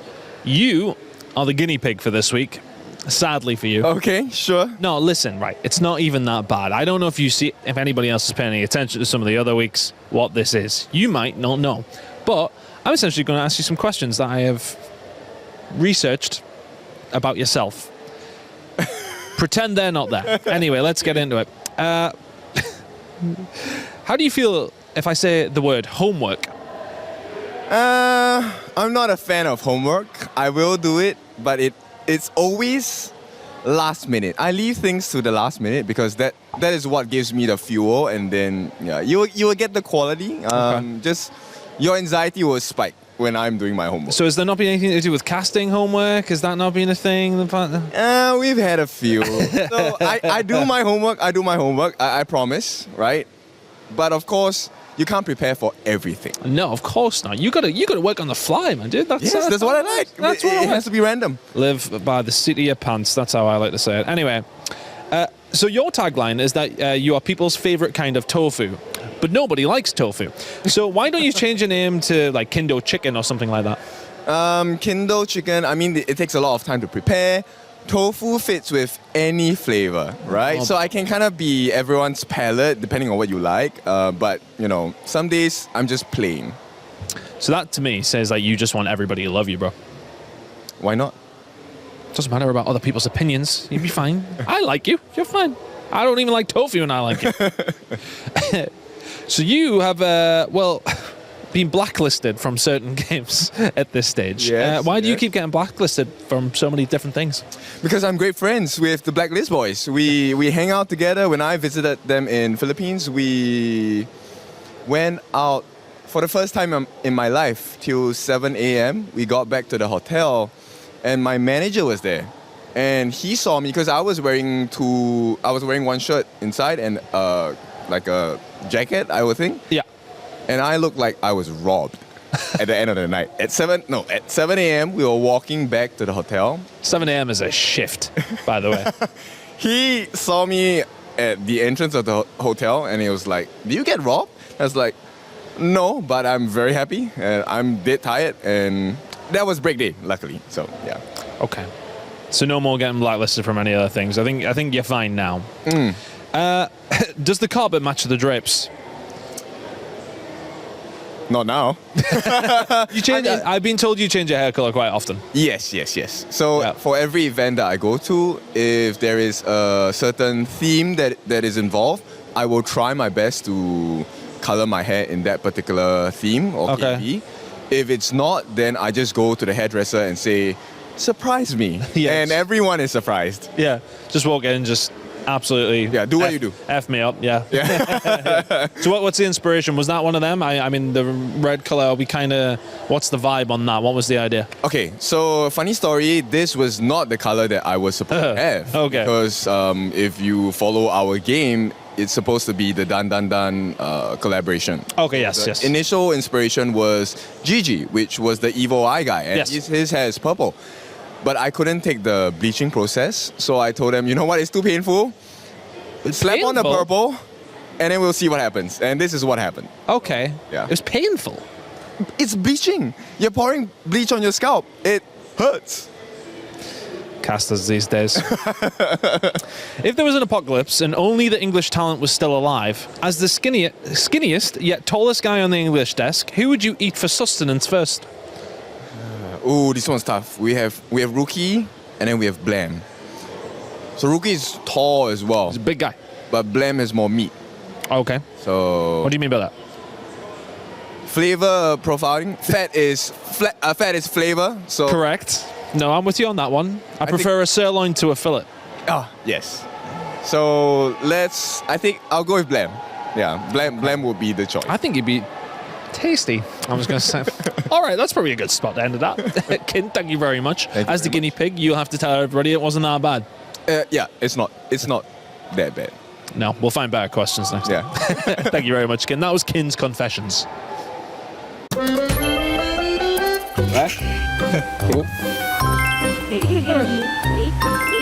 Oh!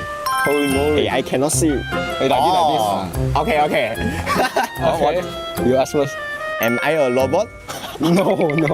Am I a farmland? Yes. Or am I a midland? No. Am I a jungle? Can jungle? Yes, can jungle. Can jungle. My digital is a T0. No. Is this farmland? Yes. Am I got many control? Only one. Yeah. My digital can throw grenade or not? Grenade. Maybe it's grenade. Maybe? Yes. Maybe. Is this a human? Yeah. Yes. Human. It's human. It's human. Okay. Am I a girl? Yes. Mulan. Wrong. No. Okay. This hero got movement skill or not? This can? How many? Maybe 2. 2? Yes, 2. I think it's Lady Sun. No. Daji. No. Marco Polo. No. So is this Laura? Yes. Congratulations. Oh. Okay. I know. You guess. Aoi. Yes.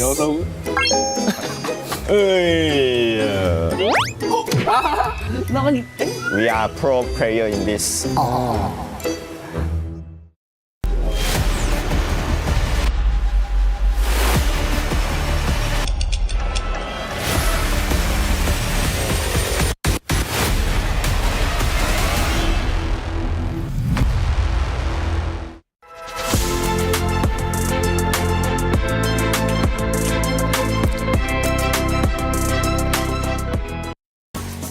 Welcome back to KWC at EWC. My name is Rain Day, and it is time to get into our second series of the day, which includes some title defenders. That's right, AGAL are going to take the stage. The fans are already here and prepped thanks to our Dream Team show match that just occurred with Kang Team grabbing the victory. But that is just a prelude, an aperitif, an amuse-bouche, so to speak, especially since we're in France. Hopefully it's not escargot. I don't really mess with that. Some people might, but it should be tasty nevertheless. We've got Chantel and, of course, my man Holler back on the stage. Welcome. It's good to see you, Chantel. We introed you already, so Holler, I'm going to go straight to you. How have you been loving seeing these KPL teams take the stage? I mean, it's kind of what we expected, right? A little bit of dominance, especially in that early one. But again, that last one, the show match, that was a lot of fun. It was really back and forth. It's what we kind of expected here. It certainly is, Chantel. And more of the same potentially here with maybe one of the biggest teams in the world. It could be for sure in terms of KWC, the biggest team here ready to defend their title.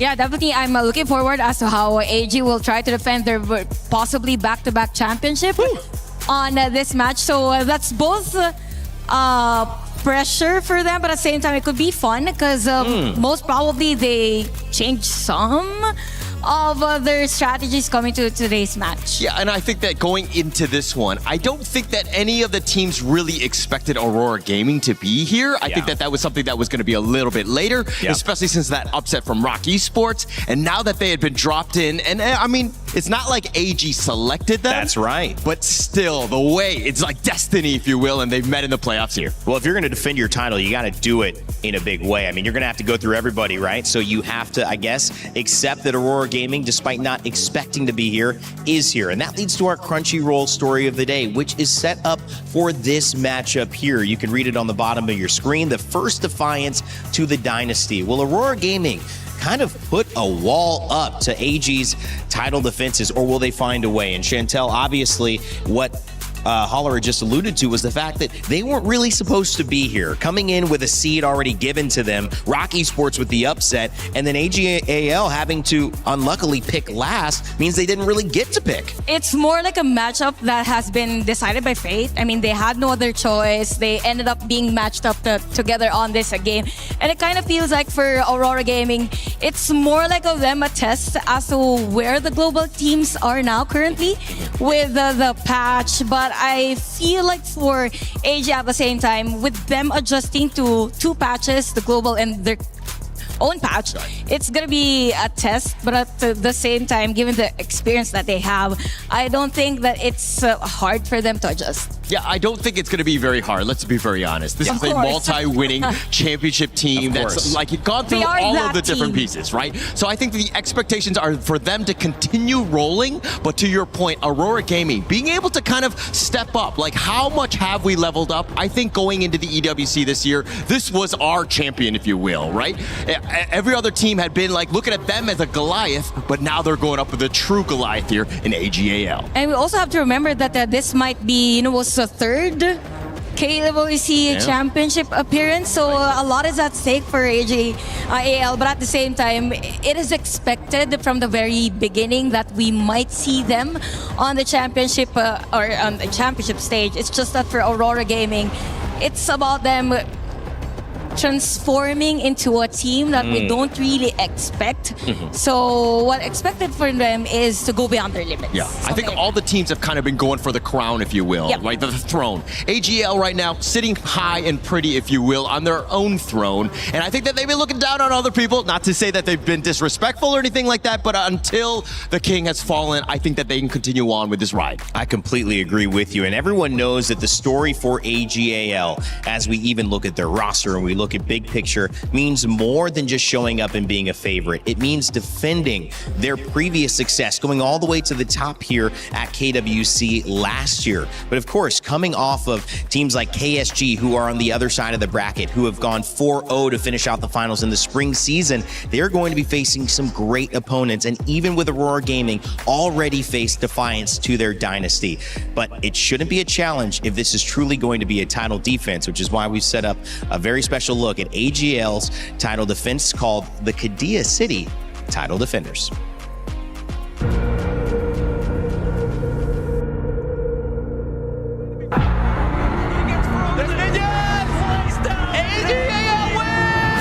Takes the KWC Championship. AGL is really the best team in the world. When AG won last year, we were in the casting booth, and at that point, it felt like AG already had one hand on a trophy, so it was well deserved. It was really exciting, and to do it in front of their fans, it was a huge moment.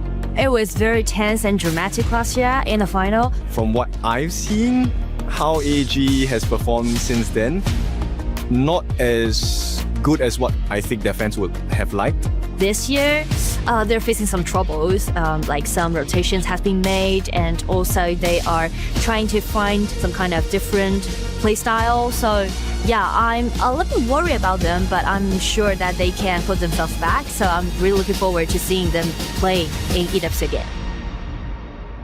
这次时隔1年又来到这片赛场，还是比较兴奋的吧。又能和各个国际战队交手，我觉得他们这次准备的也很充分，因为我们跟他们打了很多场训练赛，觉得他们相比于去年进步非常大。I think from the game last year, we are not doing the best in game. We are because we are a little bit afraid of them. But this year, we will try our best. AGAL is a team that is strong in China, and they are the champion. I think it's an opportunity to show that Malaysia team can beat all the China team, including AGAL. 我们会先做好自己， AG this year needs to show how resilient they are. Their current performance, they have had games where they lost to comebacks. So it's very important this year, especially on the international stage, they have to keep cool and show the rest of the world why they are defending champions. 我们尊重每个前来挑战我们的队伍，但是这个冠军我们没打算让出来。Well, thank you for that special piece, the Kadia City title defenders. It's always fun to see how these kind of epic pieces that we put together at EWC can tell a story, but also tell the narratives that can spin off from that story. It's almost like a network stream, right? Oh, wow, we can make 7 shows from this thing. And I think the narratives, when I open that question up to you, Chantel and Holler, is they respect every team, but they're not planning on giving up the title. But also, as Nora mentioned in that one, they haven't had the cleanest season to their standards, which we know are so high. And so how do they not only do what they're expected to do, but also know that we're veering in a different direction? We need to maybe get our groove back. Yeah, definitely. That's why we keep mentioning on words like a pressure and such. It probably changes in terms of the play style that they could do or have a different approach on how they play. And for AGAL, I think there was a game against Blacklist International that some of the players had the kills against them. Some of the games were even extended. So it just means that for the global teams, so they're slowly getting there. There is a progress, but at the same time, it's the chance for AG to show why they are the defending champions of KWC. Yeah, I'm looking at Nora's comments as more of trying to humanize them, right? I think at the end of the day, they are still gods, let's be very honest, but they do make some mistakes, right? And I think that that's kind of what everybody's trying to point out is that, hey, there are potential ways to get back into this series if they're able to do it. That's a whole nother question. Zeus's law, you got to treat everybody like gods in disguise. So we'll see. AGAL not saying that we're better than you, but saying they are going to do their best. We'll see if that's enough against Aurora Gaming, who have so much to play for. Not only do we see them with a chance to book a $50,000 extra ticket into the semifinals to increase their pay from just the top 8, but also $10,000 every single game that would be won, alongside $100,000 for winning a set. So you can imagine how much money that is when you start to add all these pieces up. From Saber to Yulong, we actually saw this team get ready, and we had a chance to talk to Siang a little bit earlier about what his expectations are facing the title defenders. Beside me is Siang from Aurora Gaming. Siang, you're smiling right now. You seem to be in a really great mood. But when you woke up this morning knowing that you're going to go up against AGAL, the defending champions, what were you telling yourself in the mirror? I tell myself, do our best in the match and tell my teammate, today is a good match. You know, your team has always dominated the global scene, especially in Southeast Asia. Is this the type of challenge that Aurora is hoping for now that you're up against the behemoth of AGAL? When we know our opponent is AGAL, we're very surprised. And I think this is our chance to show ourselves in this game. So you were surprised when there was the draw? Did you get nervous during the draw? No. Not at all. We're very confident. You're very confident. So, you know, a lot of people favor AGAL to win. Actually, in the Honor of Kings app, they have a lot of votes. So with that, knowing that you are the underdog, is that something that you embrace? Do you think that it's an advantage for you? I think no. I think we just need to do best of us and just beat it. You just want to do your best. You're going to beat them. So this is a best of 7, which means you have a lot of time to adjust as long as you stay composed. How close do you think this series will be? Best of 7? Our leader say 4-0 easy win. Then 4-0. You think it's going to be 4-0? Yes. They will not get anything? No. Not even a single one? No. Okay, so to get that 4-0, what was the biggest focus for Aurora Gaming against AGAL? The preparation. I think it's our team fight and our communication. So you think you have better communication? Yeah. You know, earlier on, Inwo sent a message to Aurora Gaming. If you look into the camera, what do you want to say to Inwo and AGAL? Be careful. Be careful. Yeah. That is the challenge the Aurora Gaming is giving AGAL. Now we're going to head back to the desk. Lead the gorge. That might work. That might work on me. Be careful. About what? What? Where? When? When I get home? On the way? Is it something in the car? I don't know. Please. I'm scared. I'm looking at. Is it on me right now? I love it. But it's kind of scary because you also have to remember that you have to be careful on what you wish for. Oh, that is true. That is true. Way to turn that around. I hope those words do not come back to haunt him. I think considering he's making predictions of 4-0, yeah. I think that's a very bold statement going in. I don't expect it going at least in that way, but I do expect a very competitive series here. Yeah, it seems hard 4-0 for Aurora Gaming, but it might not be as hard for you to go 4-0 in the Clash lane or the Farm lane if you download and play HOK, which this QR code will allow you to do. You've got your phone on you, I know you do, or maybe your tablet, whatever you're using to watch this on. Scan that QR code, download the game. You'll get to see a little bit of how to enjoy these new heroes, but more importantly, the difference and where you can grow to by watching these pros on stage, the best of the best in the world going to the ultimate limit. And you can maybe see how good you are in comparison. Chantel, I know you're probably like, a couple ranked games away from being up on that stage, right? I'm not sure with that. You're not sure? I'm like 2, by the way. I am for sure. I just unlocked ranked, actually, so maybe a few more than a couple, Holler. Yeah. Well, just a couple more, and you're going to be there. But I think we'll see you be on stage very soon, right? I have different ways of getting on stage, but it's not through playing the game. So I think that's my route. Same, and I think even for Showmatch, I'm not sure if I'm gonna play the same with the players earlier.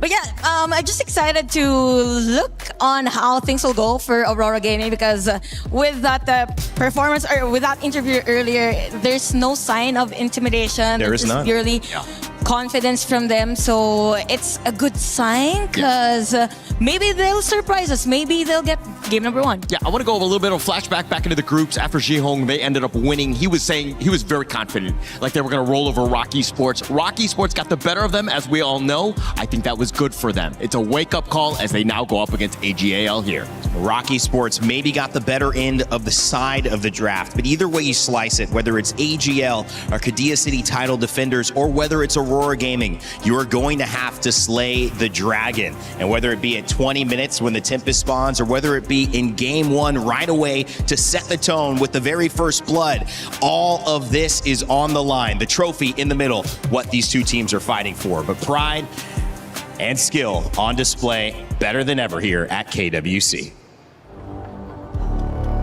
It's the second best of 7 series here at the Honor of Kings World Cup at EWC. And earlier today, we saw what a capable KPL representative can do. Complete domination. Their opponent didn't even stand a chance. 4-0, Milosh. 4-0 domination, as you say. That just means that one KPL team, Guashao Gaming, is already awaiting the wings for the semifinals. Tomorrow, though, they'll be playing against the GK Esports. I cannot wait for that matchup. But of course, we have to decide who jumps in on the other side of the bracket wing. And now another powerhouse from KPL will enter this stage. They're ready to defend their title against a regional champion with nothing to lose and everything to prove. One is looking to protect their legacy, and the other is looking to commit the biggest upset of this tournament. Then, my friends, please join me in welcoming the defending KWC and EWC 25 champions, AGAL!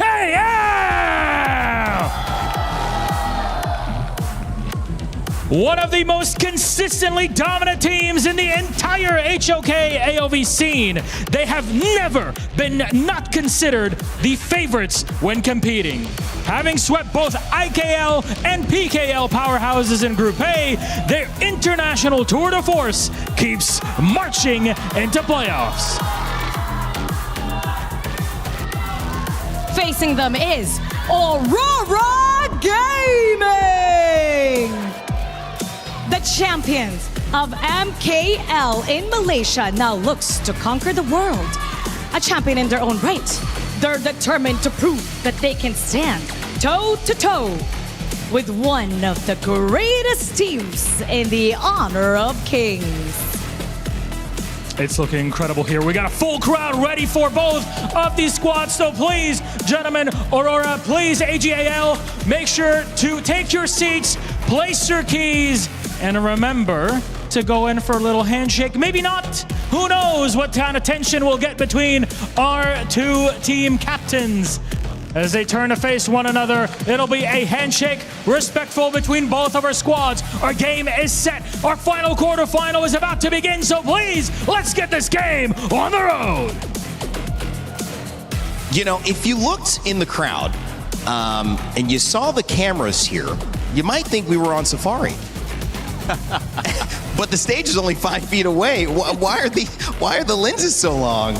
I think they really want a close look, Chantel. Yeah, that would be, I mean... There's a lot of passion here. I think they were here like very early this morning, even watched the first game. I mean, this audience is very into it. Yeah, definitely into it. I think that it just speaks volumes about this team, right? The amount of fans, the way that they will travel, coming all the way to Paris to check you out. And of course, with these lenses, I don't know if those are X-ray level. I don't know what's going on. Yeah, you know, that's right. I'm starting to think, is there some secret technology in there? At the end of the day, I absolutely love it. One of my favorite things about coming into today, and there was a buzz around the building, was just that I wanted to see this in person. You know, having the privilege of being on the stage for 7 weeks, but hosting Honor of Kings here, I heard about the impact that not only in the KPL, but wherever these teams go, the fandom, the stardom, the motion, I like to call it, they have wherever they move. And it's just a testament, whether it's just the cameras, whether it's the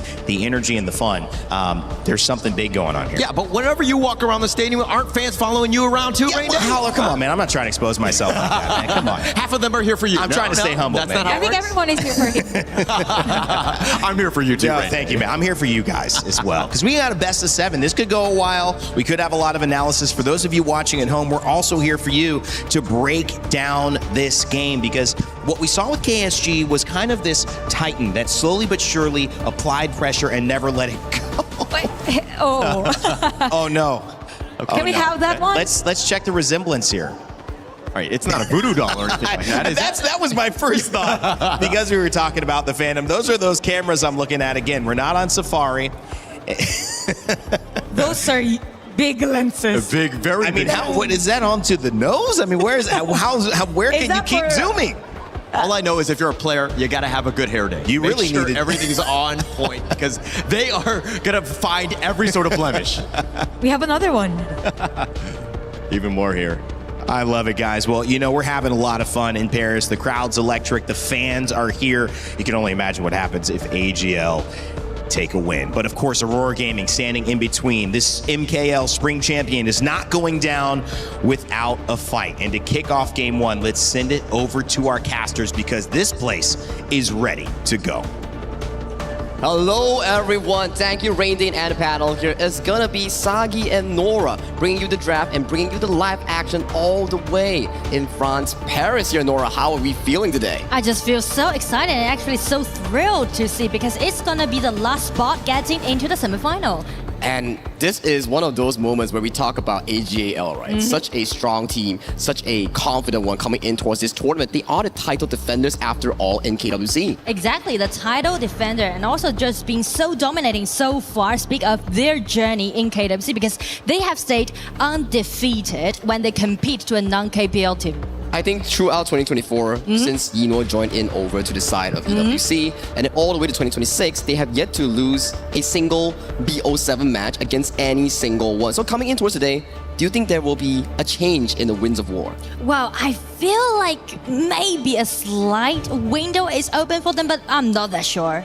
Well, only time will tell. As we head on towards game 1, this will be AGAL coming in as the defending champions of KWC 2025, going up against Aurora Gaming, MKL's own champion here. And you can see things are getting serious, and also the family member of Ino are actually getting into Paris and showing their support, rooting for their precious son. it's one of those heartwarming moments, right? You see your family member travel all the way on a 14-hour flight coming in to support your own son in a competitive tournament here, looking to make history, because we talk about it, right? Yes, Yino coming in as 2024, he made it all the way to 2026, he's won back-to-back EWC, so if he wins this upcoming one, it's going to be a three-peat for the KPL from the FMVP. Exactly. Not even mention to his long journey playing this game, allowing him to use a lot of diverse hero, which will be very helpful when we're speaking into best of 7. Yeah, I mean, this is a good point, right? Because we did know about Yino, he came from a Clash Name jungle background all the way in 2019. Yeah. And we did see in the group stage, he played a game of the Baiti farm lane, right? And also JR on the side of Aurora Gaming, he also played Agudo as a farm lane. So it's going to be very entertaining to see those hero picks by both farm lanes. But so far in towards this first game draft of this best of 7 here, it's a bit of a difference, right? Going against like a BO3, where BO3 is like, okay, I draft strong, I end the game fast in the 2-1-2-0 series here. But in a BO7, you see picks like a Lian Po. It's not like, yeah, Lian Po's not the greatest compared to a Zhang Fei Lapu Lapu, but you pick it first so you can have more heroes going into game 4, game 5, or game 6. It's like saving your cards, but still holding your aggression. And I do like the way how AG just secured them this Pei, because I feel like Pei is going to be the vying point for both teams, because Aura also played very well with this Pei. I like that point, especially we did see Zoe. He played against Zankyu back in the group stage, where it's still the Pei versus Ukyo matchup, but the way that they play is through pushing mid, then invading, avoiding the Ukyo matchup. Exactly. So actually the junglers confront is going to be very intensive in game 1. And speak of the draft, actually Aurora is targeting at Shen, right? Ban away this Haya and also this Yuhuan. I want to bring up this specific matchup here. It's Sheng, the FMVP Princess Frost player coming in from KPL, and also Zihong. Zihong is one of the most decorated non-KPL global player that has won KC 2024, KIC 2025, and he lost to Yinwo back in EWC 2024, only 2nd place. So this decorated player right now, after 2 years, back on the same stage in EWC, he's looking to challenge AGAL. He's looking for revenge. That's why players are actually looking very serious when they step it up to the stage. And Nora, there's been a bounty on towards KPL players. I don't know if you know, the Titan Slayer. If any global team beats KPL in a game, only a game, that's $10,000. And if they win a series, that's $100,000 in the bank. Well, I mean, like last year, we only see 1 point has been gained from KPL Regions team, but that's not AGAL, right? AGL holding being undefeated so far, and just check the previous matchup, played with KSG, right? With a clean 4-0. So it's gonna be a tough upcoming matchup for Aurora, but still attractive. Attractive indeed, because there were signs of moments where Nova Esports back in KW 2025, they did beat TTG in a 1-game series, but then they got swooped 4-1 later on. So these are moments that are, I wouldn't say, not 100% impossible, because we did see from the interview with Yino, he did mention that global teams has been performing, and maybe, just maybe, they could get 1 game maybe? And I mean, if we need to pick one team that is standing for non-KPL region team, is going to be Aurora, being as the first place of MKL Spring, right? Holding the title back in their region, so it's gonna be very head-to-head. And since the draft has been done, we can see AGAL trying to put very high pressure on Zoe's pick with this Pei, because they are definitely highlighting their top laners and let Ino to play Concert U play defensively in game 1. It's always about winning that mid lane 3v3 matchup, right? If you win that mid lane 3v3 matchup, even though the Pei loses to the Ukyo, you can still help Zoe with the help of Sheng and Shuai to invade the jungle aggressively, to play around the map. So this upcoming matchup between Aurora Gaming and AGAL is gonna be super duper important for the mid trio. It's you know it gets me kind of feeling like it's gonna be double A rivalry, right? All for like top A. I mean, like they are really good playing this game, and also for Aurora Gaming this time they picked up really solid draft when they play against AGAL in this game 1 of best of 7. It's a single elimination format here, and if you are the underdog like Aurora Gaming, you need to make sure you win the game 1. And if you win the game 1, then maybe you can pace yourself into a comfortable best of 7 against one of the best teams coming in from KPL. But ladies and gentlemen, this is AGAL coming in from the KPL, the championship defenders of KW 2025, taking on Aurora Gaming, the champions of MKL. let's just dive right into game one. It seems like Pei already got the vision control around the wrist side, trying to make some early invasion happen. Well, he did spot him early game though. Maybe there will be a much of a steal here, but AG going with their traditional AG style, just clearing up the mid wave and then going into the jungle. I think Zoe, he's going to be an important factor here. He cannot afford any single mistakes in the early game. I feel like his passing matters a lot. Speak of the early game on the side of AG, because both, actually all three lanes, they need time to farm up. So which make Aurora play so aggressively so far in early game. Oh, they're punishing Ron so hard in towards that top side here. So this Spike Tail Beast might be going into the hands of Aurora Gaming. They're beautiful stuff thus far, contesting for those early game resources here. But so far, Nora, after viewing these two drafts, who do you think you'll be giving the edge to? Well, I would say Aurora's draft. I would put all these things on Xiang, this Florentino, because you mentioned that actually Florentino isn't that well, speaking of the winning rate, right, so far in KWC.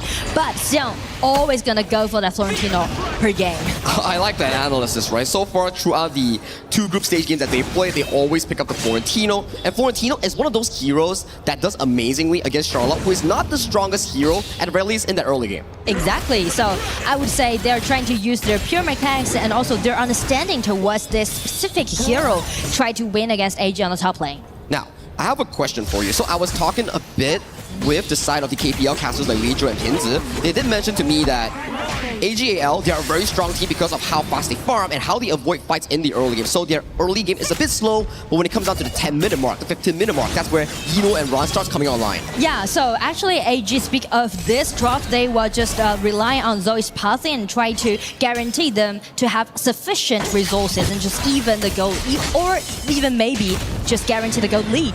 They're putting so much pressure against JR in towards that bottom side, making sure that Yino actually has more room to visit the Crimson Golem, pick up some gold, and then slowly but surely pace into that timer that we talked about. Yeah, I mean, like AG put a lot of pressure at the bottom, trying to gaining them the winning lane. But as we speak of the top, actually Zhihong made a nice rotation and just forced out Ran's flash on the top.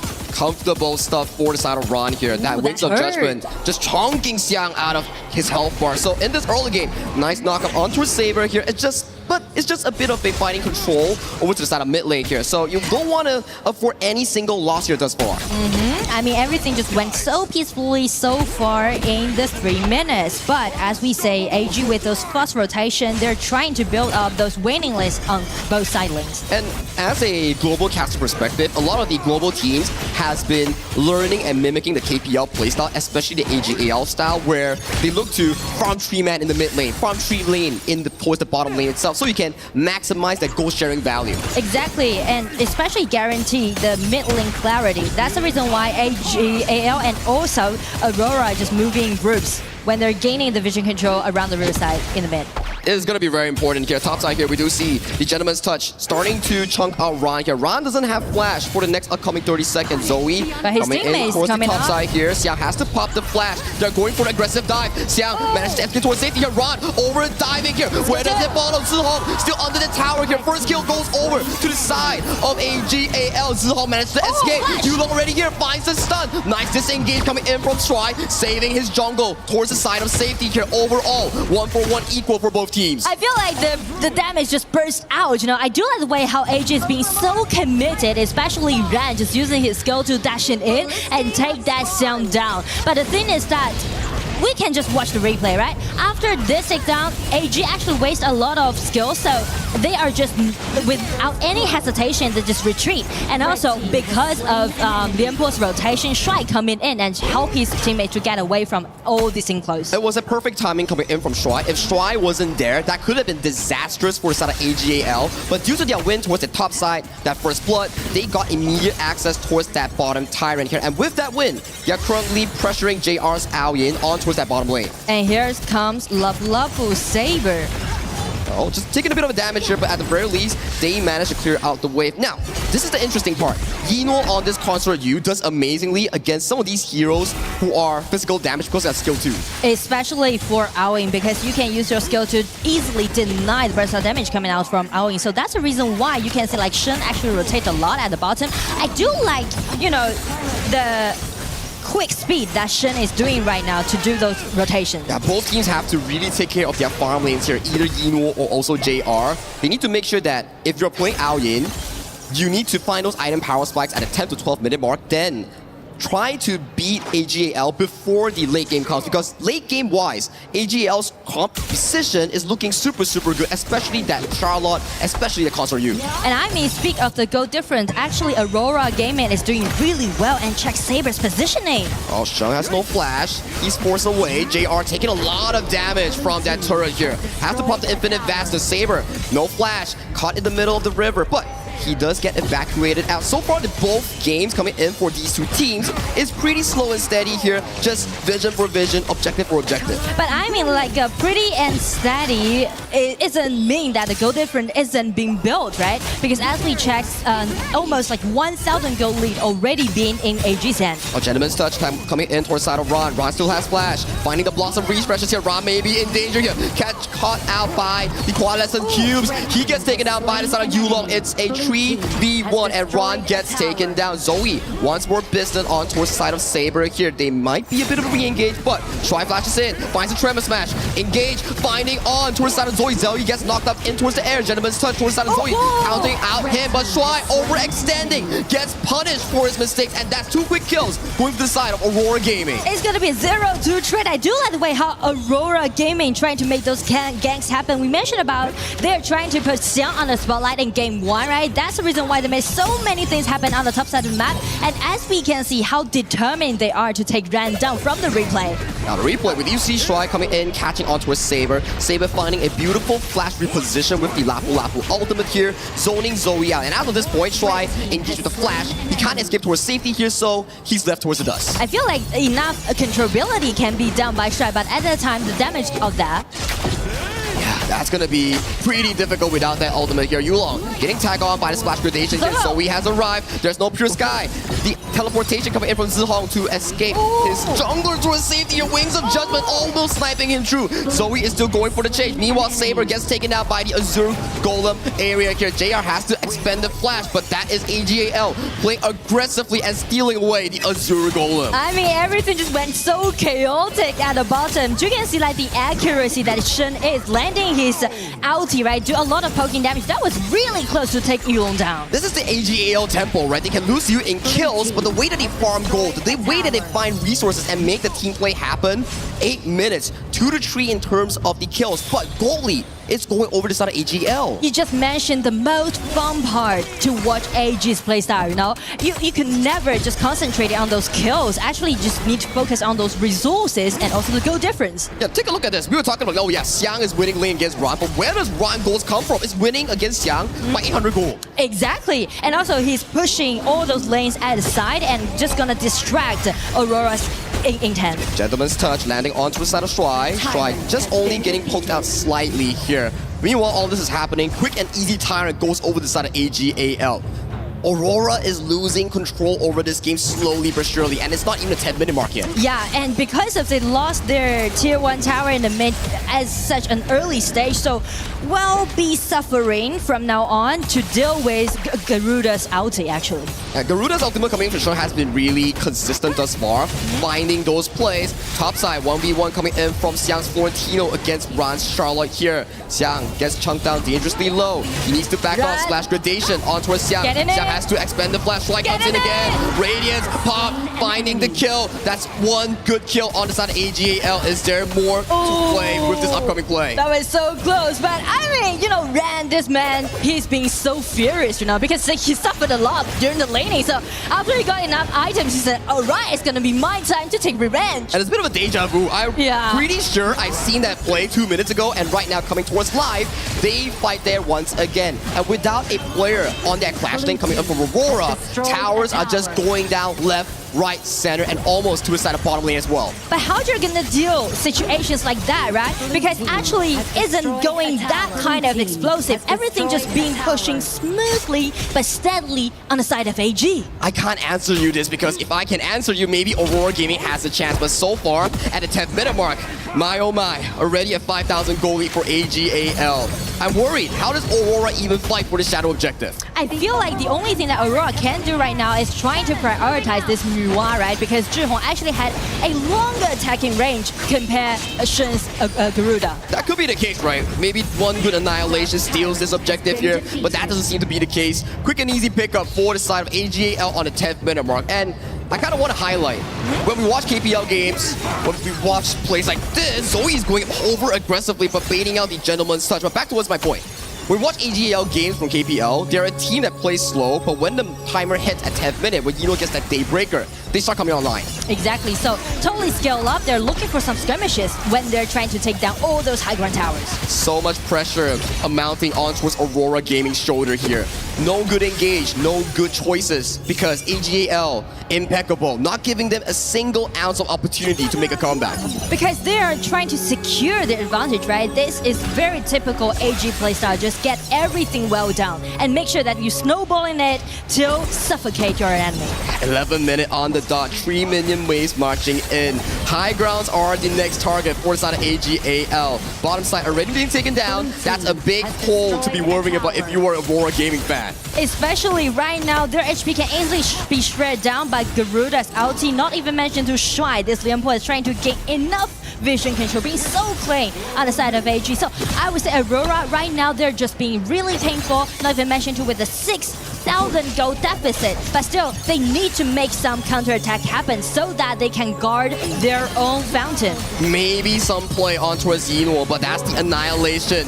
Removed from the pool. Shuai comes in, tries to zone him up. Yino gets a successful takedown on that top tier 3. This is also without the Shadow Overlord. The next upcoming play on this purple Overlord, it might be game over for Aurora Gaming in game 1. Especially AGAL is trying to guarantee their advantage by taking those Dark Tyrant. I mean, like game 1. You know what? We always see game 1 in those quarterfinals, in those single elimination went so wild in game 1, right? Everyone just pushing so hard.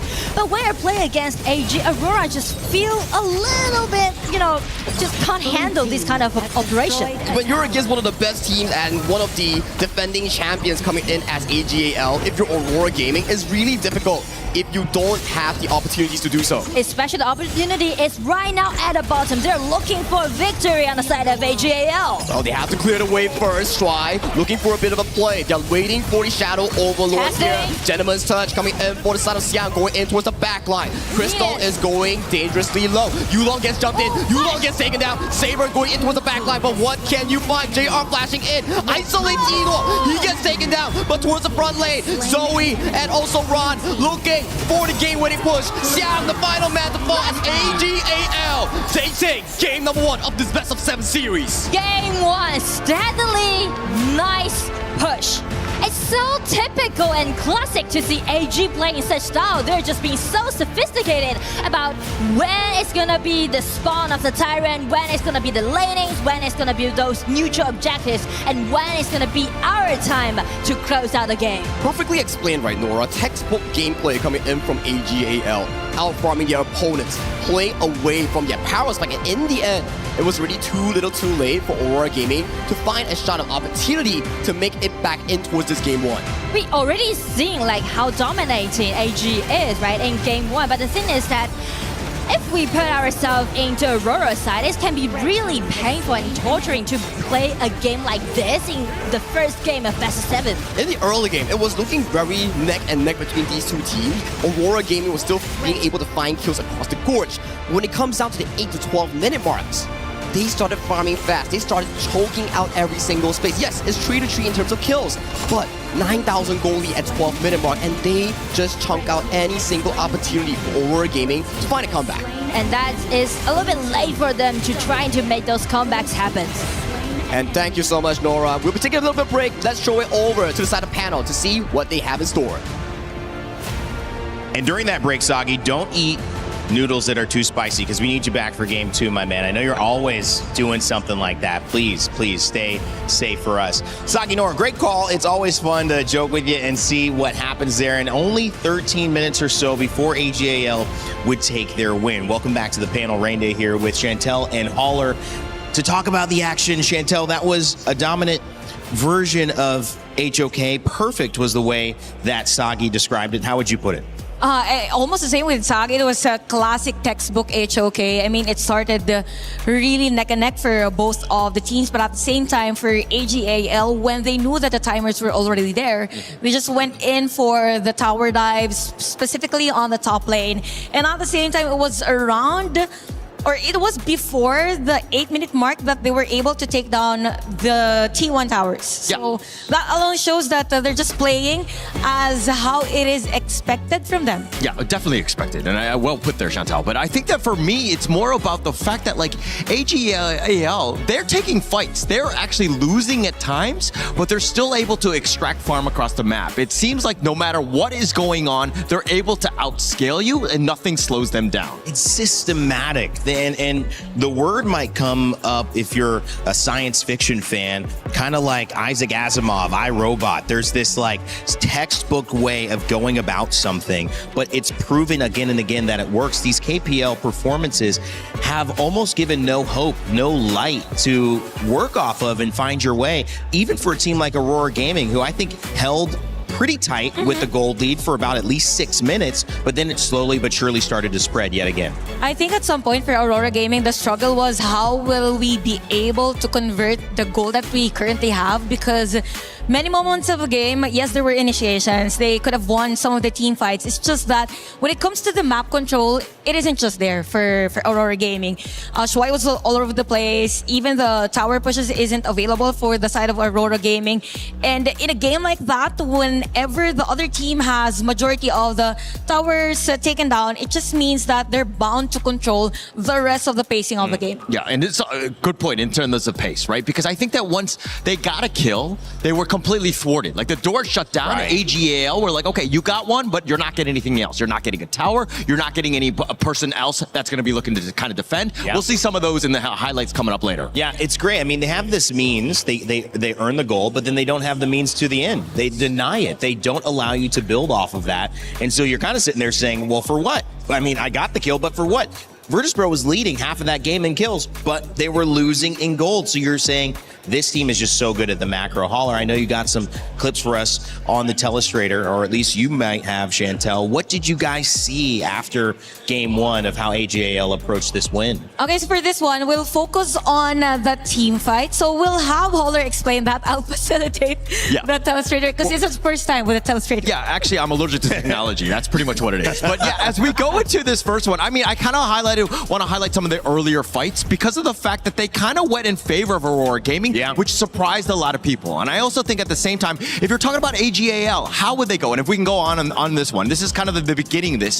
Saber with a nice little play with the Raging Sea, the way that he's able to kind of flash, shift everything, and to, again, get back to safety. At the same time, Shuai, you could see that he was kind of throwing himself in there, trying to protect them as much as possible. And again, Aurora gets the advantage on that one, but again, they're not able to get anything else. All they got was a roam at the end of the day. And at the same time, this has been a story for Aurora Gaming. So if we look at the screen right now, there's a team fight, yes, at the top lane. But we also have to consider that there's the Nua on the other side of the map, which is the mid lane. For Aurora Gaming, they just continued doing that. But it begs the question, what's next after this? Yes, you have someone to clear the minion wave. But then again, Nua will be late for the next team fight despite having the emergence. So sometimes for Aurora Gaming, it was a 4v5 setup most of the time. Yeah, and actually, as they're running away, look at them. They all have to go back to the fountain. AG are actually looting and pillaging your jungle right now. So that's how they're getting ahead. Even without Shuai on the battlefield, they're still able to make plays being down a mem. Yeah, they're using their life, it seems like, as a resource, right? It's not about dying. It's about the fact that now we have 70%. Essentially, you're dead, and we can now turn that into an economic boom.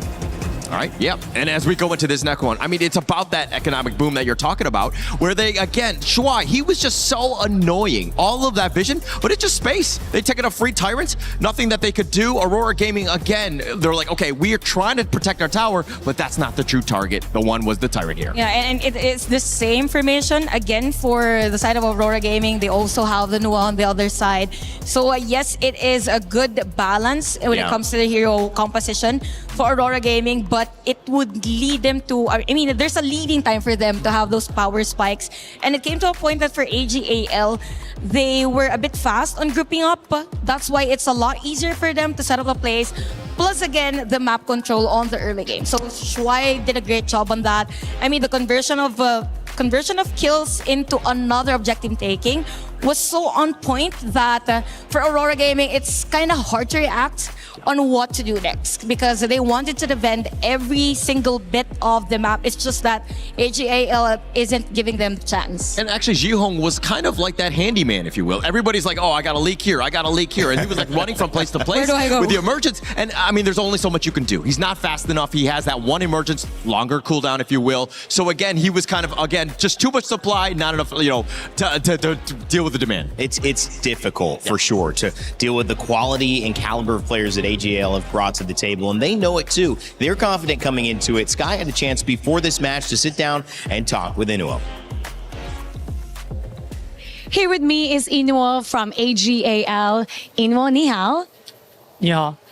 Now you're coming into this series as the defending KWC champions. Does that title give you extra confidence or does it give extra pressure since you now have to defend the title? 那你们这次在 KWC 当中也算是卫冕冠军嘛？那作为卫冕冠军，你个人认为这给你们带来了更多自信心呢，还是更多压力？会比较自信一点吧，因为我们有过上一次参赛的经历。I would say that it definitely gives us more confidence because we've got the experience garnered from the last tournament. Confidence is always a great thing when you come into the tournament, but now you're going to be facing Aurora Gaming. They have conquered MKL in Malaysia. What challenges do you think they will present to AGAL? Will they make it hard for you? 那很高兴也听到你们有这个自信心。但是你们下个对手呢，即将是 Aurora 战队，他们呢也是在马来西亚的 MKL 当中获得了冠军，也是算是一支非常强悍的一支国际战队。那你个人认为他们会给你们带来什么样的挑战呢？是的，我们跟他们也有训练交手过，他们确实很强。我觉得他们对于给我们的挑战可能是他们的国际服的训练场次比我们更多吧，然后会更了解国际服的版本跟英雄，这点我们可能要比较吃亏一点。Indeed, Aurora Gaming is definitely a very strong team. We have practiced and scrimmed against them, and they have definitely shown us that they are like the caliber of their skill is very, very high. I would say that one area that they will definitely pose a challenge for us is that they have much more experience when it comes to the international format and patch, so they have a lot more experience playing matches in the current patch that we're playing in, and this is definitely something that we are a little lacking in compared to them. I want to see how you're able to adjust with that. But this is a chance also to send a message to your opponent. They get to see this. What would you like to say to them? 那我们也很期待看你们如何应对这样的一种挑战。然后你这也是一次机会，相当于发一些话，让你的对手来发一些话给你的对手。那你有什么话想跟他们说的吗？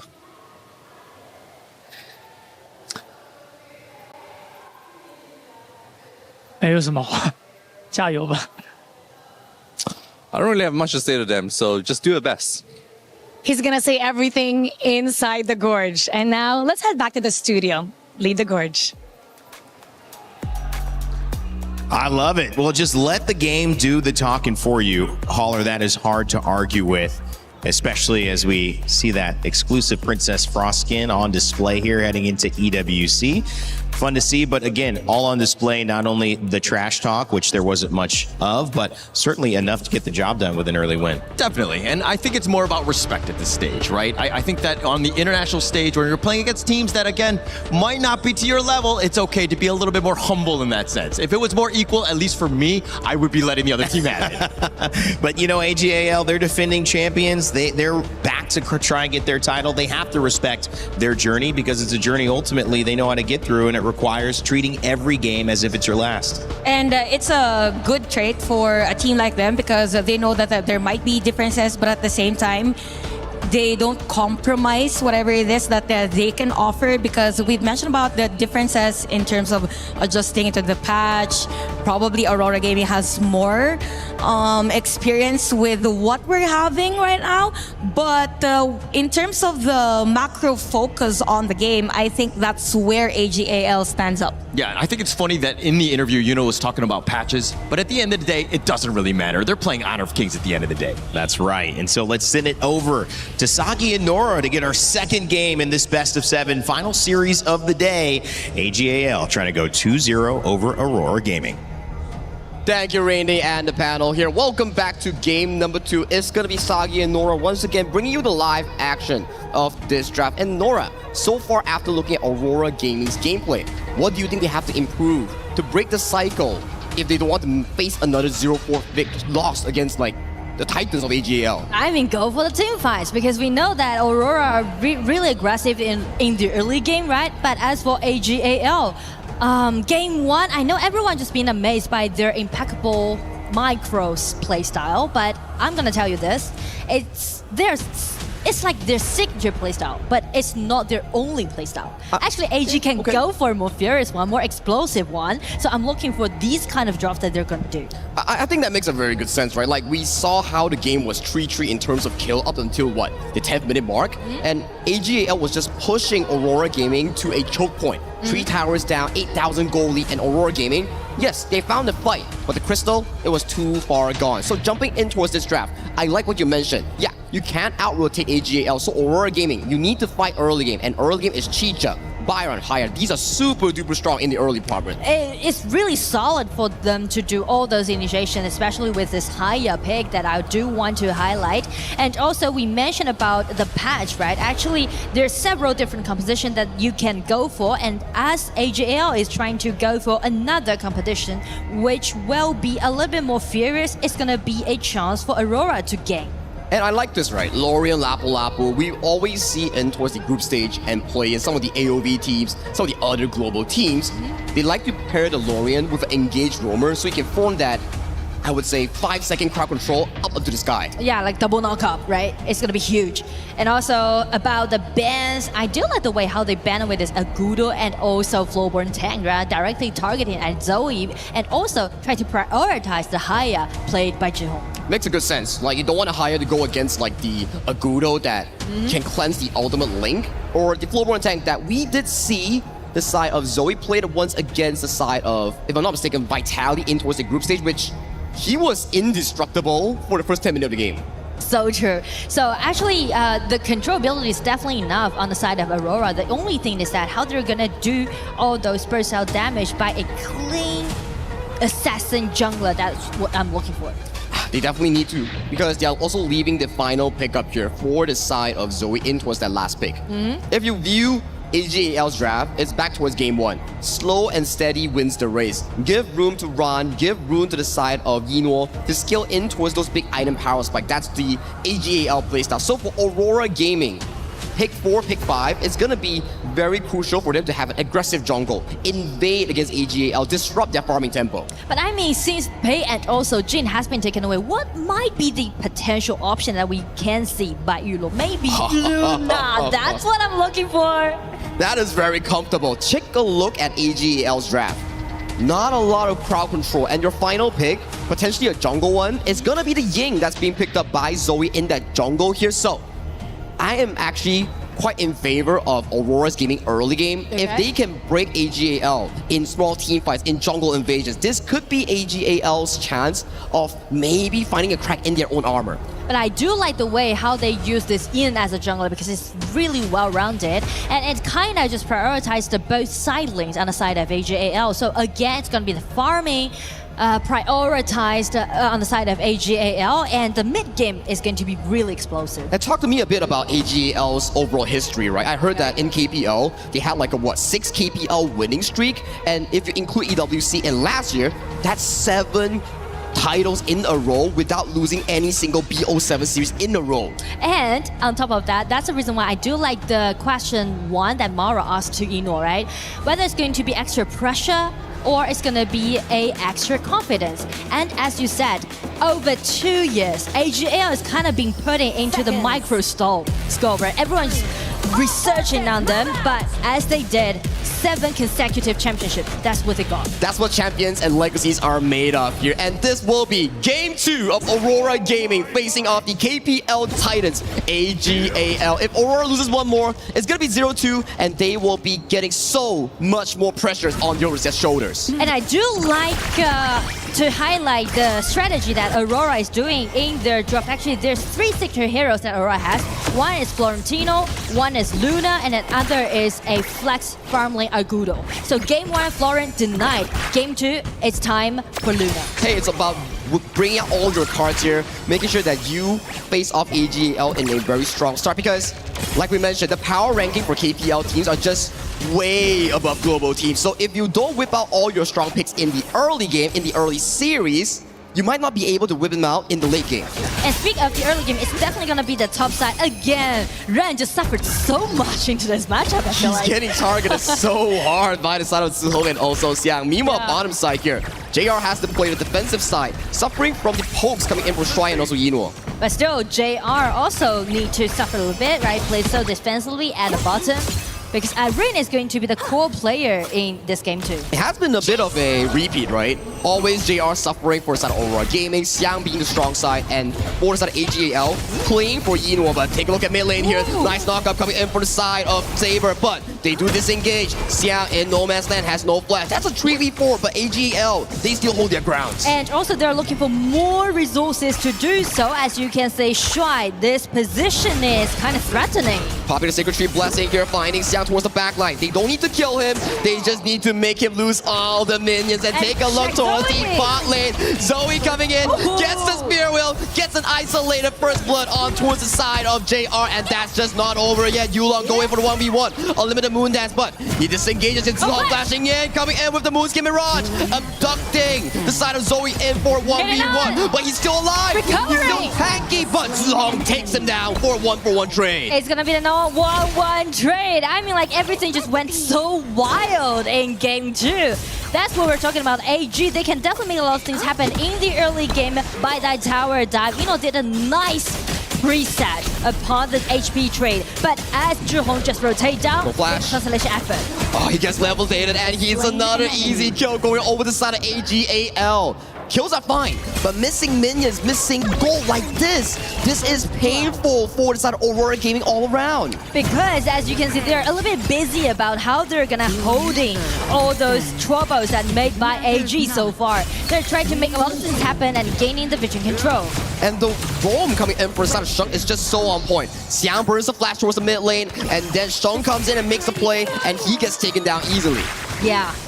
And Aurora, again, Limpo just rotate down, try to protect JR a little bit, but as you can see, Ino is definitely farming out very well at the bottom so far. Usually when we pick the Chicha, we want the Chicha to win the lane.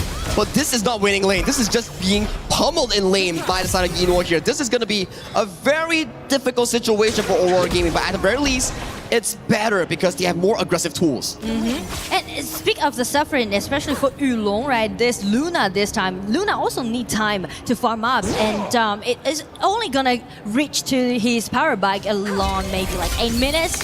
Yeah, 8 minutes, level 12. Then we see Euro start dancing around the team fight. You make a very good point. At the very least, there's not a lot of crowd control coming in from AGAL to stop this Luna. Just some skirmishes happening at the sideline, and they're doing some tower trades. I do like this decent tower trades. But as we can see, AG already getting their hands on the Tyrants, guarantee them the first Tyrant in game 2. How do they defend this Crimson Golem here? It's insight for AGAL. They respect it. They back off. Still, a tower trade-up pickup here. Now you can see the goalie. Only 4 minutes, but 1.5k goalie in favor of AGAL. Aurora Gaming, they need to start forcing fights. And also you can see the discipline that they are right now, right? Because actually the red buff was open on the side to the side of AGAL, but they didn't really commit into that. Yes, just a playstyle difference here. Ryan coming in, gets caught up by the Storm Strike here. Once going up again by the knockup coming in from Saber, but he gets disengaged. He walks out. just only having to burn the flash. Meanwhile, all this is happening. Yino, Zoe, safely, happily farming in that Crimson Golem area. And that's the micro that we are talking about, the details, right? When you're doing all those 2 versus 3 or 1 versus 3, you're actually saving your numbers to do all those farm up jobs. It's about opening up the vision for your team. Sheng, good reposition. Escape towards Yulong. Yulong gets taken so much damage coming in from the side of Zoe. But to your point as well, it's about baiting the enemy to waste time on you, and then the main carries like Yino and Zoe, Ran can start farming those minion waves. And I mean, those mobility that AG has kind of gonna be the hurdle for Yulong's Luna this time. Because as long as Luna's ulti is denied during the team fight, it's gonna be such a great trouble that that Aurora needs to deal with. High risk, high reward pick, right? You can't miss those ultimate refreshes here. My eyes are set on Zihong on that Haya pick. He needs to force something nice. Storm Strike coming in for the side of Xiang. But where's the follow-up here? Xiang gets launched up by the elevation. Moonscape Mirage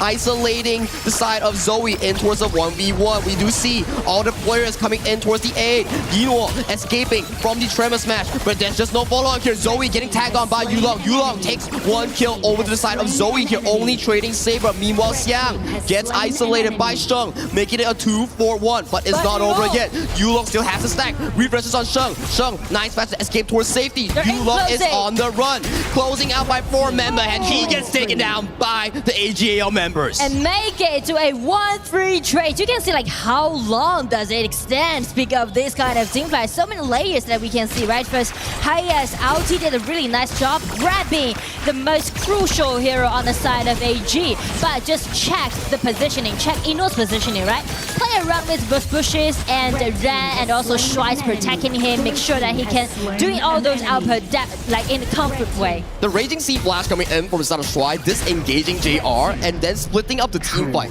Yulong was all alone, getting targeted by multi-man. Yeah, he did trade Zoe, but he loses more because all his teammates were dead.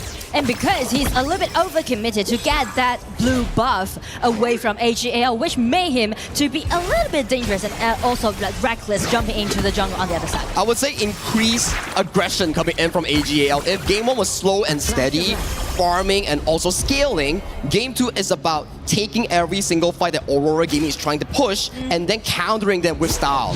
And actually fight, it's gonna be an opportunity for Aurora to grab. Well, take a look at Yulong here. He's looking for some refresh onto his Shuai so he can actually jump onto his Sheng. But AGAL, they're playing it really slow and steady here, only getting information and only playing if they see vision on the map. The reason why they're just gathering around this tier 1 tower is trying to take the tier 1 tower down and at the same time allowing Ran to be sneak into the background. And they also have the timer coming in for this Crimson Golem here. Bot side wave is looking really, really good. Moonscape Mirage abducts Ran into that 1v1. Beautiful flash reposition coming in from Yino, isolating Xiang. Meanwhile, towards the backline, Yulong finding a beautiful flight, but Saber is the one to first fall. What is the follow-up coming in from the side of AGAL? Because they are just isolating every single target as JR falls as well. This is looking disastrous for Aurora Gaming. I mean, this is the discipline that we are always talking about when we're speaking of this Titanic AGAL. You can see like they're kind of a little bit harassed by Lunas coming in, but as Yulong's ulti was denied, as long as they spot that, they're just gathering around and play with this Irene, make a nice pushback. And when Haya doesn't have gold, you can't kill the 1v1 in time. When Ran comes out, he still has so much healing on that Sacred Tree Blessing. So all these fights, yes, it has been engaged by it has been engaged by Aurora Gaming, but it has never gone in the way of Aurora Gaming. AGAL is dissecting them step by step. So that's the reason why already, like, we can see a lot of team fight happens, but Aurora seems to be a little bit behind. They are behind. Zihong once again pushing Zoe into a 1v1 brawl. Ran just zoning off Xiang, trying to give some vision here. Sheng finding the knockup here, misses the timing here, but towards the backline, Zoe goes dangerously low. The side of Yulong still finding unlimited moon dance. Shuai has to pop the flash, but where else can you go? Ran has a nice position here. He wants to defend his team, so they respect it, but Yulong still playing with fire here. 1-for-1 trade between the jungle and also roamer for both teams. I mean, the consistency that Yulong has with his ulti allowing them to do so, right? Just check the replay. After the ulti from has been denied, you can see Yulong just getting in, putting in such a beautiful chasing. It was a good play nonetheless coming in from Saber. Yes, he's 0-3-1. But if he didn't stop Yinor in that chase, things could look even more disastrous for Aurora Gaming as we pace into the 10-minute mark. Shadow objectives are available for both teams. And I mean, like 5,000 gold lead already been holding in AG's hands, so definitely they are going to be a little bit intimidating when we speak of this mid-game team fight. Well, Yinor is slightly slow towards this play here. Shadow objective started by the side of Aurora Gaming. Yulong goes in towards the backline, finds a refresh on towards Sheng. Sheng has to pop the flash. Meanwhile, Xiang gets CC down, and he will be out of the fight for the next 30 seconds here. Yulong finds a beautiful knockup with the help of Saber here. Ron gets isolated. Ron gets taken down. That's a 2-4-2 in favor of neither team as of now. They isolated here. So, at the very least, Aurora Gaming, they have jungle, they have smite. How do they play this? They're going in, they're going in. Aurora is being so committed to get this Siren down, but here comes Strike getting in, trying to make some harass happen, but with the smite that Aurora has, they got a Tyrant, but well, AG let them go. Shard being unstoppable, take that Luna down, and they're chasing for another Saber. Saber is not his way home, but AGAL, with their experience and mechanics that they have, they're just going rampage. 3v3, yes, you get the Shadow Tyrant, but in the end, you lose the kills, you lose the buff, and with this gold lead, they can go for Shadow Overlord and start the AGAL playstyle. I mean, like, everything just went so optimistic at the first hand on the side of Aurora Gaming, right? Elon just keeps standing there, and also the double knockup, that was really decent, guaranteed to the Tyrant. But I do like the way how AG is making those constellation effort, right? First let Eno to take that tier 1 tower down in the mid lane, and then get back to the Tyrant camp and just enclose the whole spot. And you always see very good teams, like the KPL teams, like KSG, AGAL, the double carries never stand together. Yino is on one side, Sheng is on one side, and they get isolated here. But back towards this team fight here, we do see an abduction coming in on towards Try. Yulong is already out of the fight. Saber goes in all the way deep. JR comes in from the back, isolates Yino. This could be Aurora's gaming chance as they take down Sheng as well. Zoe, he's being cornered into 4 different members here. He might be taken down as well as JR and Zilong here closing in. They do get 3 quick kills from the hands of AGAL. They are looking for a comeback. I mean, Aurora is definitely making for a comeback, and when they're trying to make all these things happen, it's gonna be JR stepping on the stage. That was a beautiful flank coming in from both JR and Saber, finding Yinor, finding Shen, and the CC layering was just beautiful. And because Yulong was getting in, but Yinor with his flash out, he just denied Luna and also his ulti. But as they think, alright, it's gonna be safe enough, it's gonna be JR dashing and just being so devastating. We've seen a few of these plays, right, where even KSG VP, they like to flank from the back, they like to find the angles. These are moments that you need coming as Aurora Gaming, the underdogs in the series. And not only for JR, but also for the whole team, right? It's just bringing them the momentum and kind of like the confidence that, alright, speaking of the team fight, we are capable enough to do it head-to-head. They're coming in as a challenger. They are hungry for that $10,000 here, Nora, because if they win one game, that's 10K in the bank for Aurora Gaming. And I mean, that was a 5,000 gold difference, but right now, it has been narrowed down into 3,000. Ron finding Xiang in for 1v1. The elevation, forcing out the flash coming in from Xiang. It's a good cooldown to be removed for the next upcoming 2 minutes. But as Ran just getting stepped into the bushes, gaining enough vision control, they're just guaranteed that it's going to be so clear around the riverside. The next 50 seconds will be really crucial for both teams. This Shadow Tyrant might be a game changer if both teams wants to fight for this. So they are preparing for this crucial team fight. Everyone just playing surround this Tyrant. And also Eno got this red buff always on him. He can do constant output damage. Yulong has to run for the hills. He has no flash. Oh, very close coming in for the side of Yulong here. His ultimate just came up from refresh here. Try. I mean, double flash being denied on the side of AG. That might be Aurora's time. It might be. It just might be right now. So no flash on Sheng, Yinor, and Shuai. Aurora Gaming, they have the control over the river right now. So AGAL need to play extremely cautious, speak of the upcoming team fight. Have 5 seconds on the dot, but Minion Wave has been sent in by AGAL so they can actually move smoothly in towards this river control here. Zihong finding an abduction, where can he find? On their way. They know they are got the advantage. Okay, Moonscape Mirage landing onto a Shuai. Both teams are fighting over the Shadow Tyrant. JR gets spotted out by the side of Yinor here. Who gets it? It goes over to the side of Zoe. That's a crucial steal. So the fight continues here. Beautiful Lapu Lapu ultimate towards the backline here. JR going in towards the backline, finding Yinor, isolates him for a 1v1. But 2 members down for Aurora Gaming, and JR, that's not your base. He will be taken down, and he will pay for his over-aggression. I mean, double kill goes over to Shen, make it as a 1-3 trade. You can see Aurora, they are really determined and maybe like over-committed to take Yinor down. They feel like, okay, it's gonna be our only mission to take that Yinor down, but check Zoe with the dragons that round. They're buying them time and turn the table around. That's the thing, you get Yinor, but the Tyrant, the kills, still go in favor for AGAL. 5,000 gold lead for the next 40 seconds on that Shadow Tyrant here. This bottom tier tree, it might be going down. I mean, the Tyrant matters so much, and also that might be the pivot of whole game 2. Slow but steady. I like the team fights coming in for side Aurora Gaming, but it is a bit overzealous trying to dive on one single target. And I mean, kind of frustrating to know, because you already got the advantage. You already trade like free flash on the side of AG. You thought like you might win the upper hand, but the problem is that Zoe comes in and grabbed the Tyrant, and at last they just made it as the 0-3 trade. Like personally for me, Shuai and Sheng has been phenomenal in this game, and they have been layering so much crowd control in these team fights. So it's gonna be the minions on their way, and Yinor back on the battlefield with the red buff, trying to poking down those damage. And Lapu Lapu ulti in. Xiang has been taken extremely down. Flash being forced out. It seems like AJL is trying to close out the game. The minion whiz will be marching soon, surely here, but they're taking a bit of a break. They want to back off. They're like, guys, let's show down. Want to end this game without any single mistake. Shadow Overlord is still available for grabs coming in for both teams. They're trying to snowball the game to a secured result. Slowly. Oh, Yulong finds a 1v1 against Ron. Smite already burned here, so this is going to be a free and easy Overlord that will be secured by AGAL. Clock's taking Aurora Gaming. This might be the game-winning push. But I mean, like for Aurora, the only thing that they can do is rely on not only Hayas ulti, but also JR, right? Shusha has made so many things happen so dramatically, just overturn the whole team fight. But will JR do it at the same time? Ron is so good at this. He cleared out the bush, and JR, my buddy, he's isolated. Yinor gets pulled into a 1v1 with the side of Zihong, and out of side of this fight, Yulong is finding the refreshes here. They're kiting.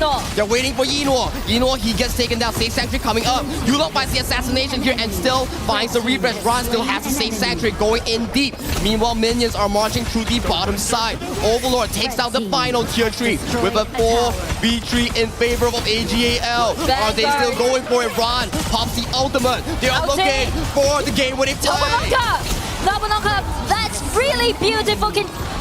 Can be seen on the side of AGAL. They're holding their vanguards, getting into the crystal, but still trying his best. Use his tankiness, and also Yulong dashing again, just playing in such a deft way. He's aiming at this guy, but the crystal is being taken extremely low, and game 2 goes over to AGAL. What a performance coming in from both teams, but the experience, the macro knowledge coming in from AGAL is just far superior in this game too. But I feel like there's like more back and forth that we can see, right, in game 2 compared to game 1. I mean, Aurora Gaming also did a really good job in game 2, but the thing is that AGAL, they're not only good at microing or snowballing the game till the end, they're also known for their resilience and also make all those things happen when we're turning into the drawback. It's about the 10th minute team fight that AGL always has miraculously, right? It's always that thing where they're well farmed up, Yinor is slow to the fight,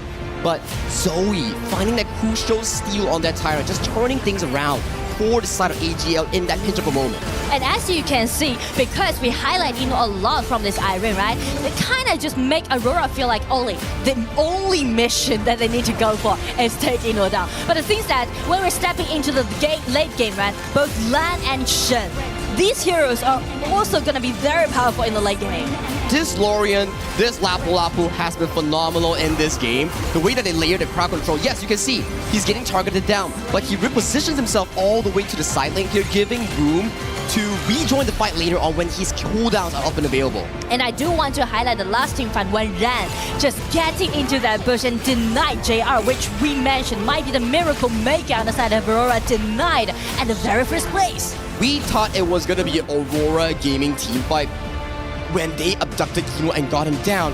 But Ron's late game Fatih, that was a really beautiful sight to behold, and this was the crucial kill tap coming in from Zoe. So what, he's 2-5-1. He finds the steal, he sets his team up for success, and Ino gets taken down. And that is Ron going for that final play. But that's coming in from us. Let's check with the panel to hear what our experts have in store for us. Well, you know what? I'd love to give myself the title of expert, but I don't think I need to be one to see what AGAL are doing. And that's not to take away from Aurora Gaming. It is just to state the obvious, what is on your screen. We call it the eye test. What's being seen here? It's completely what we expected from our KPL representatives, the defending titles champions, the Kadia City title defenders as well. Welcome back to the panel, Rainday and Chantel and Holler. And to me, one of the interesting things about this matchup was we got a chance to kind of ask the question, how has the MKL measured up? It's been a minute since they've fought against each other on the international stage. We know how good Aurora Gaming has been, recent champions of that league. Holler, I'll start with you. What's the, after 2 games, takeaway so far with what you've seen that you've liked from Aurora, but also where the disparity might still be with AGAL? Great question. I mean, to start things off, I'm like a proud parent at the end of the day, right? Because it seems like this is a team that, I mean, they're definitely the underdogs. You're seeing that right here. Yeah. Game 1 wasn't so great, but game 2, they're getting better. Yeah. And I'm getting more and more engrossed into this one. And I'm like, oh yeah, go my little kids, go. What about you, We were like cheering all throughout the game because for Aurora Gaming, they knew the strength of their lineup. They really forced every team fight against the AGAL because we know AGAL is a type of team that clearly has this vision, or like they're a team that has this vision board. Okay, at 3 minutes we'll do this, 4 minutes this is gonna be the story of our game. But for Aurora Gaming, what they did was they brought chaos to that early game control of AGAL has. It's just that for AGAL, there's this way again.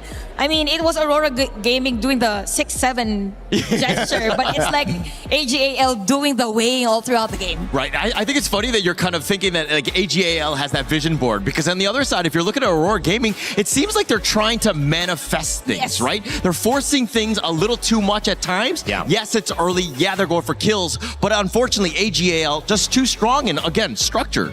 It's all about structure because I think, yes, Aurora Gaming was winning mostly of the team fights. It's just that if we look at the entire game, it was always AGAL on the lead in terms of gold. So it all boils down again to the macro aspect of things, taking the jungle, controlling the map, taking down the towers. Because if it's heavy on team fight, definitely Aurora Gaming was winning the early game. Yeah. But for AGAL, okay, let's just wait for our power spikes. And then if Ino already has the items, already has the kit to go full force on heavier team fights or extended team fights, then we go full all in. Yeah, and actually kind of Aurora Gaming, they're like almost forcing fights. It's very weird. You don't see this too much, especially when they're playing the other global teams. It seems like they were more fighters than lovers. Not to say that AGAL are more lovers than fighters. I don't know where I'm going with this, but I do think that there's a little bit of a discrepancy in terms of play style, right? I mean, AGAL, very cool, calm, and collected. Yeah, they seem to be. And I love the way that they've approached this fight again. You feel like there's a meaningful change that a team can make to stop this, to force their hand, to say, let's make you make a mistake, and we'll be right there to catch you. Aurora Gaming playing a little cat and mouse, but ending up still being the mouse in that trade. Chantel, you got some clips though on these fights. What have you taken away from game 2? Okay, definitely again for game number 2, let's show some of the positioning of the players. This is around 10 minutes of the game, 11 minutes of the game. So it kind of just, a little bit of a start. I mean, this is one where you're kind of seeing just like Aurora Gaming, they get caught out of position many a times. It seemed like, I mean, not to say that they didn't know what side they were on, but they were going more to the red side multiple times, and they got caught out, at least in this one here. It is more like an emphasis that some of the players aren't in the right position given the current situation of things, because this by far, this is an overextension already for Saber. So again, it's about them forcing every entry against the formation here of AG's defense. And for another clip, this was around almost 12 minutes of the game. Yeah, and this is a moment where I was thinking, okay, Aurora Gaming have found it. JR with the perfect flank, and then that's what they actually caught him off guard. Sometimes AGAL didn't expect them to be there, and the positioning, again, the way that they've been able to ambush, Aurora Gaming has been able to surprise. And you know what, for Aurora Gaming, the strength during that game was them knowing that the hero composition of AG heavily relies on the positioning of the heroes. I mean, you need to be at first having Ran up front, Zoe as well on the setup plays. But then again, because of them forcing a team fight, sometimes there are a bit of moments wherein they actually won that initiation. Yeah, yeah. And again, just with the catch-up. I mean, the kills are one thing, but then this is that moment. We were talking about the fact that the main 3 cores from AG were all down in terms of the flashes, but the way that AG were able to navigate it, Zoe gets that steal, completely changing this game on its head, if you will, and they just took over this game. And this is why AGAL, no matter what the odds are, no matter how many skills are on cooldown, they're ready to fight and they will dismantle you. I think also that steal from the objective was also the turning point for AGAL that means that they're bounded to win that game, because I kind of feel like in that moment, everything is so on point. They know how to seclude or isolate. It's more on the isolation, I guess, for AGAL on that skirmish. Yunua going for his 3rd EWC championship, AGAL trying to go back-to-back here as well. And they seem to have gotten all the answers right with the draft. You mentioned there were some team fights Aurora pushed because they were able to, and they were kind of pigeonholed into taking the fight a certain way, which might just be an indicator of how they need to move into this game 3, which is isolate a key win condition for AGAL. Don't allow them too much space to operate. Don't allow them too many ways to win this fight, and then take advantage of it. Obviously easier said than done, but what can you do to start that? Is it taking away some of these like bigger, broader heroes in the ban pick that can do multiple roles? How would you approach this, Holler? All right, I don't look at this as a hero problem. I think the drafts have been fine. Okay. It's all been about execution. I think, Chantel, you rightly pointed out when the game was going on, there was a fight where, you know, AGAL didn't have the full numbers there because Yunua was pushing in the mid lane. I think that was during a Tyrant take, but they knew that even though they were to take or contest for that objective, majority of the skills of the other team was not available for an extended team fight. So again, it's them weighing doing the 6-7 thing. It is a very close one. I mean, 2-0. When you talk about KPL teams and you look at even our first semifinal of the day or quarterfinal of the day, it was a lot farther away. The disparity was clear. This moment feels like if Aurora can turn 1 into 2 into 3, they might actually do it. $10,000 on the line for just 1 game win. Will it be in game 3? Let's send it over to Sagi and Nora to find out. Thank you, panel. Thank you, Rain Day here. Beautiful insights as always here. And to your question, can Aurora Gaming take 1 game or find signs of life in this BO7? What do you think? Well, I mean, like we mentioned about the 3 cards that Aurora Gaming has, right? 1 Florentino, 1 for Luna, and the last one will be a Gudo farm. I'm looking for the potential play in Game 3. Usually when we see through their group stage games against Rock Esports, against the side Influence Rage, we have seen Aurora Gaming, they utilize the Agudo as a flex. It's not only in jungle, they always play it in farm lane, usually against the Floorball Marksman. And usually you can see like in the previous 2 matchups, JR actually suffered a lot during the laning, right? So if they want to highlight JR in Game 3, they need to give him some like more powerful hero at the bottom. Yeah, and toward these bans I'm looking at, right? Are we going to get a Dino early because Chano is not available? The idea is banned. That's potential. That's potentially going to be the Yino early locked in. There we go.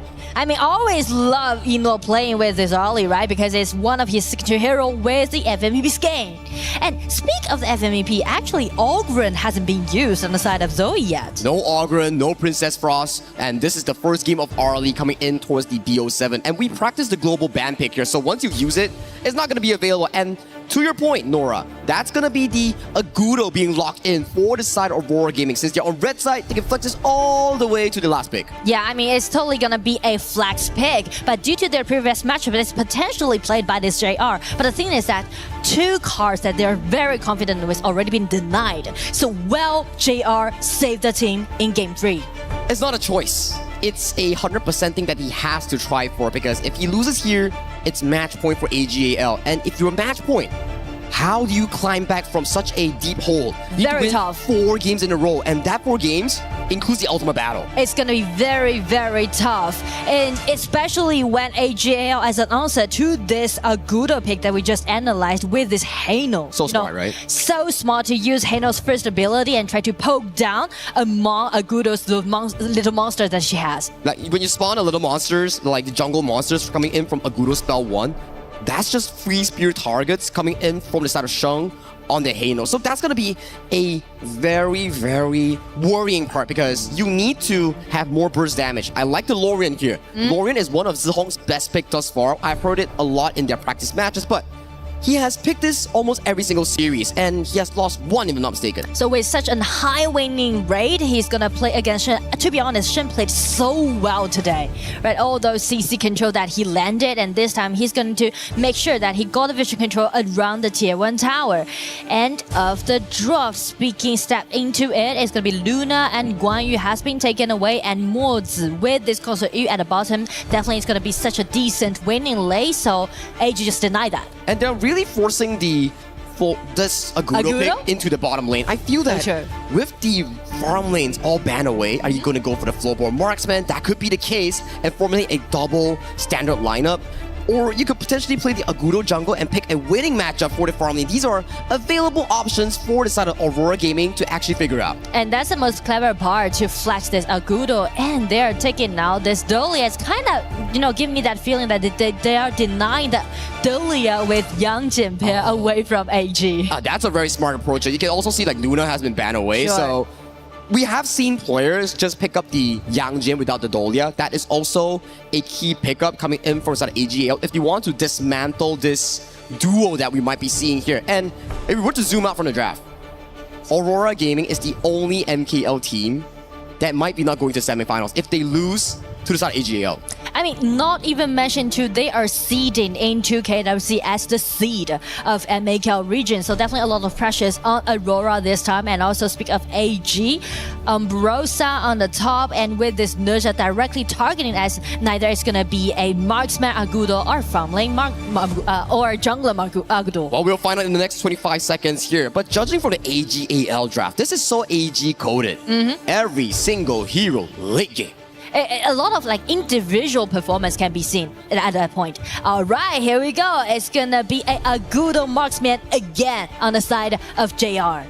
Oh my god, it's a signature pick as of this point. So far, yes, it's only 50% win rate, but he has been having crazy KDAs thus far on this Agudo farm lane, and if they need a surprise pick coming in for such a clutch match, potentially match point for AGAL, this is the time to bring it out if you are Aurora Gaming. I mean, the laning definitely matters a lot, right? Whether JR can build up himself a winning lane at the bottom, or they're gonna be so suffering because the way that how they're using this Dahlia, trying to, take it away from the possible Yang Jian and Dahlia pick on the side of AG, just kinda give them little initiation on their own side. At the very least, they have a lot of healing, right? It's kind of like a double-edged sword. A double-edged sword, but if you can land the ultimate Gorge mobilization on Agudo on the enemy, that could be some of your engaged tools potentially for the side of Aurora Gaming here.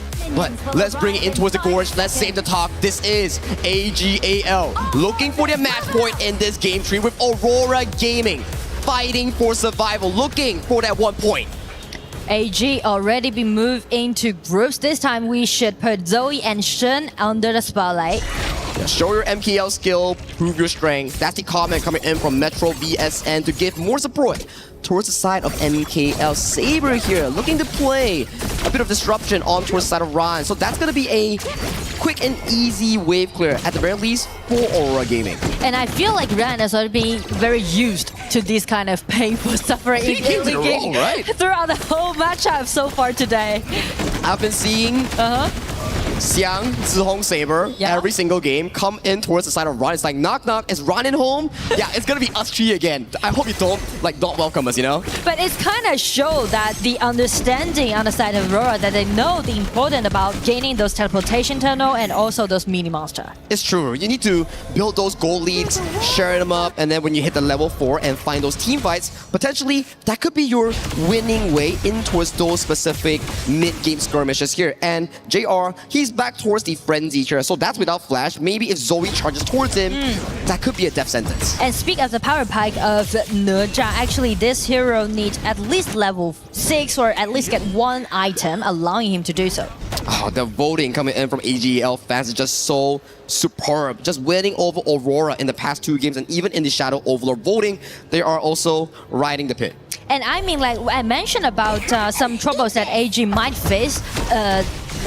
It's gonna be some nice knockup coming in from Zihong here, and one more jump from Yulong takes the isolation kill. Sheng pops the ultimate here to get himself towards safety here, but in the 3v3 skirmishes, finally, for once in the series, Aurora wins it. I do like how Aurora is trying to attack in the mid in such a proactive way. It's kind of like unexpected. And this is needed.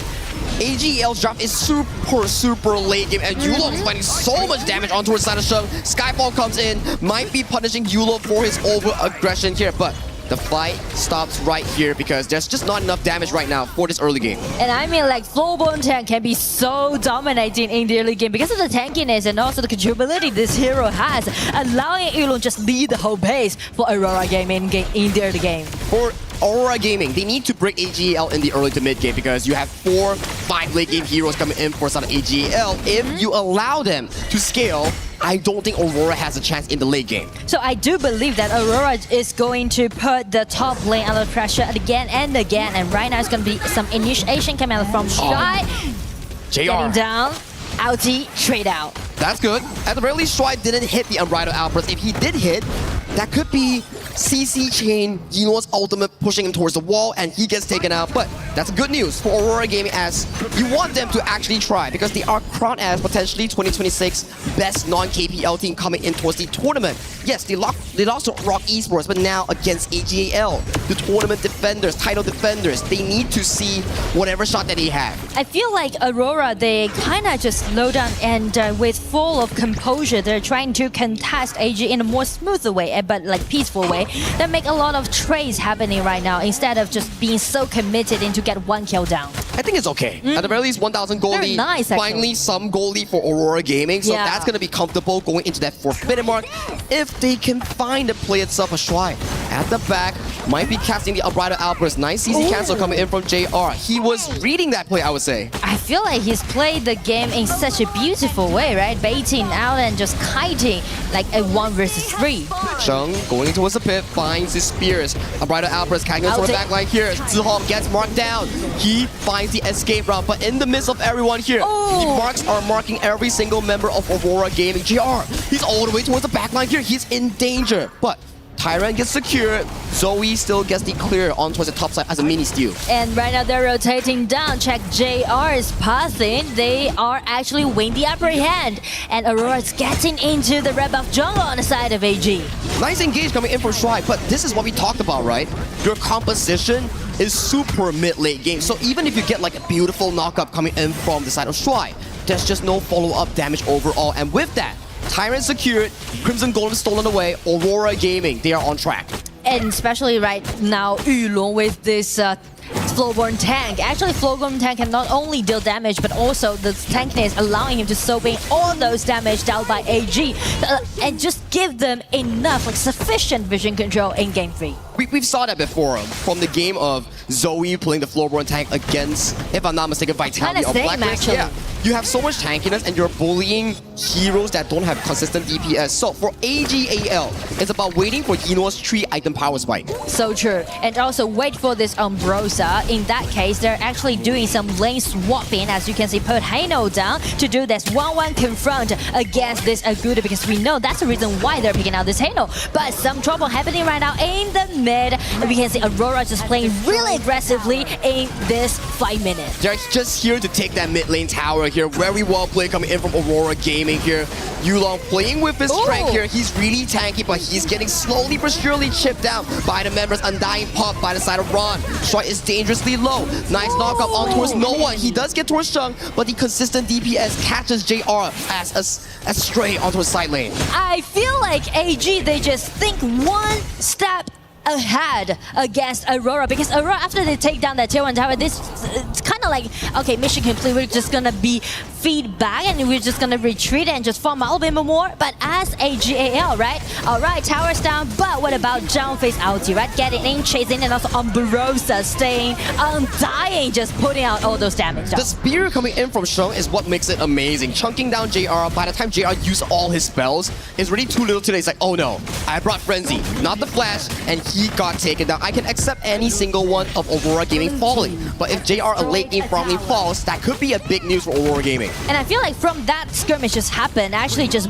bought AG more time. Actually, they're trying to counter-attack against Aurora this time. What a scary momentum that AGAL has found towards them. Zihong finds the elevation here, but doesn't find on towards a target here. But they do get the Crimson Golem. But when all this is happening, Ran gets a free tower on towards the bottom side. I mean, Ryan's definitely had his good time at the bottom, right? Just doing those push-ins because Aurora, they can be really great. Speaking of those initiation, but speak as a split push, their lack of hero that is capable of doing that. It reminds me of Game 2 and Game 1, where early game looks pretty 50-50, but when one small play happens for AGAL, they start stepping on the pedal and then accelerate the game. Just now we saw Aurora Gaming 2 minutes ago, 1k goal lead. And with a switch of 1 kill, it's now in AGL's control once again. But I mean, speak of Game 3, actually the goal difference quite even, which is very optimistic on the side of Aurora Gaming. It's something that we want to see being held 50-50 all the way to the 10th minute mark.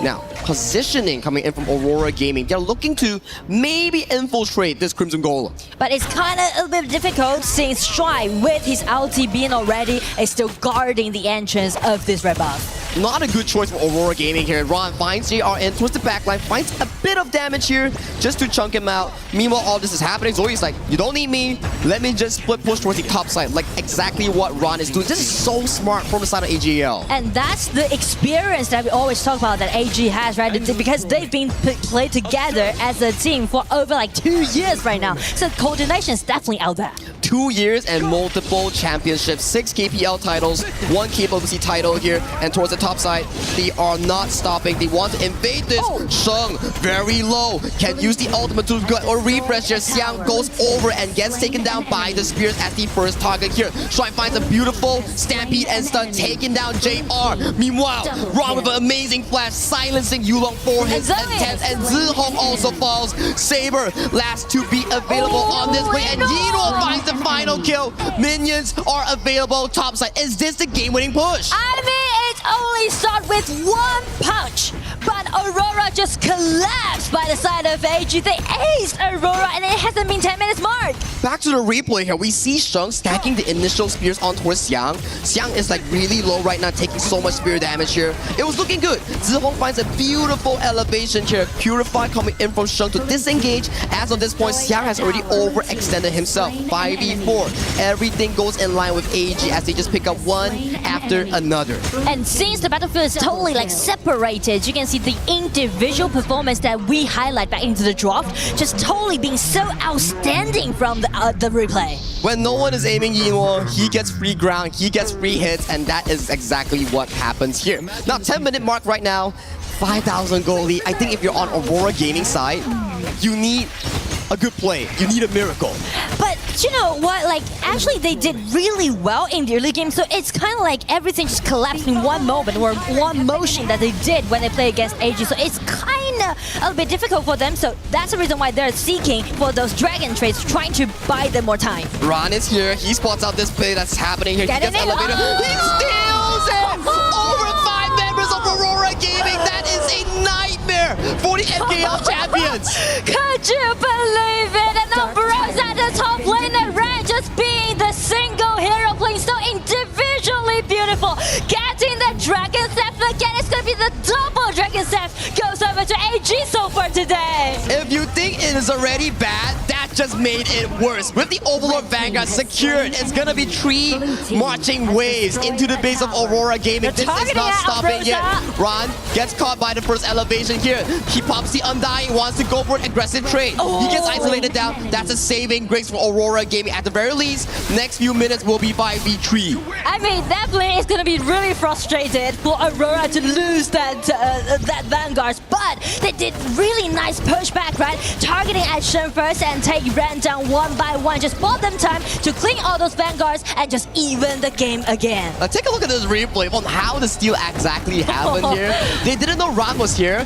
Ran comes in, he gets knocked up by the elevation. He already precast a spell too, and he got the steal over 5 members of Aurora Gaming. So that's the reason why Aurora just being so furious about take Jan down, you know. My goodness, here as an MKL fan, that's gonna be a heartbreak. Yeah, but still, after they just take Ran down, they just kind of equalized the whole pace. But still, 5,000 gold lead goes over to AG, just kind of led them to have the ability to pushing forward steadily. AGL still needs to be careful here. There is a lot of crowd control coming in from Xiang, Yulong, and also Zihong, so they need to split up the positioning here. Don't let them find a beautiful wombo combo. And also, just trying to do more poking damage before the team fight really initiated. Right? Utilize the Agudo feature that it has. And I like the point that you pointed out just now at the pre-game draft.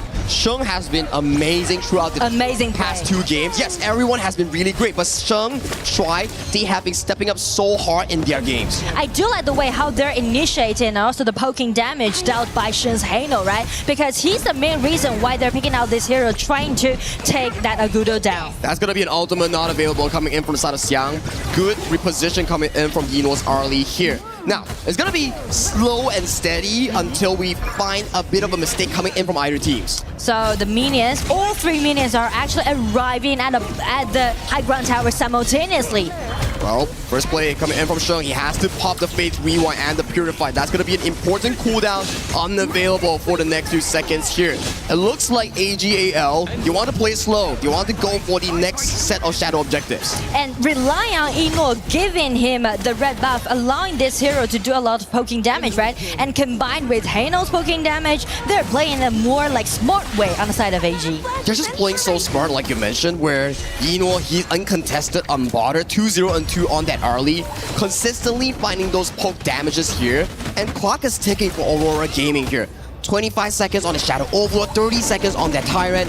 Next wave, once it's cleared, Aurora Gaming might need to find a miracle fight. I mean, but the miracle, the problem is that how they're gonna make the miracle happen without enough burst out damage, right? Because you can see the control ability always went so nice by this Dharma and also Lorian skill 3. But the thing is that the damage isn't that sufficient.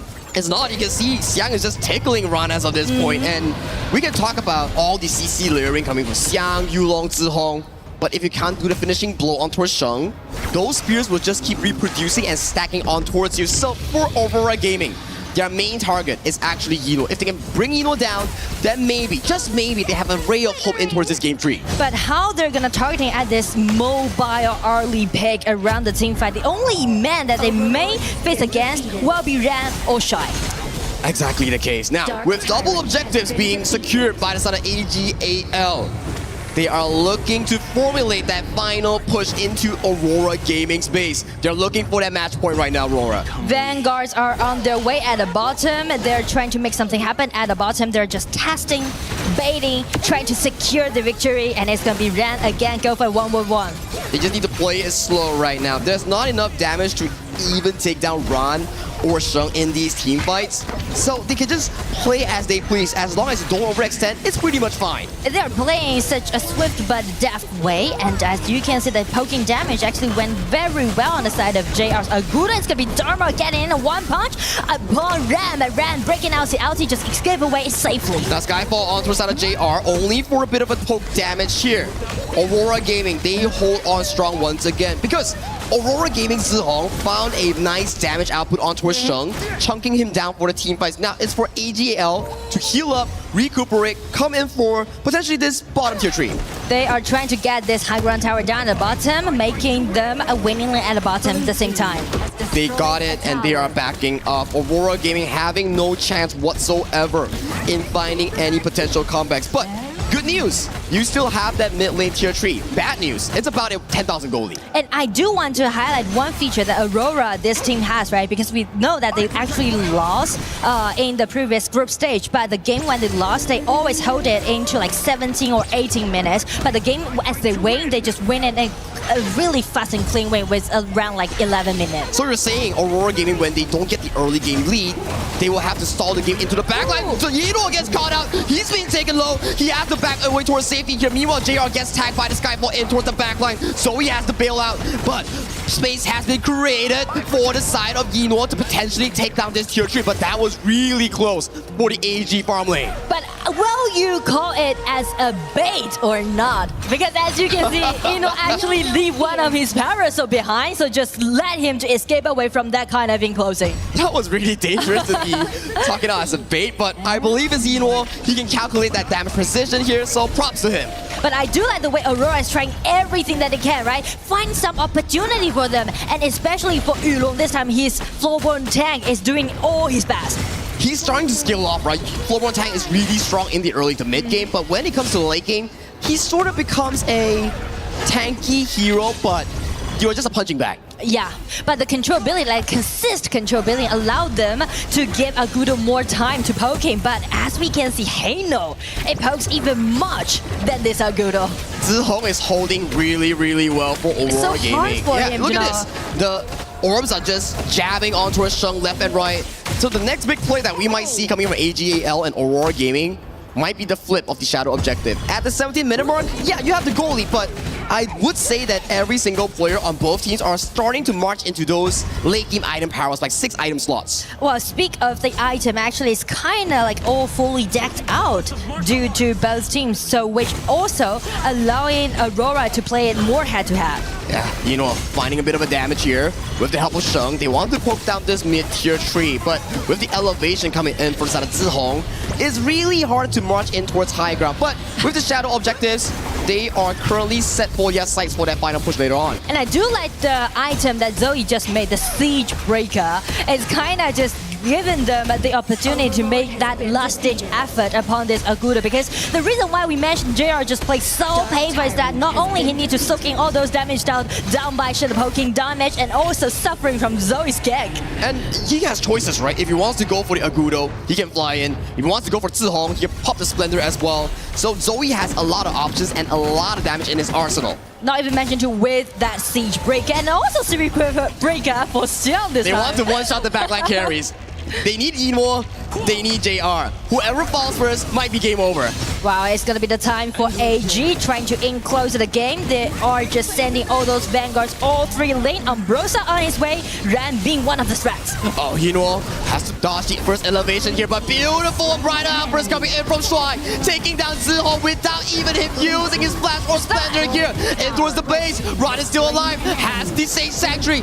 Crystal is exposed. Yinor gets taken down by the side of Xiao, but 3 members are down. JR is still looking for the game, winning defense, but it's too little too late as the Crystal is exposed. Rod gets the final hit for the game 3 match point for AGAL. I mean, it went so chaotic at the last team fight, but it went so well. AGAL. 3 wins in a row, directly putting them into the match point. And we also see growth from time to time coming in from Aurora Gaming. Game 1 was a speed blitz coming in from AGAL. Game 2 started being better. Game 3 started being better, but time is running out. Next game is your final shot. I mean, like, it's always going to be a little bit too late for Aurora to do the pushback. At the last team fight, we almost thought like, oh wow, is this going to be the miracle happening that we're seeing? But AGAL just denied it. And Zihong, he got caught by Shuai's Zhangfei's ultimate. He couldn't click the flash. He couldn't click the Splendor. He was taken down. If Zihong was there in the final fight, maybe, just maybe, Aurora Gaming had a chance to defend the Crystal. But we mentioned about maybe so many times today when they play against AGAL, and also a lot of maybe really happened in the previous early game, right? You can see that the Flowburn can make a lot of things happen, but this time I would definitely give my credit to Ran, the Ambrosia. Check out the Dragon Theft, and also the last team fight, Ambrosia just coming at the rear, causing such a great damage down and also threat upon Aurora Gaming. Oh my god, you remind me of that play, the Overlord. If it went over to the side of Aurora Gaming, if it could have led them into maybe later stages of the game without losing the outer turret here. But these are the few moments that one small play coming in from AGAL expanded the game indefinitely. That gave the lead to AG, and this steal, oh my goodness. Why you always do this to us? But anyway, you can see like we are representing all our audience to see the hype. And the hype is continuing as we pass it over to Randy and the panel. You guys take it away. Thank you, Sagi and Nora. We'll never apologize for seeing some good emotion to kick off what is an amazing series. And now, as I say kick off, I'm reminded that we're only one game away from match point. Elation there for Aurora Gaming in some moments, but they can't put it together quite yet for a victory. It was AGAL who take the win yet again, but not for the fact that Aurora also defended stalwartly for so long. These games keep getting longer, Chantel and Ken, and the benefit of seeing this is it feels like Aurora is putting some of the pieces together. It's maybe the wrong version where you're kind of on the back foot still and you haven't gotten the tempo yet that you want to where you're making AGAL respond to you as much, but man, it's not easy. This is not an easy game. These are two talented teams giving it all that they have. Definitely not easy, specifically for Aurora Gaming, and it was perfectly put by the casters. They're saying that for Aurora Gaming, they're slowly building that momentum. It's just that for AJAL, they're currently at a match point, but it all boils down again to the execution when it comes to on how to finish the team fights. Because if you look at the total hero composition of Aurora Gaming, it means that they want to focus on the crowd controls. You have the Agudo, same with the Flowborn. So there was a bit of a flank attempt on most cases, specifically on the early game. It's just that it was answered by the Neja pick of AG. So every time Aurora Gaming wants to go for an initiation, you have the Neja on the clash lane doing the split push, then it becomes the superhero of the team fight. Here comes the superhero, here comes Superman, and ends that team fight with a win. Yeah, and actually Ron was actually doing a lot of the split pushing himself, but it was more of that Aurora Gaming, they came out firing, right? This lineup is kind of made up for that, and that's what I expected Aurora Gaming to do, was continue to steamroll, but AGAL are like, no, we're a late game composition, we're gonna weather this storm, and of course, when Yunuo gets an Arlie, I was like, GG, go next. Yeah, the Arlie and the Diadea, a combo that has been used a bit, and I was talking about it earlier with Isaac, he was pointing it out, they didn't care about that. The first pick came through, is she that strong? Yeah, no, well, she's incredibly strong with Yunuo, right? Who's not, though, I guess, right? But no, very mechanically difficult hero. You make one mistake, you're out of position once, you're just gonna be decimated, right? And you just saw multiple times in these highlights where he just barely survives because he knows the absolute limits of this hero. And I also saw that being a team effort, Chantel. There was no moment that he was isolated for too long. You saw somebody on the roam coming over to support somebody in the clash lane. You mentioned the Naja having presence everywhere. Part of that was that we're not going to leave you out here isolated because you're a win condition for us. Yeah, definitely. And for most cases, it's more on the familiarity on the side of AGAL. I mean, everyone is moving swiftly all throughout the map. There were a lot of moments that Aurora Gaming had a good chance of initiation. I think we will see that on the highlights later, wherein they went in for an initiation, but at the same time, AGAL has these tendencies to group up and support whichever player is being threatened by Aurora Gaming. So they're really fast to react, and they know how to get away on that threat coming in from Aurora Gaming. They really do. Guys, I know you have some telestration for us. What do we see here? Yeah, okay. So I think it was this clip. This was around 8 minutes of our game. Yeah, this is that moment where things are tied 1 versus 1, and then you see AGAL with this massive team fight where they just get the ace off of this. The way that they're able to, again, go in and out, control them. Nobody's yes, they're very low, but look at how he gets back. He doesn't get killed, and they're looking to dive, even diving to T3 because they do not care. They understand they're in a great spot as they get that ace. And take note that on the first part of that initiation, it was actually Aurora Gaming. So they started the team fight first. That's why we said that for AG, they know how to somehow switch the tempo of the team fight, probably go for the counter initiate. They have these tendencies to group up and win that take against the Aurora Gaming. Well, is this what you guys have, or do you have another clip? We have another clip. Okay, I don't want. I'm not the guy to cut to for the analysis, by the way, here. So keep going until you're ready. I mean, well, you're looking at this one, you're thinking all 5 members of the Aurora Gaming, we're gonna steal this, but Ron is like all by himself. He takes that steal right under their noses, right? As crazy as it is, because Aurora is again trying to use that to come back into this game, and Ron just shuts that door. That was a really big play. That was a momentum shift, it seemed like. Definitely. If Aurora had gotten that, I mean, are we looking at a different game? probably they could take down at least 2 towers against the I would think AJL that, yeah. because they could have taken the Overlord. But that was my biggest takeaway on that game because it's as if Aurora Gaming didn't know that there's a possibility for some of the players of AJL to be on that side of the map. True. Because for most cases, at least 1 or 2 players would try and find as to where the other players are. So here's how my mind works. I'm naturally an athlete, naturally a competitor. I know many of you are as well, and we love sports. If I'm in a position where I keep losing to a team, and we talk about why, and we look at these things, and that's not the reason, I need to discover why, because there is something happening here. For those just watching, seeing this dominance, if you're not familiar with HOK, this is odd. This is odd because there is no mistake, it seems like, is big enough to challenge these teams. And AJL is just another showcase of what KSG did earlier on in the day. So in your best way to explain it, because I like what you said, it's not about the draft. They're not getting outplayed there. It is the execution. What is it about the execution that you've seen AJL be so crisp with that is creating these continuous leads and wins in these series? Let me try to create an analogy for this one. Yeah. I'm looking at this like chess. Okay. Right? You're going up against the Grand Master, right? He's seen everything at the end of the day. You might be able to have a good early start. You might take some pieces. You might have a little bit of an advantage. But at the end of the day, when that mid-game happens, the transition, he's had so many years of experience that he's able to kind of like wushu whatever you throw at them, right? So it's about that execution. I like that. I talk about it all the time, but again, it's just more years of experience. That is a great way to visualize it too, because I think anyone walking in the street sits down at a park, you know there's somebody who's a grandmaster. Right. You're not expecting to beat them, even if you play them 100 times, right, Chantel? Yeah, definitely. And I think at this point for Aurora Gaming, the biggest problem is after winning a team fight, what's next? Right. It's more like them just focusing on early aggressions. Yeah. It's more like them focusing just on the warm-ups, Yeah. but not what's next after those warm-ups. They're doing these small things right, but the whole picture is still at some point. Like I love it. I love the big picture element of it. So as you can see, joining us here, it's close to a 4-0. It may end up being that way, but there's so much in between. We're trying to keep giving you that information so you can learn what's separating you and maybe some of your ranked games when you're playing Honor of Kings on your phone a little bit later this afternoon. All right, in the meantime, we had a chance to catch up with AGL and do a fun one thanks to STC. We got to check out how quick their draw ended up being.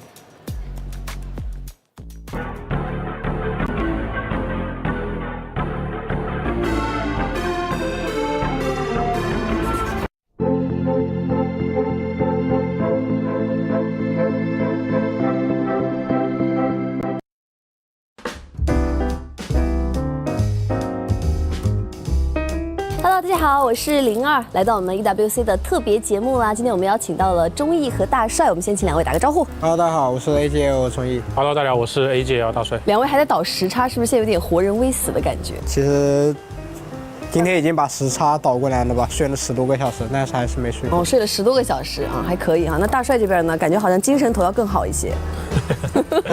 其实我也准备等着回去补觉了。都等着回去比较好。那我们今天这个游戏也非常的快速，跟两位说一下，我们面前有一个正确与否的2个牌子，所以我们今天感觉是在做一些判断题。当我说出了这个题目之后的话，你们需要快速做出反应。时间了，我们直接开始 ，True or False。第一题。补刀最后一击击杀小兵可以额外获得50%的金币。3、2、1。OK， 你们可以给镜头展示一下，到时候怎么有点犹豫呢？我们一会儿就是不能互相偷看哈，要看上我们的镜头哈。好，第一题回答正确，我只看镜头。好，第二题对，看镜头啊。后羿是全游戏基础普攻射程最长的英雄。3、2、1。哎，你刚刚先拿了这个，然后换成那个，什么意思？因为我在思考加罗的1算不算，然后一听感觉你说的是基础普攻，我就说算啊，这道题是错的，就是伽罗，所以他错了。你本来你不是说基础普攻吗？对呀，你要相信自己。那1技能不算技能吗？就是他打开那个1技能之后，他也算他的普攻射程不就变长了，对吧？他也算啊，他打开那个，所以你本来第一时间是对的。因为我想的是你说的这是基础普攻。你要相信自己，对，他也算他的普攻了。好，来下一道题，大乔使用2技能将队友传送回基地时，会清除该队友身上的负面效果的异常状态。3、2、1。哎，这道题来给镜头展示一下，有一点分歧，来吧，你们各自陈述一下。可以吗？我记得是可以的吧？大乔之前的技能都是可以，我记得。是可以的，正确啊。可以吗？他现在领先了啊，终于。白起的被动技能在受到伤害时有20%的概率自动触发一技能血之回响。哎，有一些分歧，来 battle 一下吧。那是一技能的被动啊。他转圈是一技能，好像是啊。对啊，我是说的一技能啊。啊，你说的不是他的被动吗？我说。等一下，再听一下题目哈。白起的被动技能在受到伤害时，有20%的概率自动触发一技能。那肯定是错的呀。你来 battle 一下。被动啊。啊。你来 battle 你说的那个技能效果是一技能带的效果。对啊，我是说的一技能，但你觉得我要说一下一技能？我不学一技能。他不学一技能是可以啊。OK， 那大帅还是暂时领先。来，咱们最后一道题哈，和钟无艳对同一个目标触发石化效果的冷却间隔是10秒。啊。回答啊，2个又回答正确了哈。钟无艳的话，它的被动石化对同一个敌方英雄在8秒内只能生效一次，而不是10秒。大帅这边要领先一些哈。OK， 那怎么样？两位那个我有奖励吗？有奖励的。你想要什么样的奖励？是综艺给你发奖励。OK， 好，那我们谢谢两位，我们比赛再见啦，拜拜。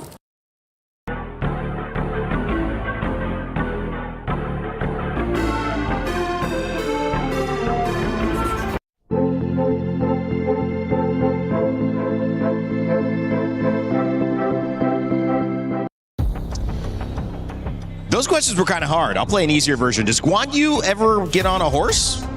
No. Yeah, just kidding. Wrong, he does. Of course he does. Honestly, those questions were tough. Yeah. Right? And I actually felt a little bit better when I saw that Zoe was getting some of those incorrect. Yeah. And I was like, if a finals MVP can get them wrong, I can too. That's right. Gives us permission to be human. Maybe that's the secret of being a great player, knowing some of the countdown as well, the 10 seconds, something like that. Yeah. I think you just need to know big picture, right? At the end of the day, if he's coming at you and he's killing you, he doesn't care about the details. Yeah, and it kind of goes to the experience too. I'm so many thousands of hours played in this game. All of those things become second nature. You don't actually process them. I always reckon this like somebody who's teaching a great sport, but is like the greatest of all time in the sport. They don't remember how to pass. They just pass. They know how to pass. Teaching you to lock your ankle and move your foot this way, it's too basic. These guys, they know the big picture and they continue to do it. And big picture, Chantel, now heading into this, AJAL are match point. Now, the biggest question for Aurora Gaming is how they're able again to clean that execution. I mean, the idea is already there.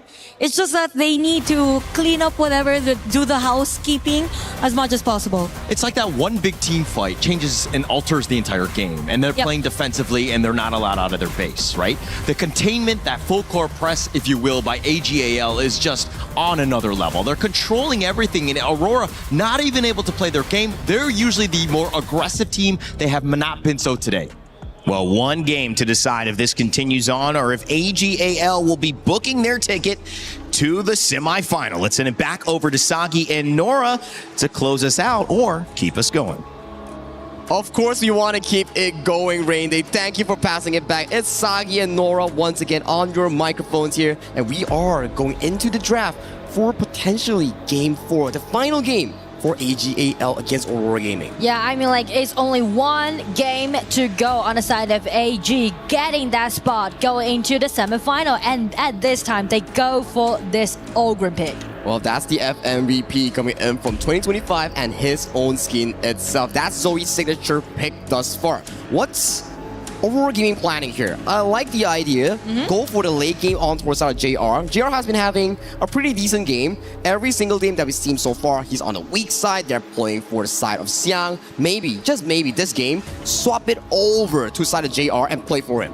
Yeah, so this time, actually, they are holding this JR to play a channel, which means that everyone just being play around him, right? Just build up a really tanky front lane, trying to play around JR. That's going to be the strategy for them to do so. And also, I do appreciate this Anat pick because I do think Anat is kind of OP in this patch. And it's going to be the first Anata play down by Aurora so far in KWC.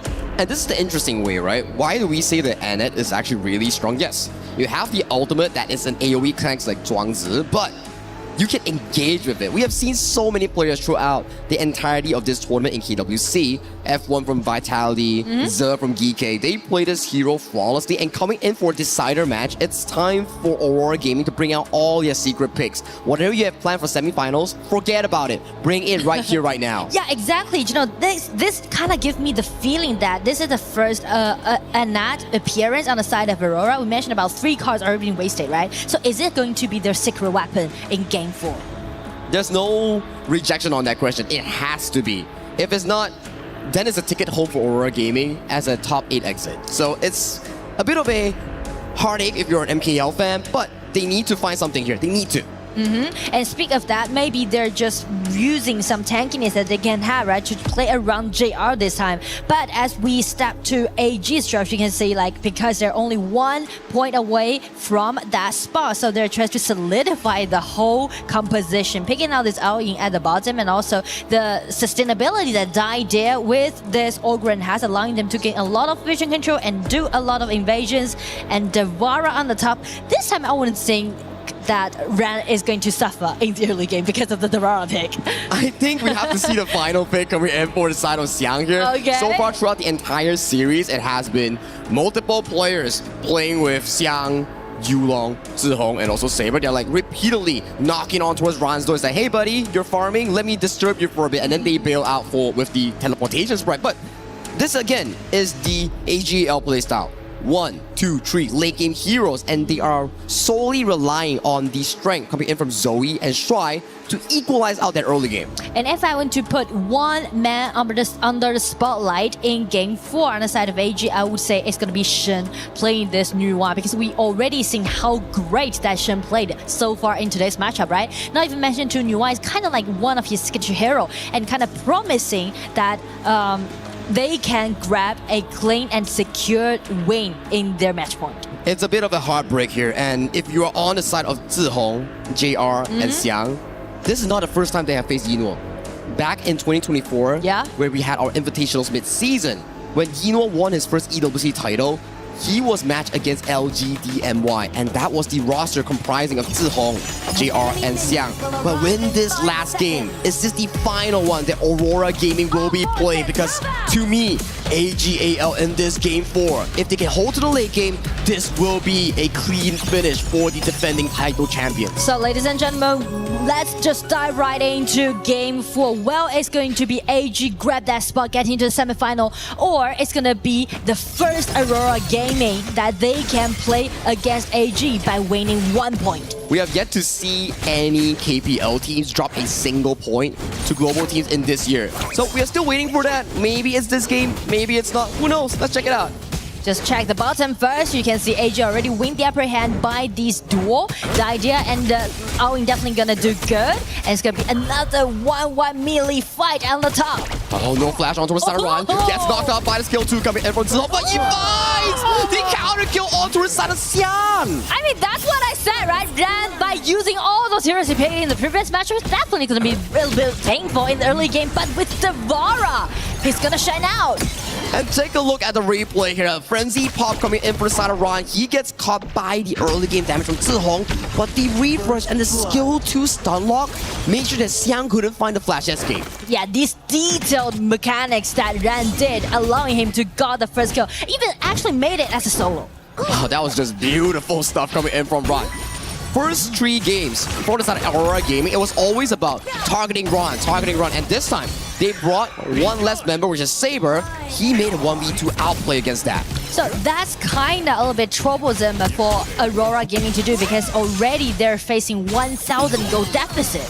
Too early to suffer this gold deficit, and that's without even clearing this mid wave here for AGAL. This is going to be pushing further and further if they actually want to have a chance. But on a good side, JR is a very late game farm lane, so that could be a bit of a, I would say, chance or opportunity for Aurora Gaming. But we mentioned about the late game so much, how they're gonna defend themselves in the early mid stage. That's gonna be very crucial. Oh, aggressive. And then Stepping is going in. We do see Shuai coming in down for JR. That's a beautiful knockup into the CC lock. And JR falls. This is because JR had to burn the flash prior to this play. I mean, like, we're always gonna be impressed by Eno's choice, you know? Because once he break house ulti, everyone thought like, okay, it's gonna be his time to retreat back into his tier 1 tower at the bottom. But on the opposite, Eno always gonna go for that kill. So decisive coming in from the farm lane player Eno of the side AGAL. And the moment we went in, Shuai Sheng immediately pops out of nowhere and assists his farm lane for that kill. So the synergy is definitely out there, allowing AG to do a lot of ganks happen at the side lanes. And 3 minutes, already 2,000 gold lead. This is not what you want to see. You drafted a Zilia, you drafted a Channel, but you're set so far behind at only 3 minutes. If you want to stall into big item power spikes for the Channel, it's gonna take like what, 15 minutes? I mean, it's all about the snowballing, right? Because we know that AG is really good at scaling up. So if Aurora can't do some fair trades in the early stage, that will put them into such a great deficit. Eno has no flash, no ultimate, getting caught by the whirlwind pool. But Shuai coming in with the ultimate flash, saving his farm lane for further danger. Here Zoe wants to chase, but a good rotation coming in from Zihong disengages them for safety here. That was so on time that Shai was there saving Eno, just brought him back to life. If he wasn't there, he could have been taken down. That's the amazing part about the mid roam coming in from AGL. Very fast. And JR, buddy, your flash is gone once again. I mean, it's reaching to the 4 minutes mark, which will put AGAL on the advantage. The only good part, Yulong is actually farming really fast compared to Zoe. That's the level advantage. But if we elevate our eyes to the gold lead, 2,000 still. How do they come back from this? Well, I would say that's something to do with the ideas, actually, you know, because the ideas ability, right, allowing him to steal away some of the goals on the opponent's side and just accelerating AG's farming pace. PR has no flash. The teleportation comes through. A lot of damage laying down onto his JR. He's so low, but infinite fastness coming in from Eno, taking him down as the first initial kill. That's not all. Ron comes down, pops the Millennium Echo towards the backline, finding Yulo for a 1v1 play, but Saber in the midst of 5 AGAL members. This is absolute domination from all gamers. I mean, AG is definitely destroying their opponents from the bottom side. And could you expect that that's what's an initiation coming out from the idea from Shai? The moment he saw JR without flash walking in his own jungle, he's like, Sheng, watch me. He drops in, he gets the crowd control, and Eno goes in for the finishing play. Such a beautiful coordination coming in from AG. Like one motion, one movement needs to be done, then everyone just coming for backup. Aurora Gaming, they're losing confidence thus far in this 5th minute mark. It's such a crucial game. I feel like the last game that they played, it's kind of be a little bit frustrated. So the way that played is kind of showing that I'm not sure about if their mindset still keeping on there or not. I think at this point for Aurora Gaming is for the enjoyment of the game. See how far they can actually stall against AGAL. Because with this control, with this line of the AG has drafted for themselves, it's super late game, but with this super late game draft, AG still managed to find the lead of already 4,000 at 6 minute mark. So back on track, if they want to hold it on, we will say that Yulong's Monkey with this and that, firstly, like just guarantee that they still got the vision control against AGAL and let Channel to have more time to farm up. Correct. We need Channel to be level 15. Zihong pouring some EXP towards him. Some big key items here. So they need to stall the game. 15 minutes, 17 minutes, that could be the game-winning timer. For now, the defense, this mid tower needs to stay up for Aurora Gaming. If this falls, that could be danger for Aurora. So that's why from now on, we may see a lot of skirmishes happen in the mid lane, right, around those towers. And also for AG, if they want to snowball the game, definitely they need to take the tier 1 tower down. We're looking for a bit of a flank coming in from Yinwo. He's in this bush with Dove Vision on towards the top side here. Might be finding a bit of a damage on towards the Yulong. He flashes for it. He gets stuck in towards the wall. So Zihong is still available, but gets picked off by Shuai's ultimate. He's taken down. He gets cleansed away. But meanwhile, this is happening. JR and Siam picks up a side lane gank on towards Ron. I mean, the thing is that everything just went so... JR! I mean, we're stepping on like different side, right? Because on Shen, like he's just checking every bushes that he can imagine, and outside of JR, it was so torturing that he was almost getting back. Methodical stuff coming in from the side of AG. They chunk out Zihong, they chunk out Saber. They're looking for the mid lane tower here with that minion wave pushing towards top side. Tier 2 is down as well. So this mid lane tower, if Aurora Gaming wants to die defending it, it's goal lead for AGAL. If they don't defend, it's also goal lead for AGAL. And I mean, because of the goal lead already reaching to 5,000 goal lead advantage of AG, just allowing them to do a lot of individual showcase, right? In the previous 3 matchups, if we've seen the microwaves, micro-ings, if we've seen those pushing lanes, if we've seen those team fights played by AG, this time it's gonna be individual showcases. Side lane Ron was a solo kill, remember? And then Sheng pushing out those visions, and Shuai has been amazing on those Diadia engages here. So for Aurora Gaming, what is the plan? I need a plan from you guys. If you guys want to stay in EWC, you guys need a plan. But I'm not so sure if they can guard the tier 1 tower or not, because Monkey, being a little bit vulnerable right now, is trying his best to clean all those minions. Topside, Xiang goes in for 1v1 against Ron. He doesn't have flash. Sheng is ready here. Meanwhile, mid lane, Yino gets taken down in the midst of everyone. 1-for-1 trade once again. Thunder resolve ×7. That means Ron is in it. He's refreshing fast on those spell ones. It's gonna be a 1-1 trade, is because like Ino also be denied on the side of Aurora, allowing them to get their tyrant and make some consolation effort. I think what happened essentially for the side of Aurora in getting Ino is the flash engage coming in from Saber on that whirlwind to CC lock Ino. Potentially we'll get a replay later on to check out what exactly happened. Shuai engages onto his Saber, has to back away. But so far, it's quite equalized around the camp. But check the bottom, it's gonna be a 3 versus 1. I think like JR's in trouble. And JR got taken down in that official play. Top side, this is what happened towards the side of Xiang. He gets taken down in a 1v2 situation because Sheng has been always looking on towards the map, and that was a good gank coming in from Sheng once again. Replay is Sheng, live is also Sheng. I mean, once again, Sheng plays so well today. So good. Oh, Xiang. Okay, it's a 1v1. Shuai is already here. Coming in. He still has to flash. Xiang might be caught in a midst of a 2v1, taking a lot of damage. But Aurora's also on their way.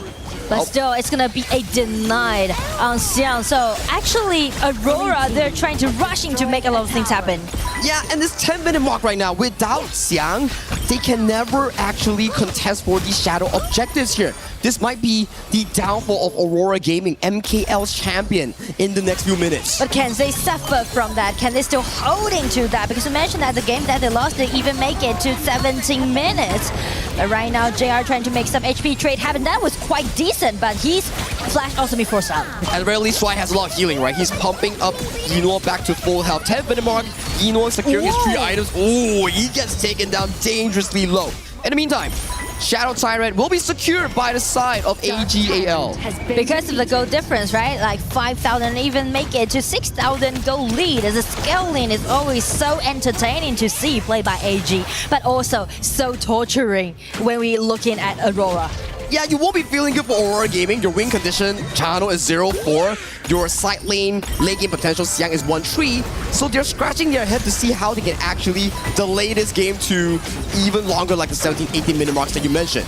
Ooh, especially those aggression already can see played by AGAL, right? They keep pressing on it, the ulti for ulti, and it's gonna be some HP trade put it in such a delicate way. Finally, the mid lane tower might be falling in favor for the side of AGAL. It's only a bit of HP left. Ron comes in, swoops up the mid lane tower, and it finally falls at the 11th minute mark. So the same thing that happened in the previous 3 matchups, just remake again. But this time, well, Aurora holding them more time, because check out JR already being level 13, and I do believe Zia this time is going to upgrade him to even like over 15. The sanctification, right, dropping on towards him. Beautiful annihilation and creation blocks, chunking every single member of Aurora Gaming. Zoe is coming. He's forcing out the flash coming in from Zihong. That's going to be a crucial cooldown unavailable. With blinking health bars here, towers will be going down in the top tier tree. Yeah, I mean, the minions are all on their way, and check Zoe's positioning just caused a constant threat towards Aurora's positioning. So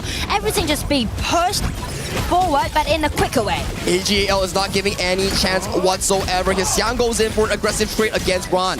Gets pushed back by the bittersweet farewell coming in from the side of Strike. Clock is ticking. Overlord will be going down soon, and Aurora Gaming's time in KWC might be over soon. But again, they are trying to make something happen. It's going to be some outie trade. Of course, out Ino's outie, and since Strike's flash is not available, it's going to be a good sign for Aurora to try and buy more vision control. Very good respect coming in from AGL. They're like, okay, Ino gets taken very low. Let's wait for Strike to come in and heal all of us first before we continue to do the Shadow Overlord. It's like, we don't want to give any single shot for Aurora Gaming to make a comeback. I mean, the stability that they want to play and also the trust they give to Ino.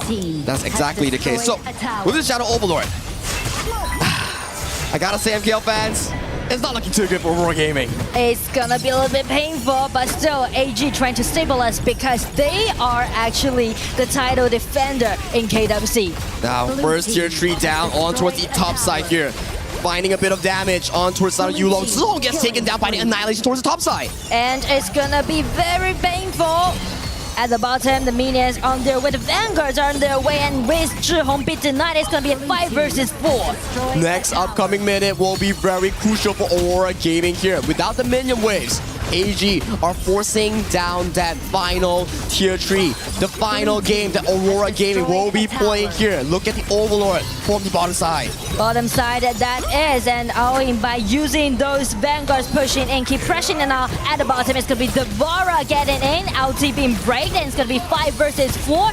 Everyone just keep scratching on these kind of vanguards. Flashing engage coming in from the side of Saber. He gets taken down in the first initial play. AGAL, they have the numbers advantage here. Zoe pops a blood rage, survives against Yulong. JR finds more damage. Yulong falls. That's 3 members remaining for the side of Aurora Gaming as the kingdom is about to fall for the red team. Yino drops in with the infinite facets, but they still hold on. Minion waves are still reaching from the lanes. I mean, that was really close for Aurora. With 3 members being sacrificed, they're gonna facing the upcoming pressure again from AJL. Again with those minions, it's gonna be Nuwa getting his ulti upon Zhihong straight down very much. It's getting little closer to the victory. It's gonna be minions on their way, and it's gonna be the match point. It's gonna be the spot that AGAL secured to the semi-final. Welcome to the semi-finals, AGAL. They're one step closer in securing their back-to-back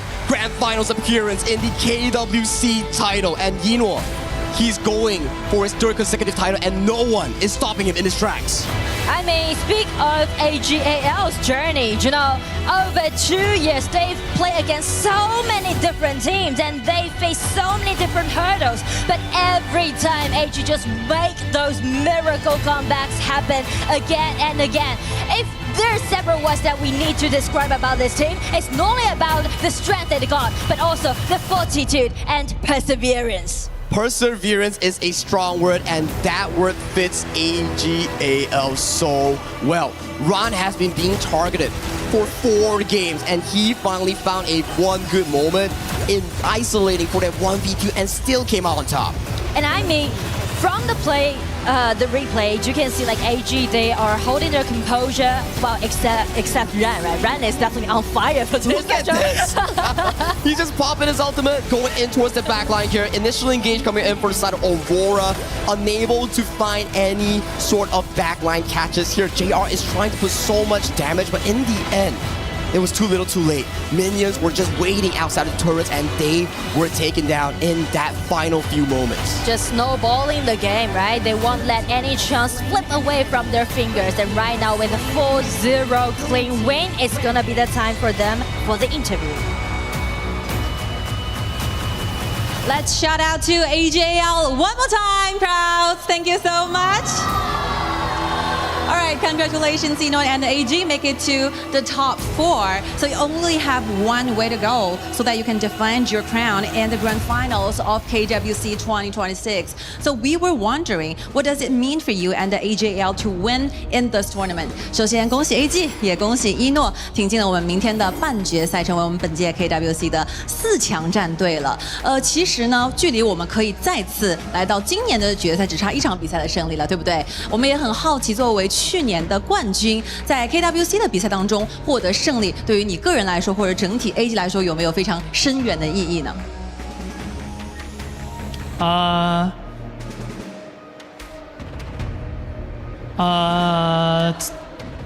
一年之中很少打国际赛吧，然后希望能取得一个好成绩。All right, so we don't have that much of an opportunity to have an international worldwide tournament within a year. So we cherish this opportunity very much. We hope we can do our best in the following up matchups. So next matchup, you're going against Rock Esports. Their roster actually took one game away off TT Global last year. So what will be the things that you need to be done to make sure that this doesn't happen to you tomorrow? 其实你们明天的对手 Rock Esports 他们非常强。并且他们在去年的比赛当中和 TTG 的对决当中，他们获得了一局的胜利。所以从你的眼中去看待这个问题的话，你觉得明天 AG 需要做好哪些事情？所以这样子的剧本不会发生在你们身上，你们可以拿到一个更安心的胜利呢？我觉得不会吧。我现在对阵国外队还是100%胜率。Wow, I think it won't happen for us and for AJL because till this very moment, I have a 100% winning rate going against the international teams and on an international stage. They feel very confident about this. And I've noticed something very interesting. Your whole family was here. They were actually sitting down here supporting you from China coming to Paris. Hi. 我们其实有发现非常有爱的一个画面，我看到你的全部的家人们都来到了我们巴黎的现场来支持你，他们现在也通过镜头在与你挥手。所以 What do you want to say to your family members who have been supporting you for a very long time？ 有什么在这个时刻想和他们说的吗？希望他们在巴黎玩得开心。Hope you enjoy your time in Paris. Thank you so much. And last, please share a message to the loyal fans and audiences who have been followed and supported AJL, especially for you, who has been in AG for a very long time. 除了和一诺自己的家人，当然有非常多的粉丝朋友们来自全球各地，一直在支持你，也会支持 AG， 而且你其实也在 AG 待了非常久的时间，效力了很久，所以在这个非常动容的时刻，有什么想和粉丝朋友们说的吗？谢谢大家来看比赛。Thank you so much for being here. I'm super grateful for your coming. Thank you so much. Thank you for Eno. Congratulations. One more time, let's hear some crowds for AJL, please. And now, this will be the time that we welcome all the members from AG to join me on the stage. Follow me. 来 ，AG 的选手们，让我们共同迈向属于你们个人的荣耀时刻。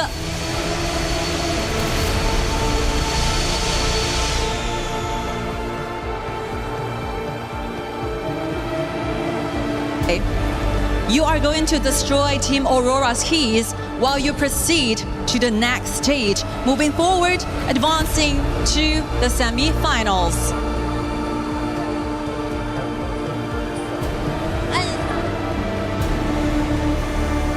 One dream ends here while the other journey marches on, because everything is earned here in KWC.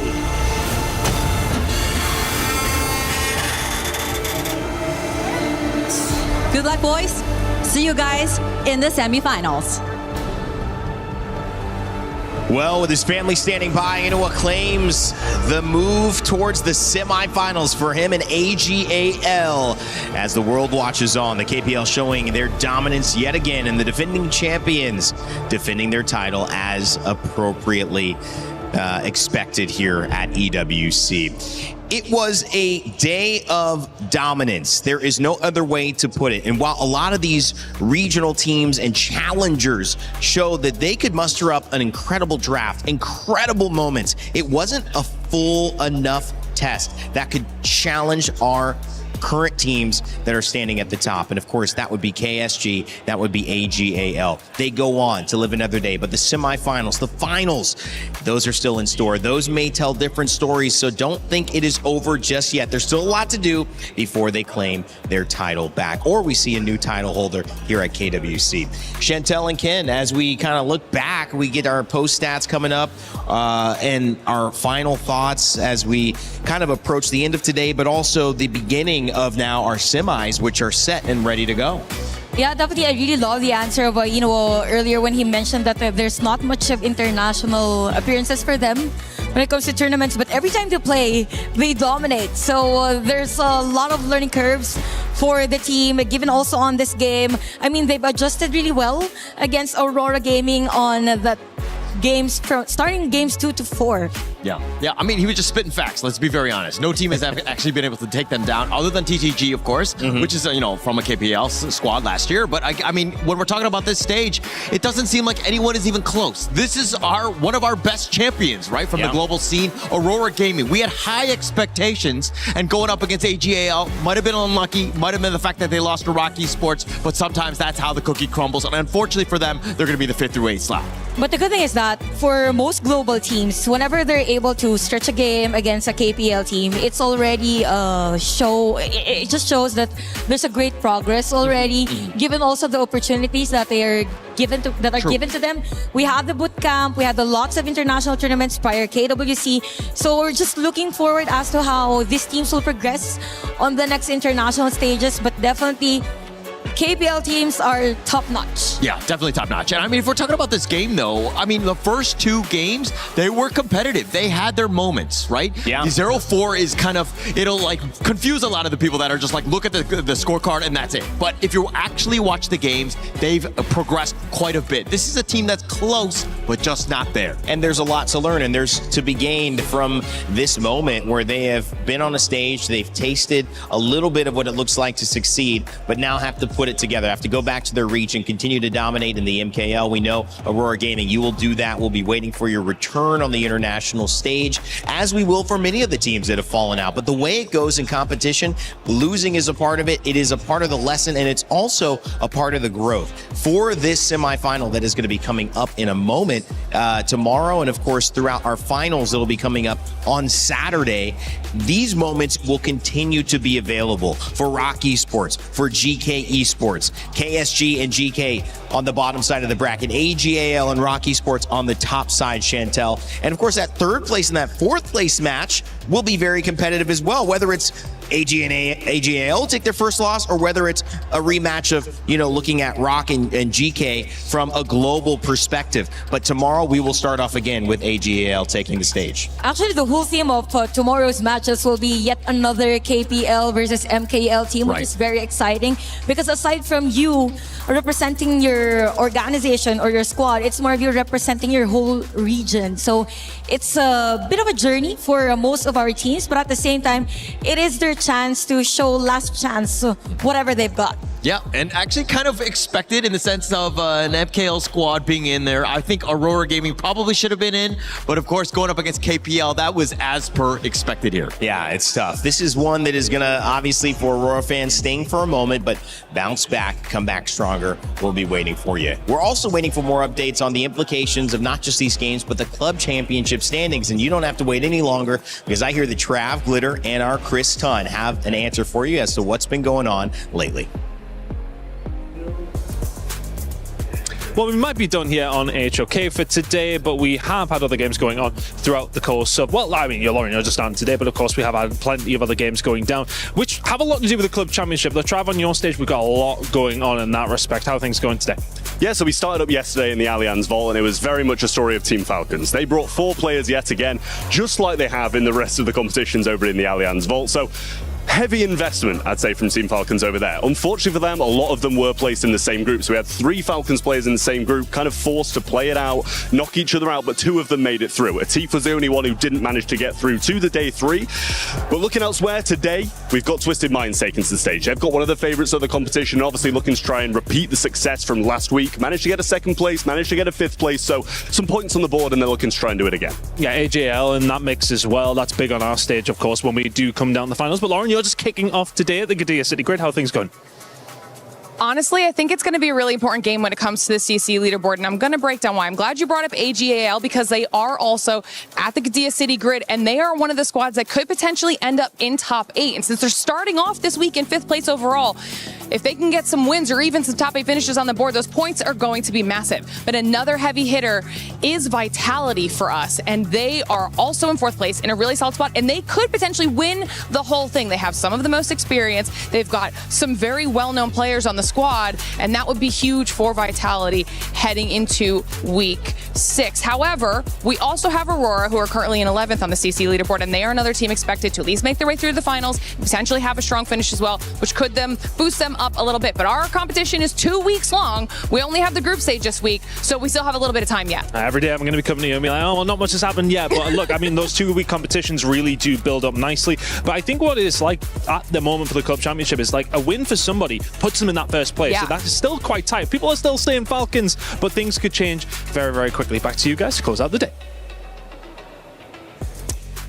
All right, thank you to all of our lovely talent there telling us what's going on at all the different stages. It's been fun. Stage 2, Stage 4 represented there with Lauren and Trav, and Chris obviously representing us over here. Stage 3, Team Vitality, lots to play for. Virtus Pro, they are out, but AGAL still have a chance. Roar Gaming also out here as well. Speaking of the teams, GK Esports, we're finding out, is going to actually be going up first against KSG. We showed you a schedule that said AGAL would be the first team you'd see tomorrow. They're actually going to be the last. So fans, still join us early on, 11 a.m. CEST. We will be kicking off, and it will be KSG who take the stage. Interesting start, right? Yeah. I think that, I mean, we're continuing on from today where we did see KSG play the first series. Let's just continue to ride with that. Give AG as much rest as possible so they have the same amount of time, if you will. Yeah, back to back. There's no need for that. GK and on the other side of it, Rock have kind of waited the same amount. So at this point, just, let AG take the second slot. Yeah, and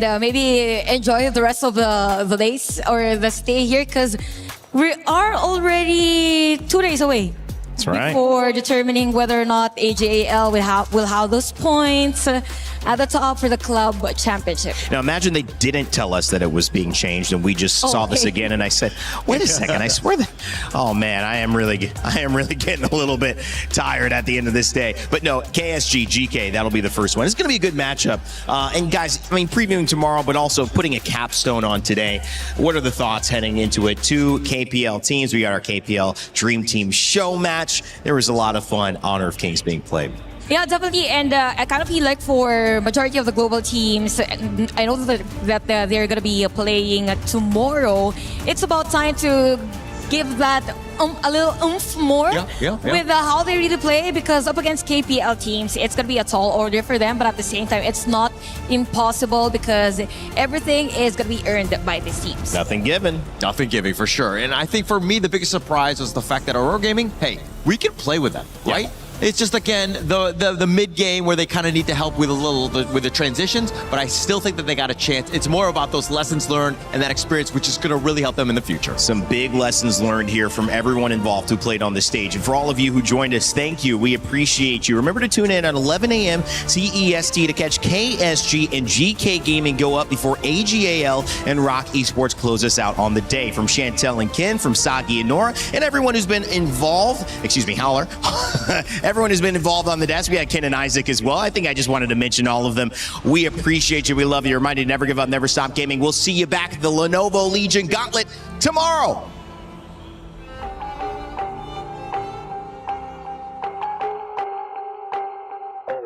Got our minds made up because we were born to be contenders. When trials lie ahead, you know we never will surrender. Gonna be bold, gonna stand a little bit taller. As long as we are here, we can go a little longer. Caught up in this fight, now we're chasing every victory. Feeling every move, yeah, we're writing out the history. Running to the light, feeling calmer than a river. Ready for the fight, we go harder, we go bigger. Feel your heartbeat raising. Goes like 3, 2, 1, that you're counting down. I won't let this crown be taken. Can you hear me go? Winner, legacy, feeling limited. Listen, I'm on it, I wanna live it up like, call it, want it. Yeah, I hardly started, you're falling fast. Fortune Valor crowning on. We're the champions, ready to go. Yeah, we're made out of gold, never letting it go. Got your back, yeah, coming strong in the storm. Do you wanna go up in Fortune Valor crowning on? taking it from the top. I wanna rise it up, I wanna go with the feeling. All that we do is succeeding. Wanna get up and feel myself again. Wanna build a legacy, so undeterred I'm making them listen. I bet you love what I bring to the table. Yo, look at us now.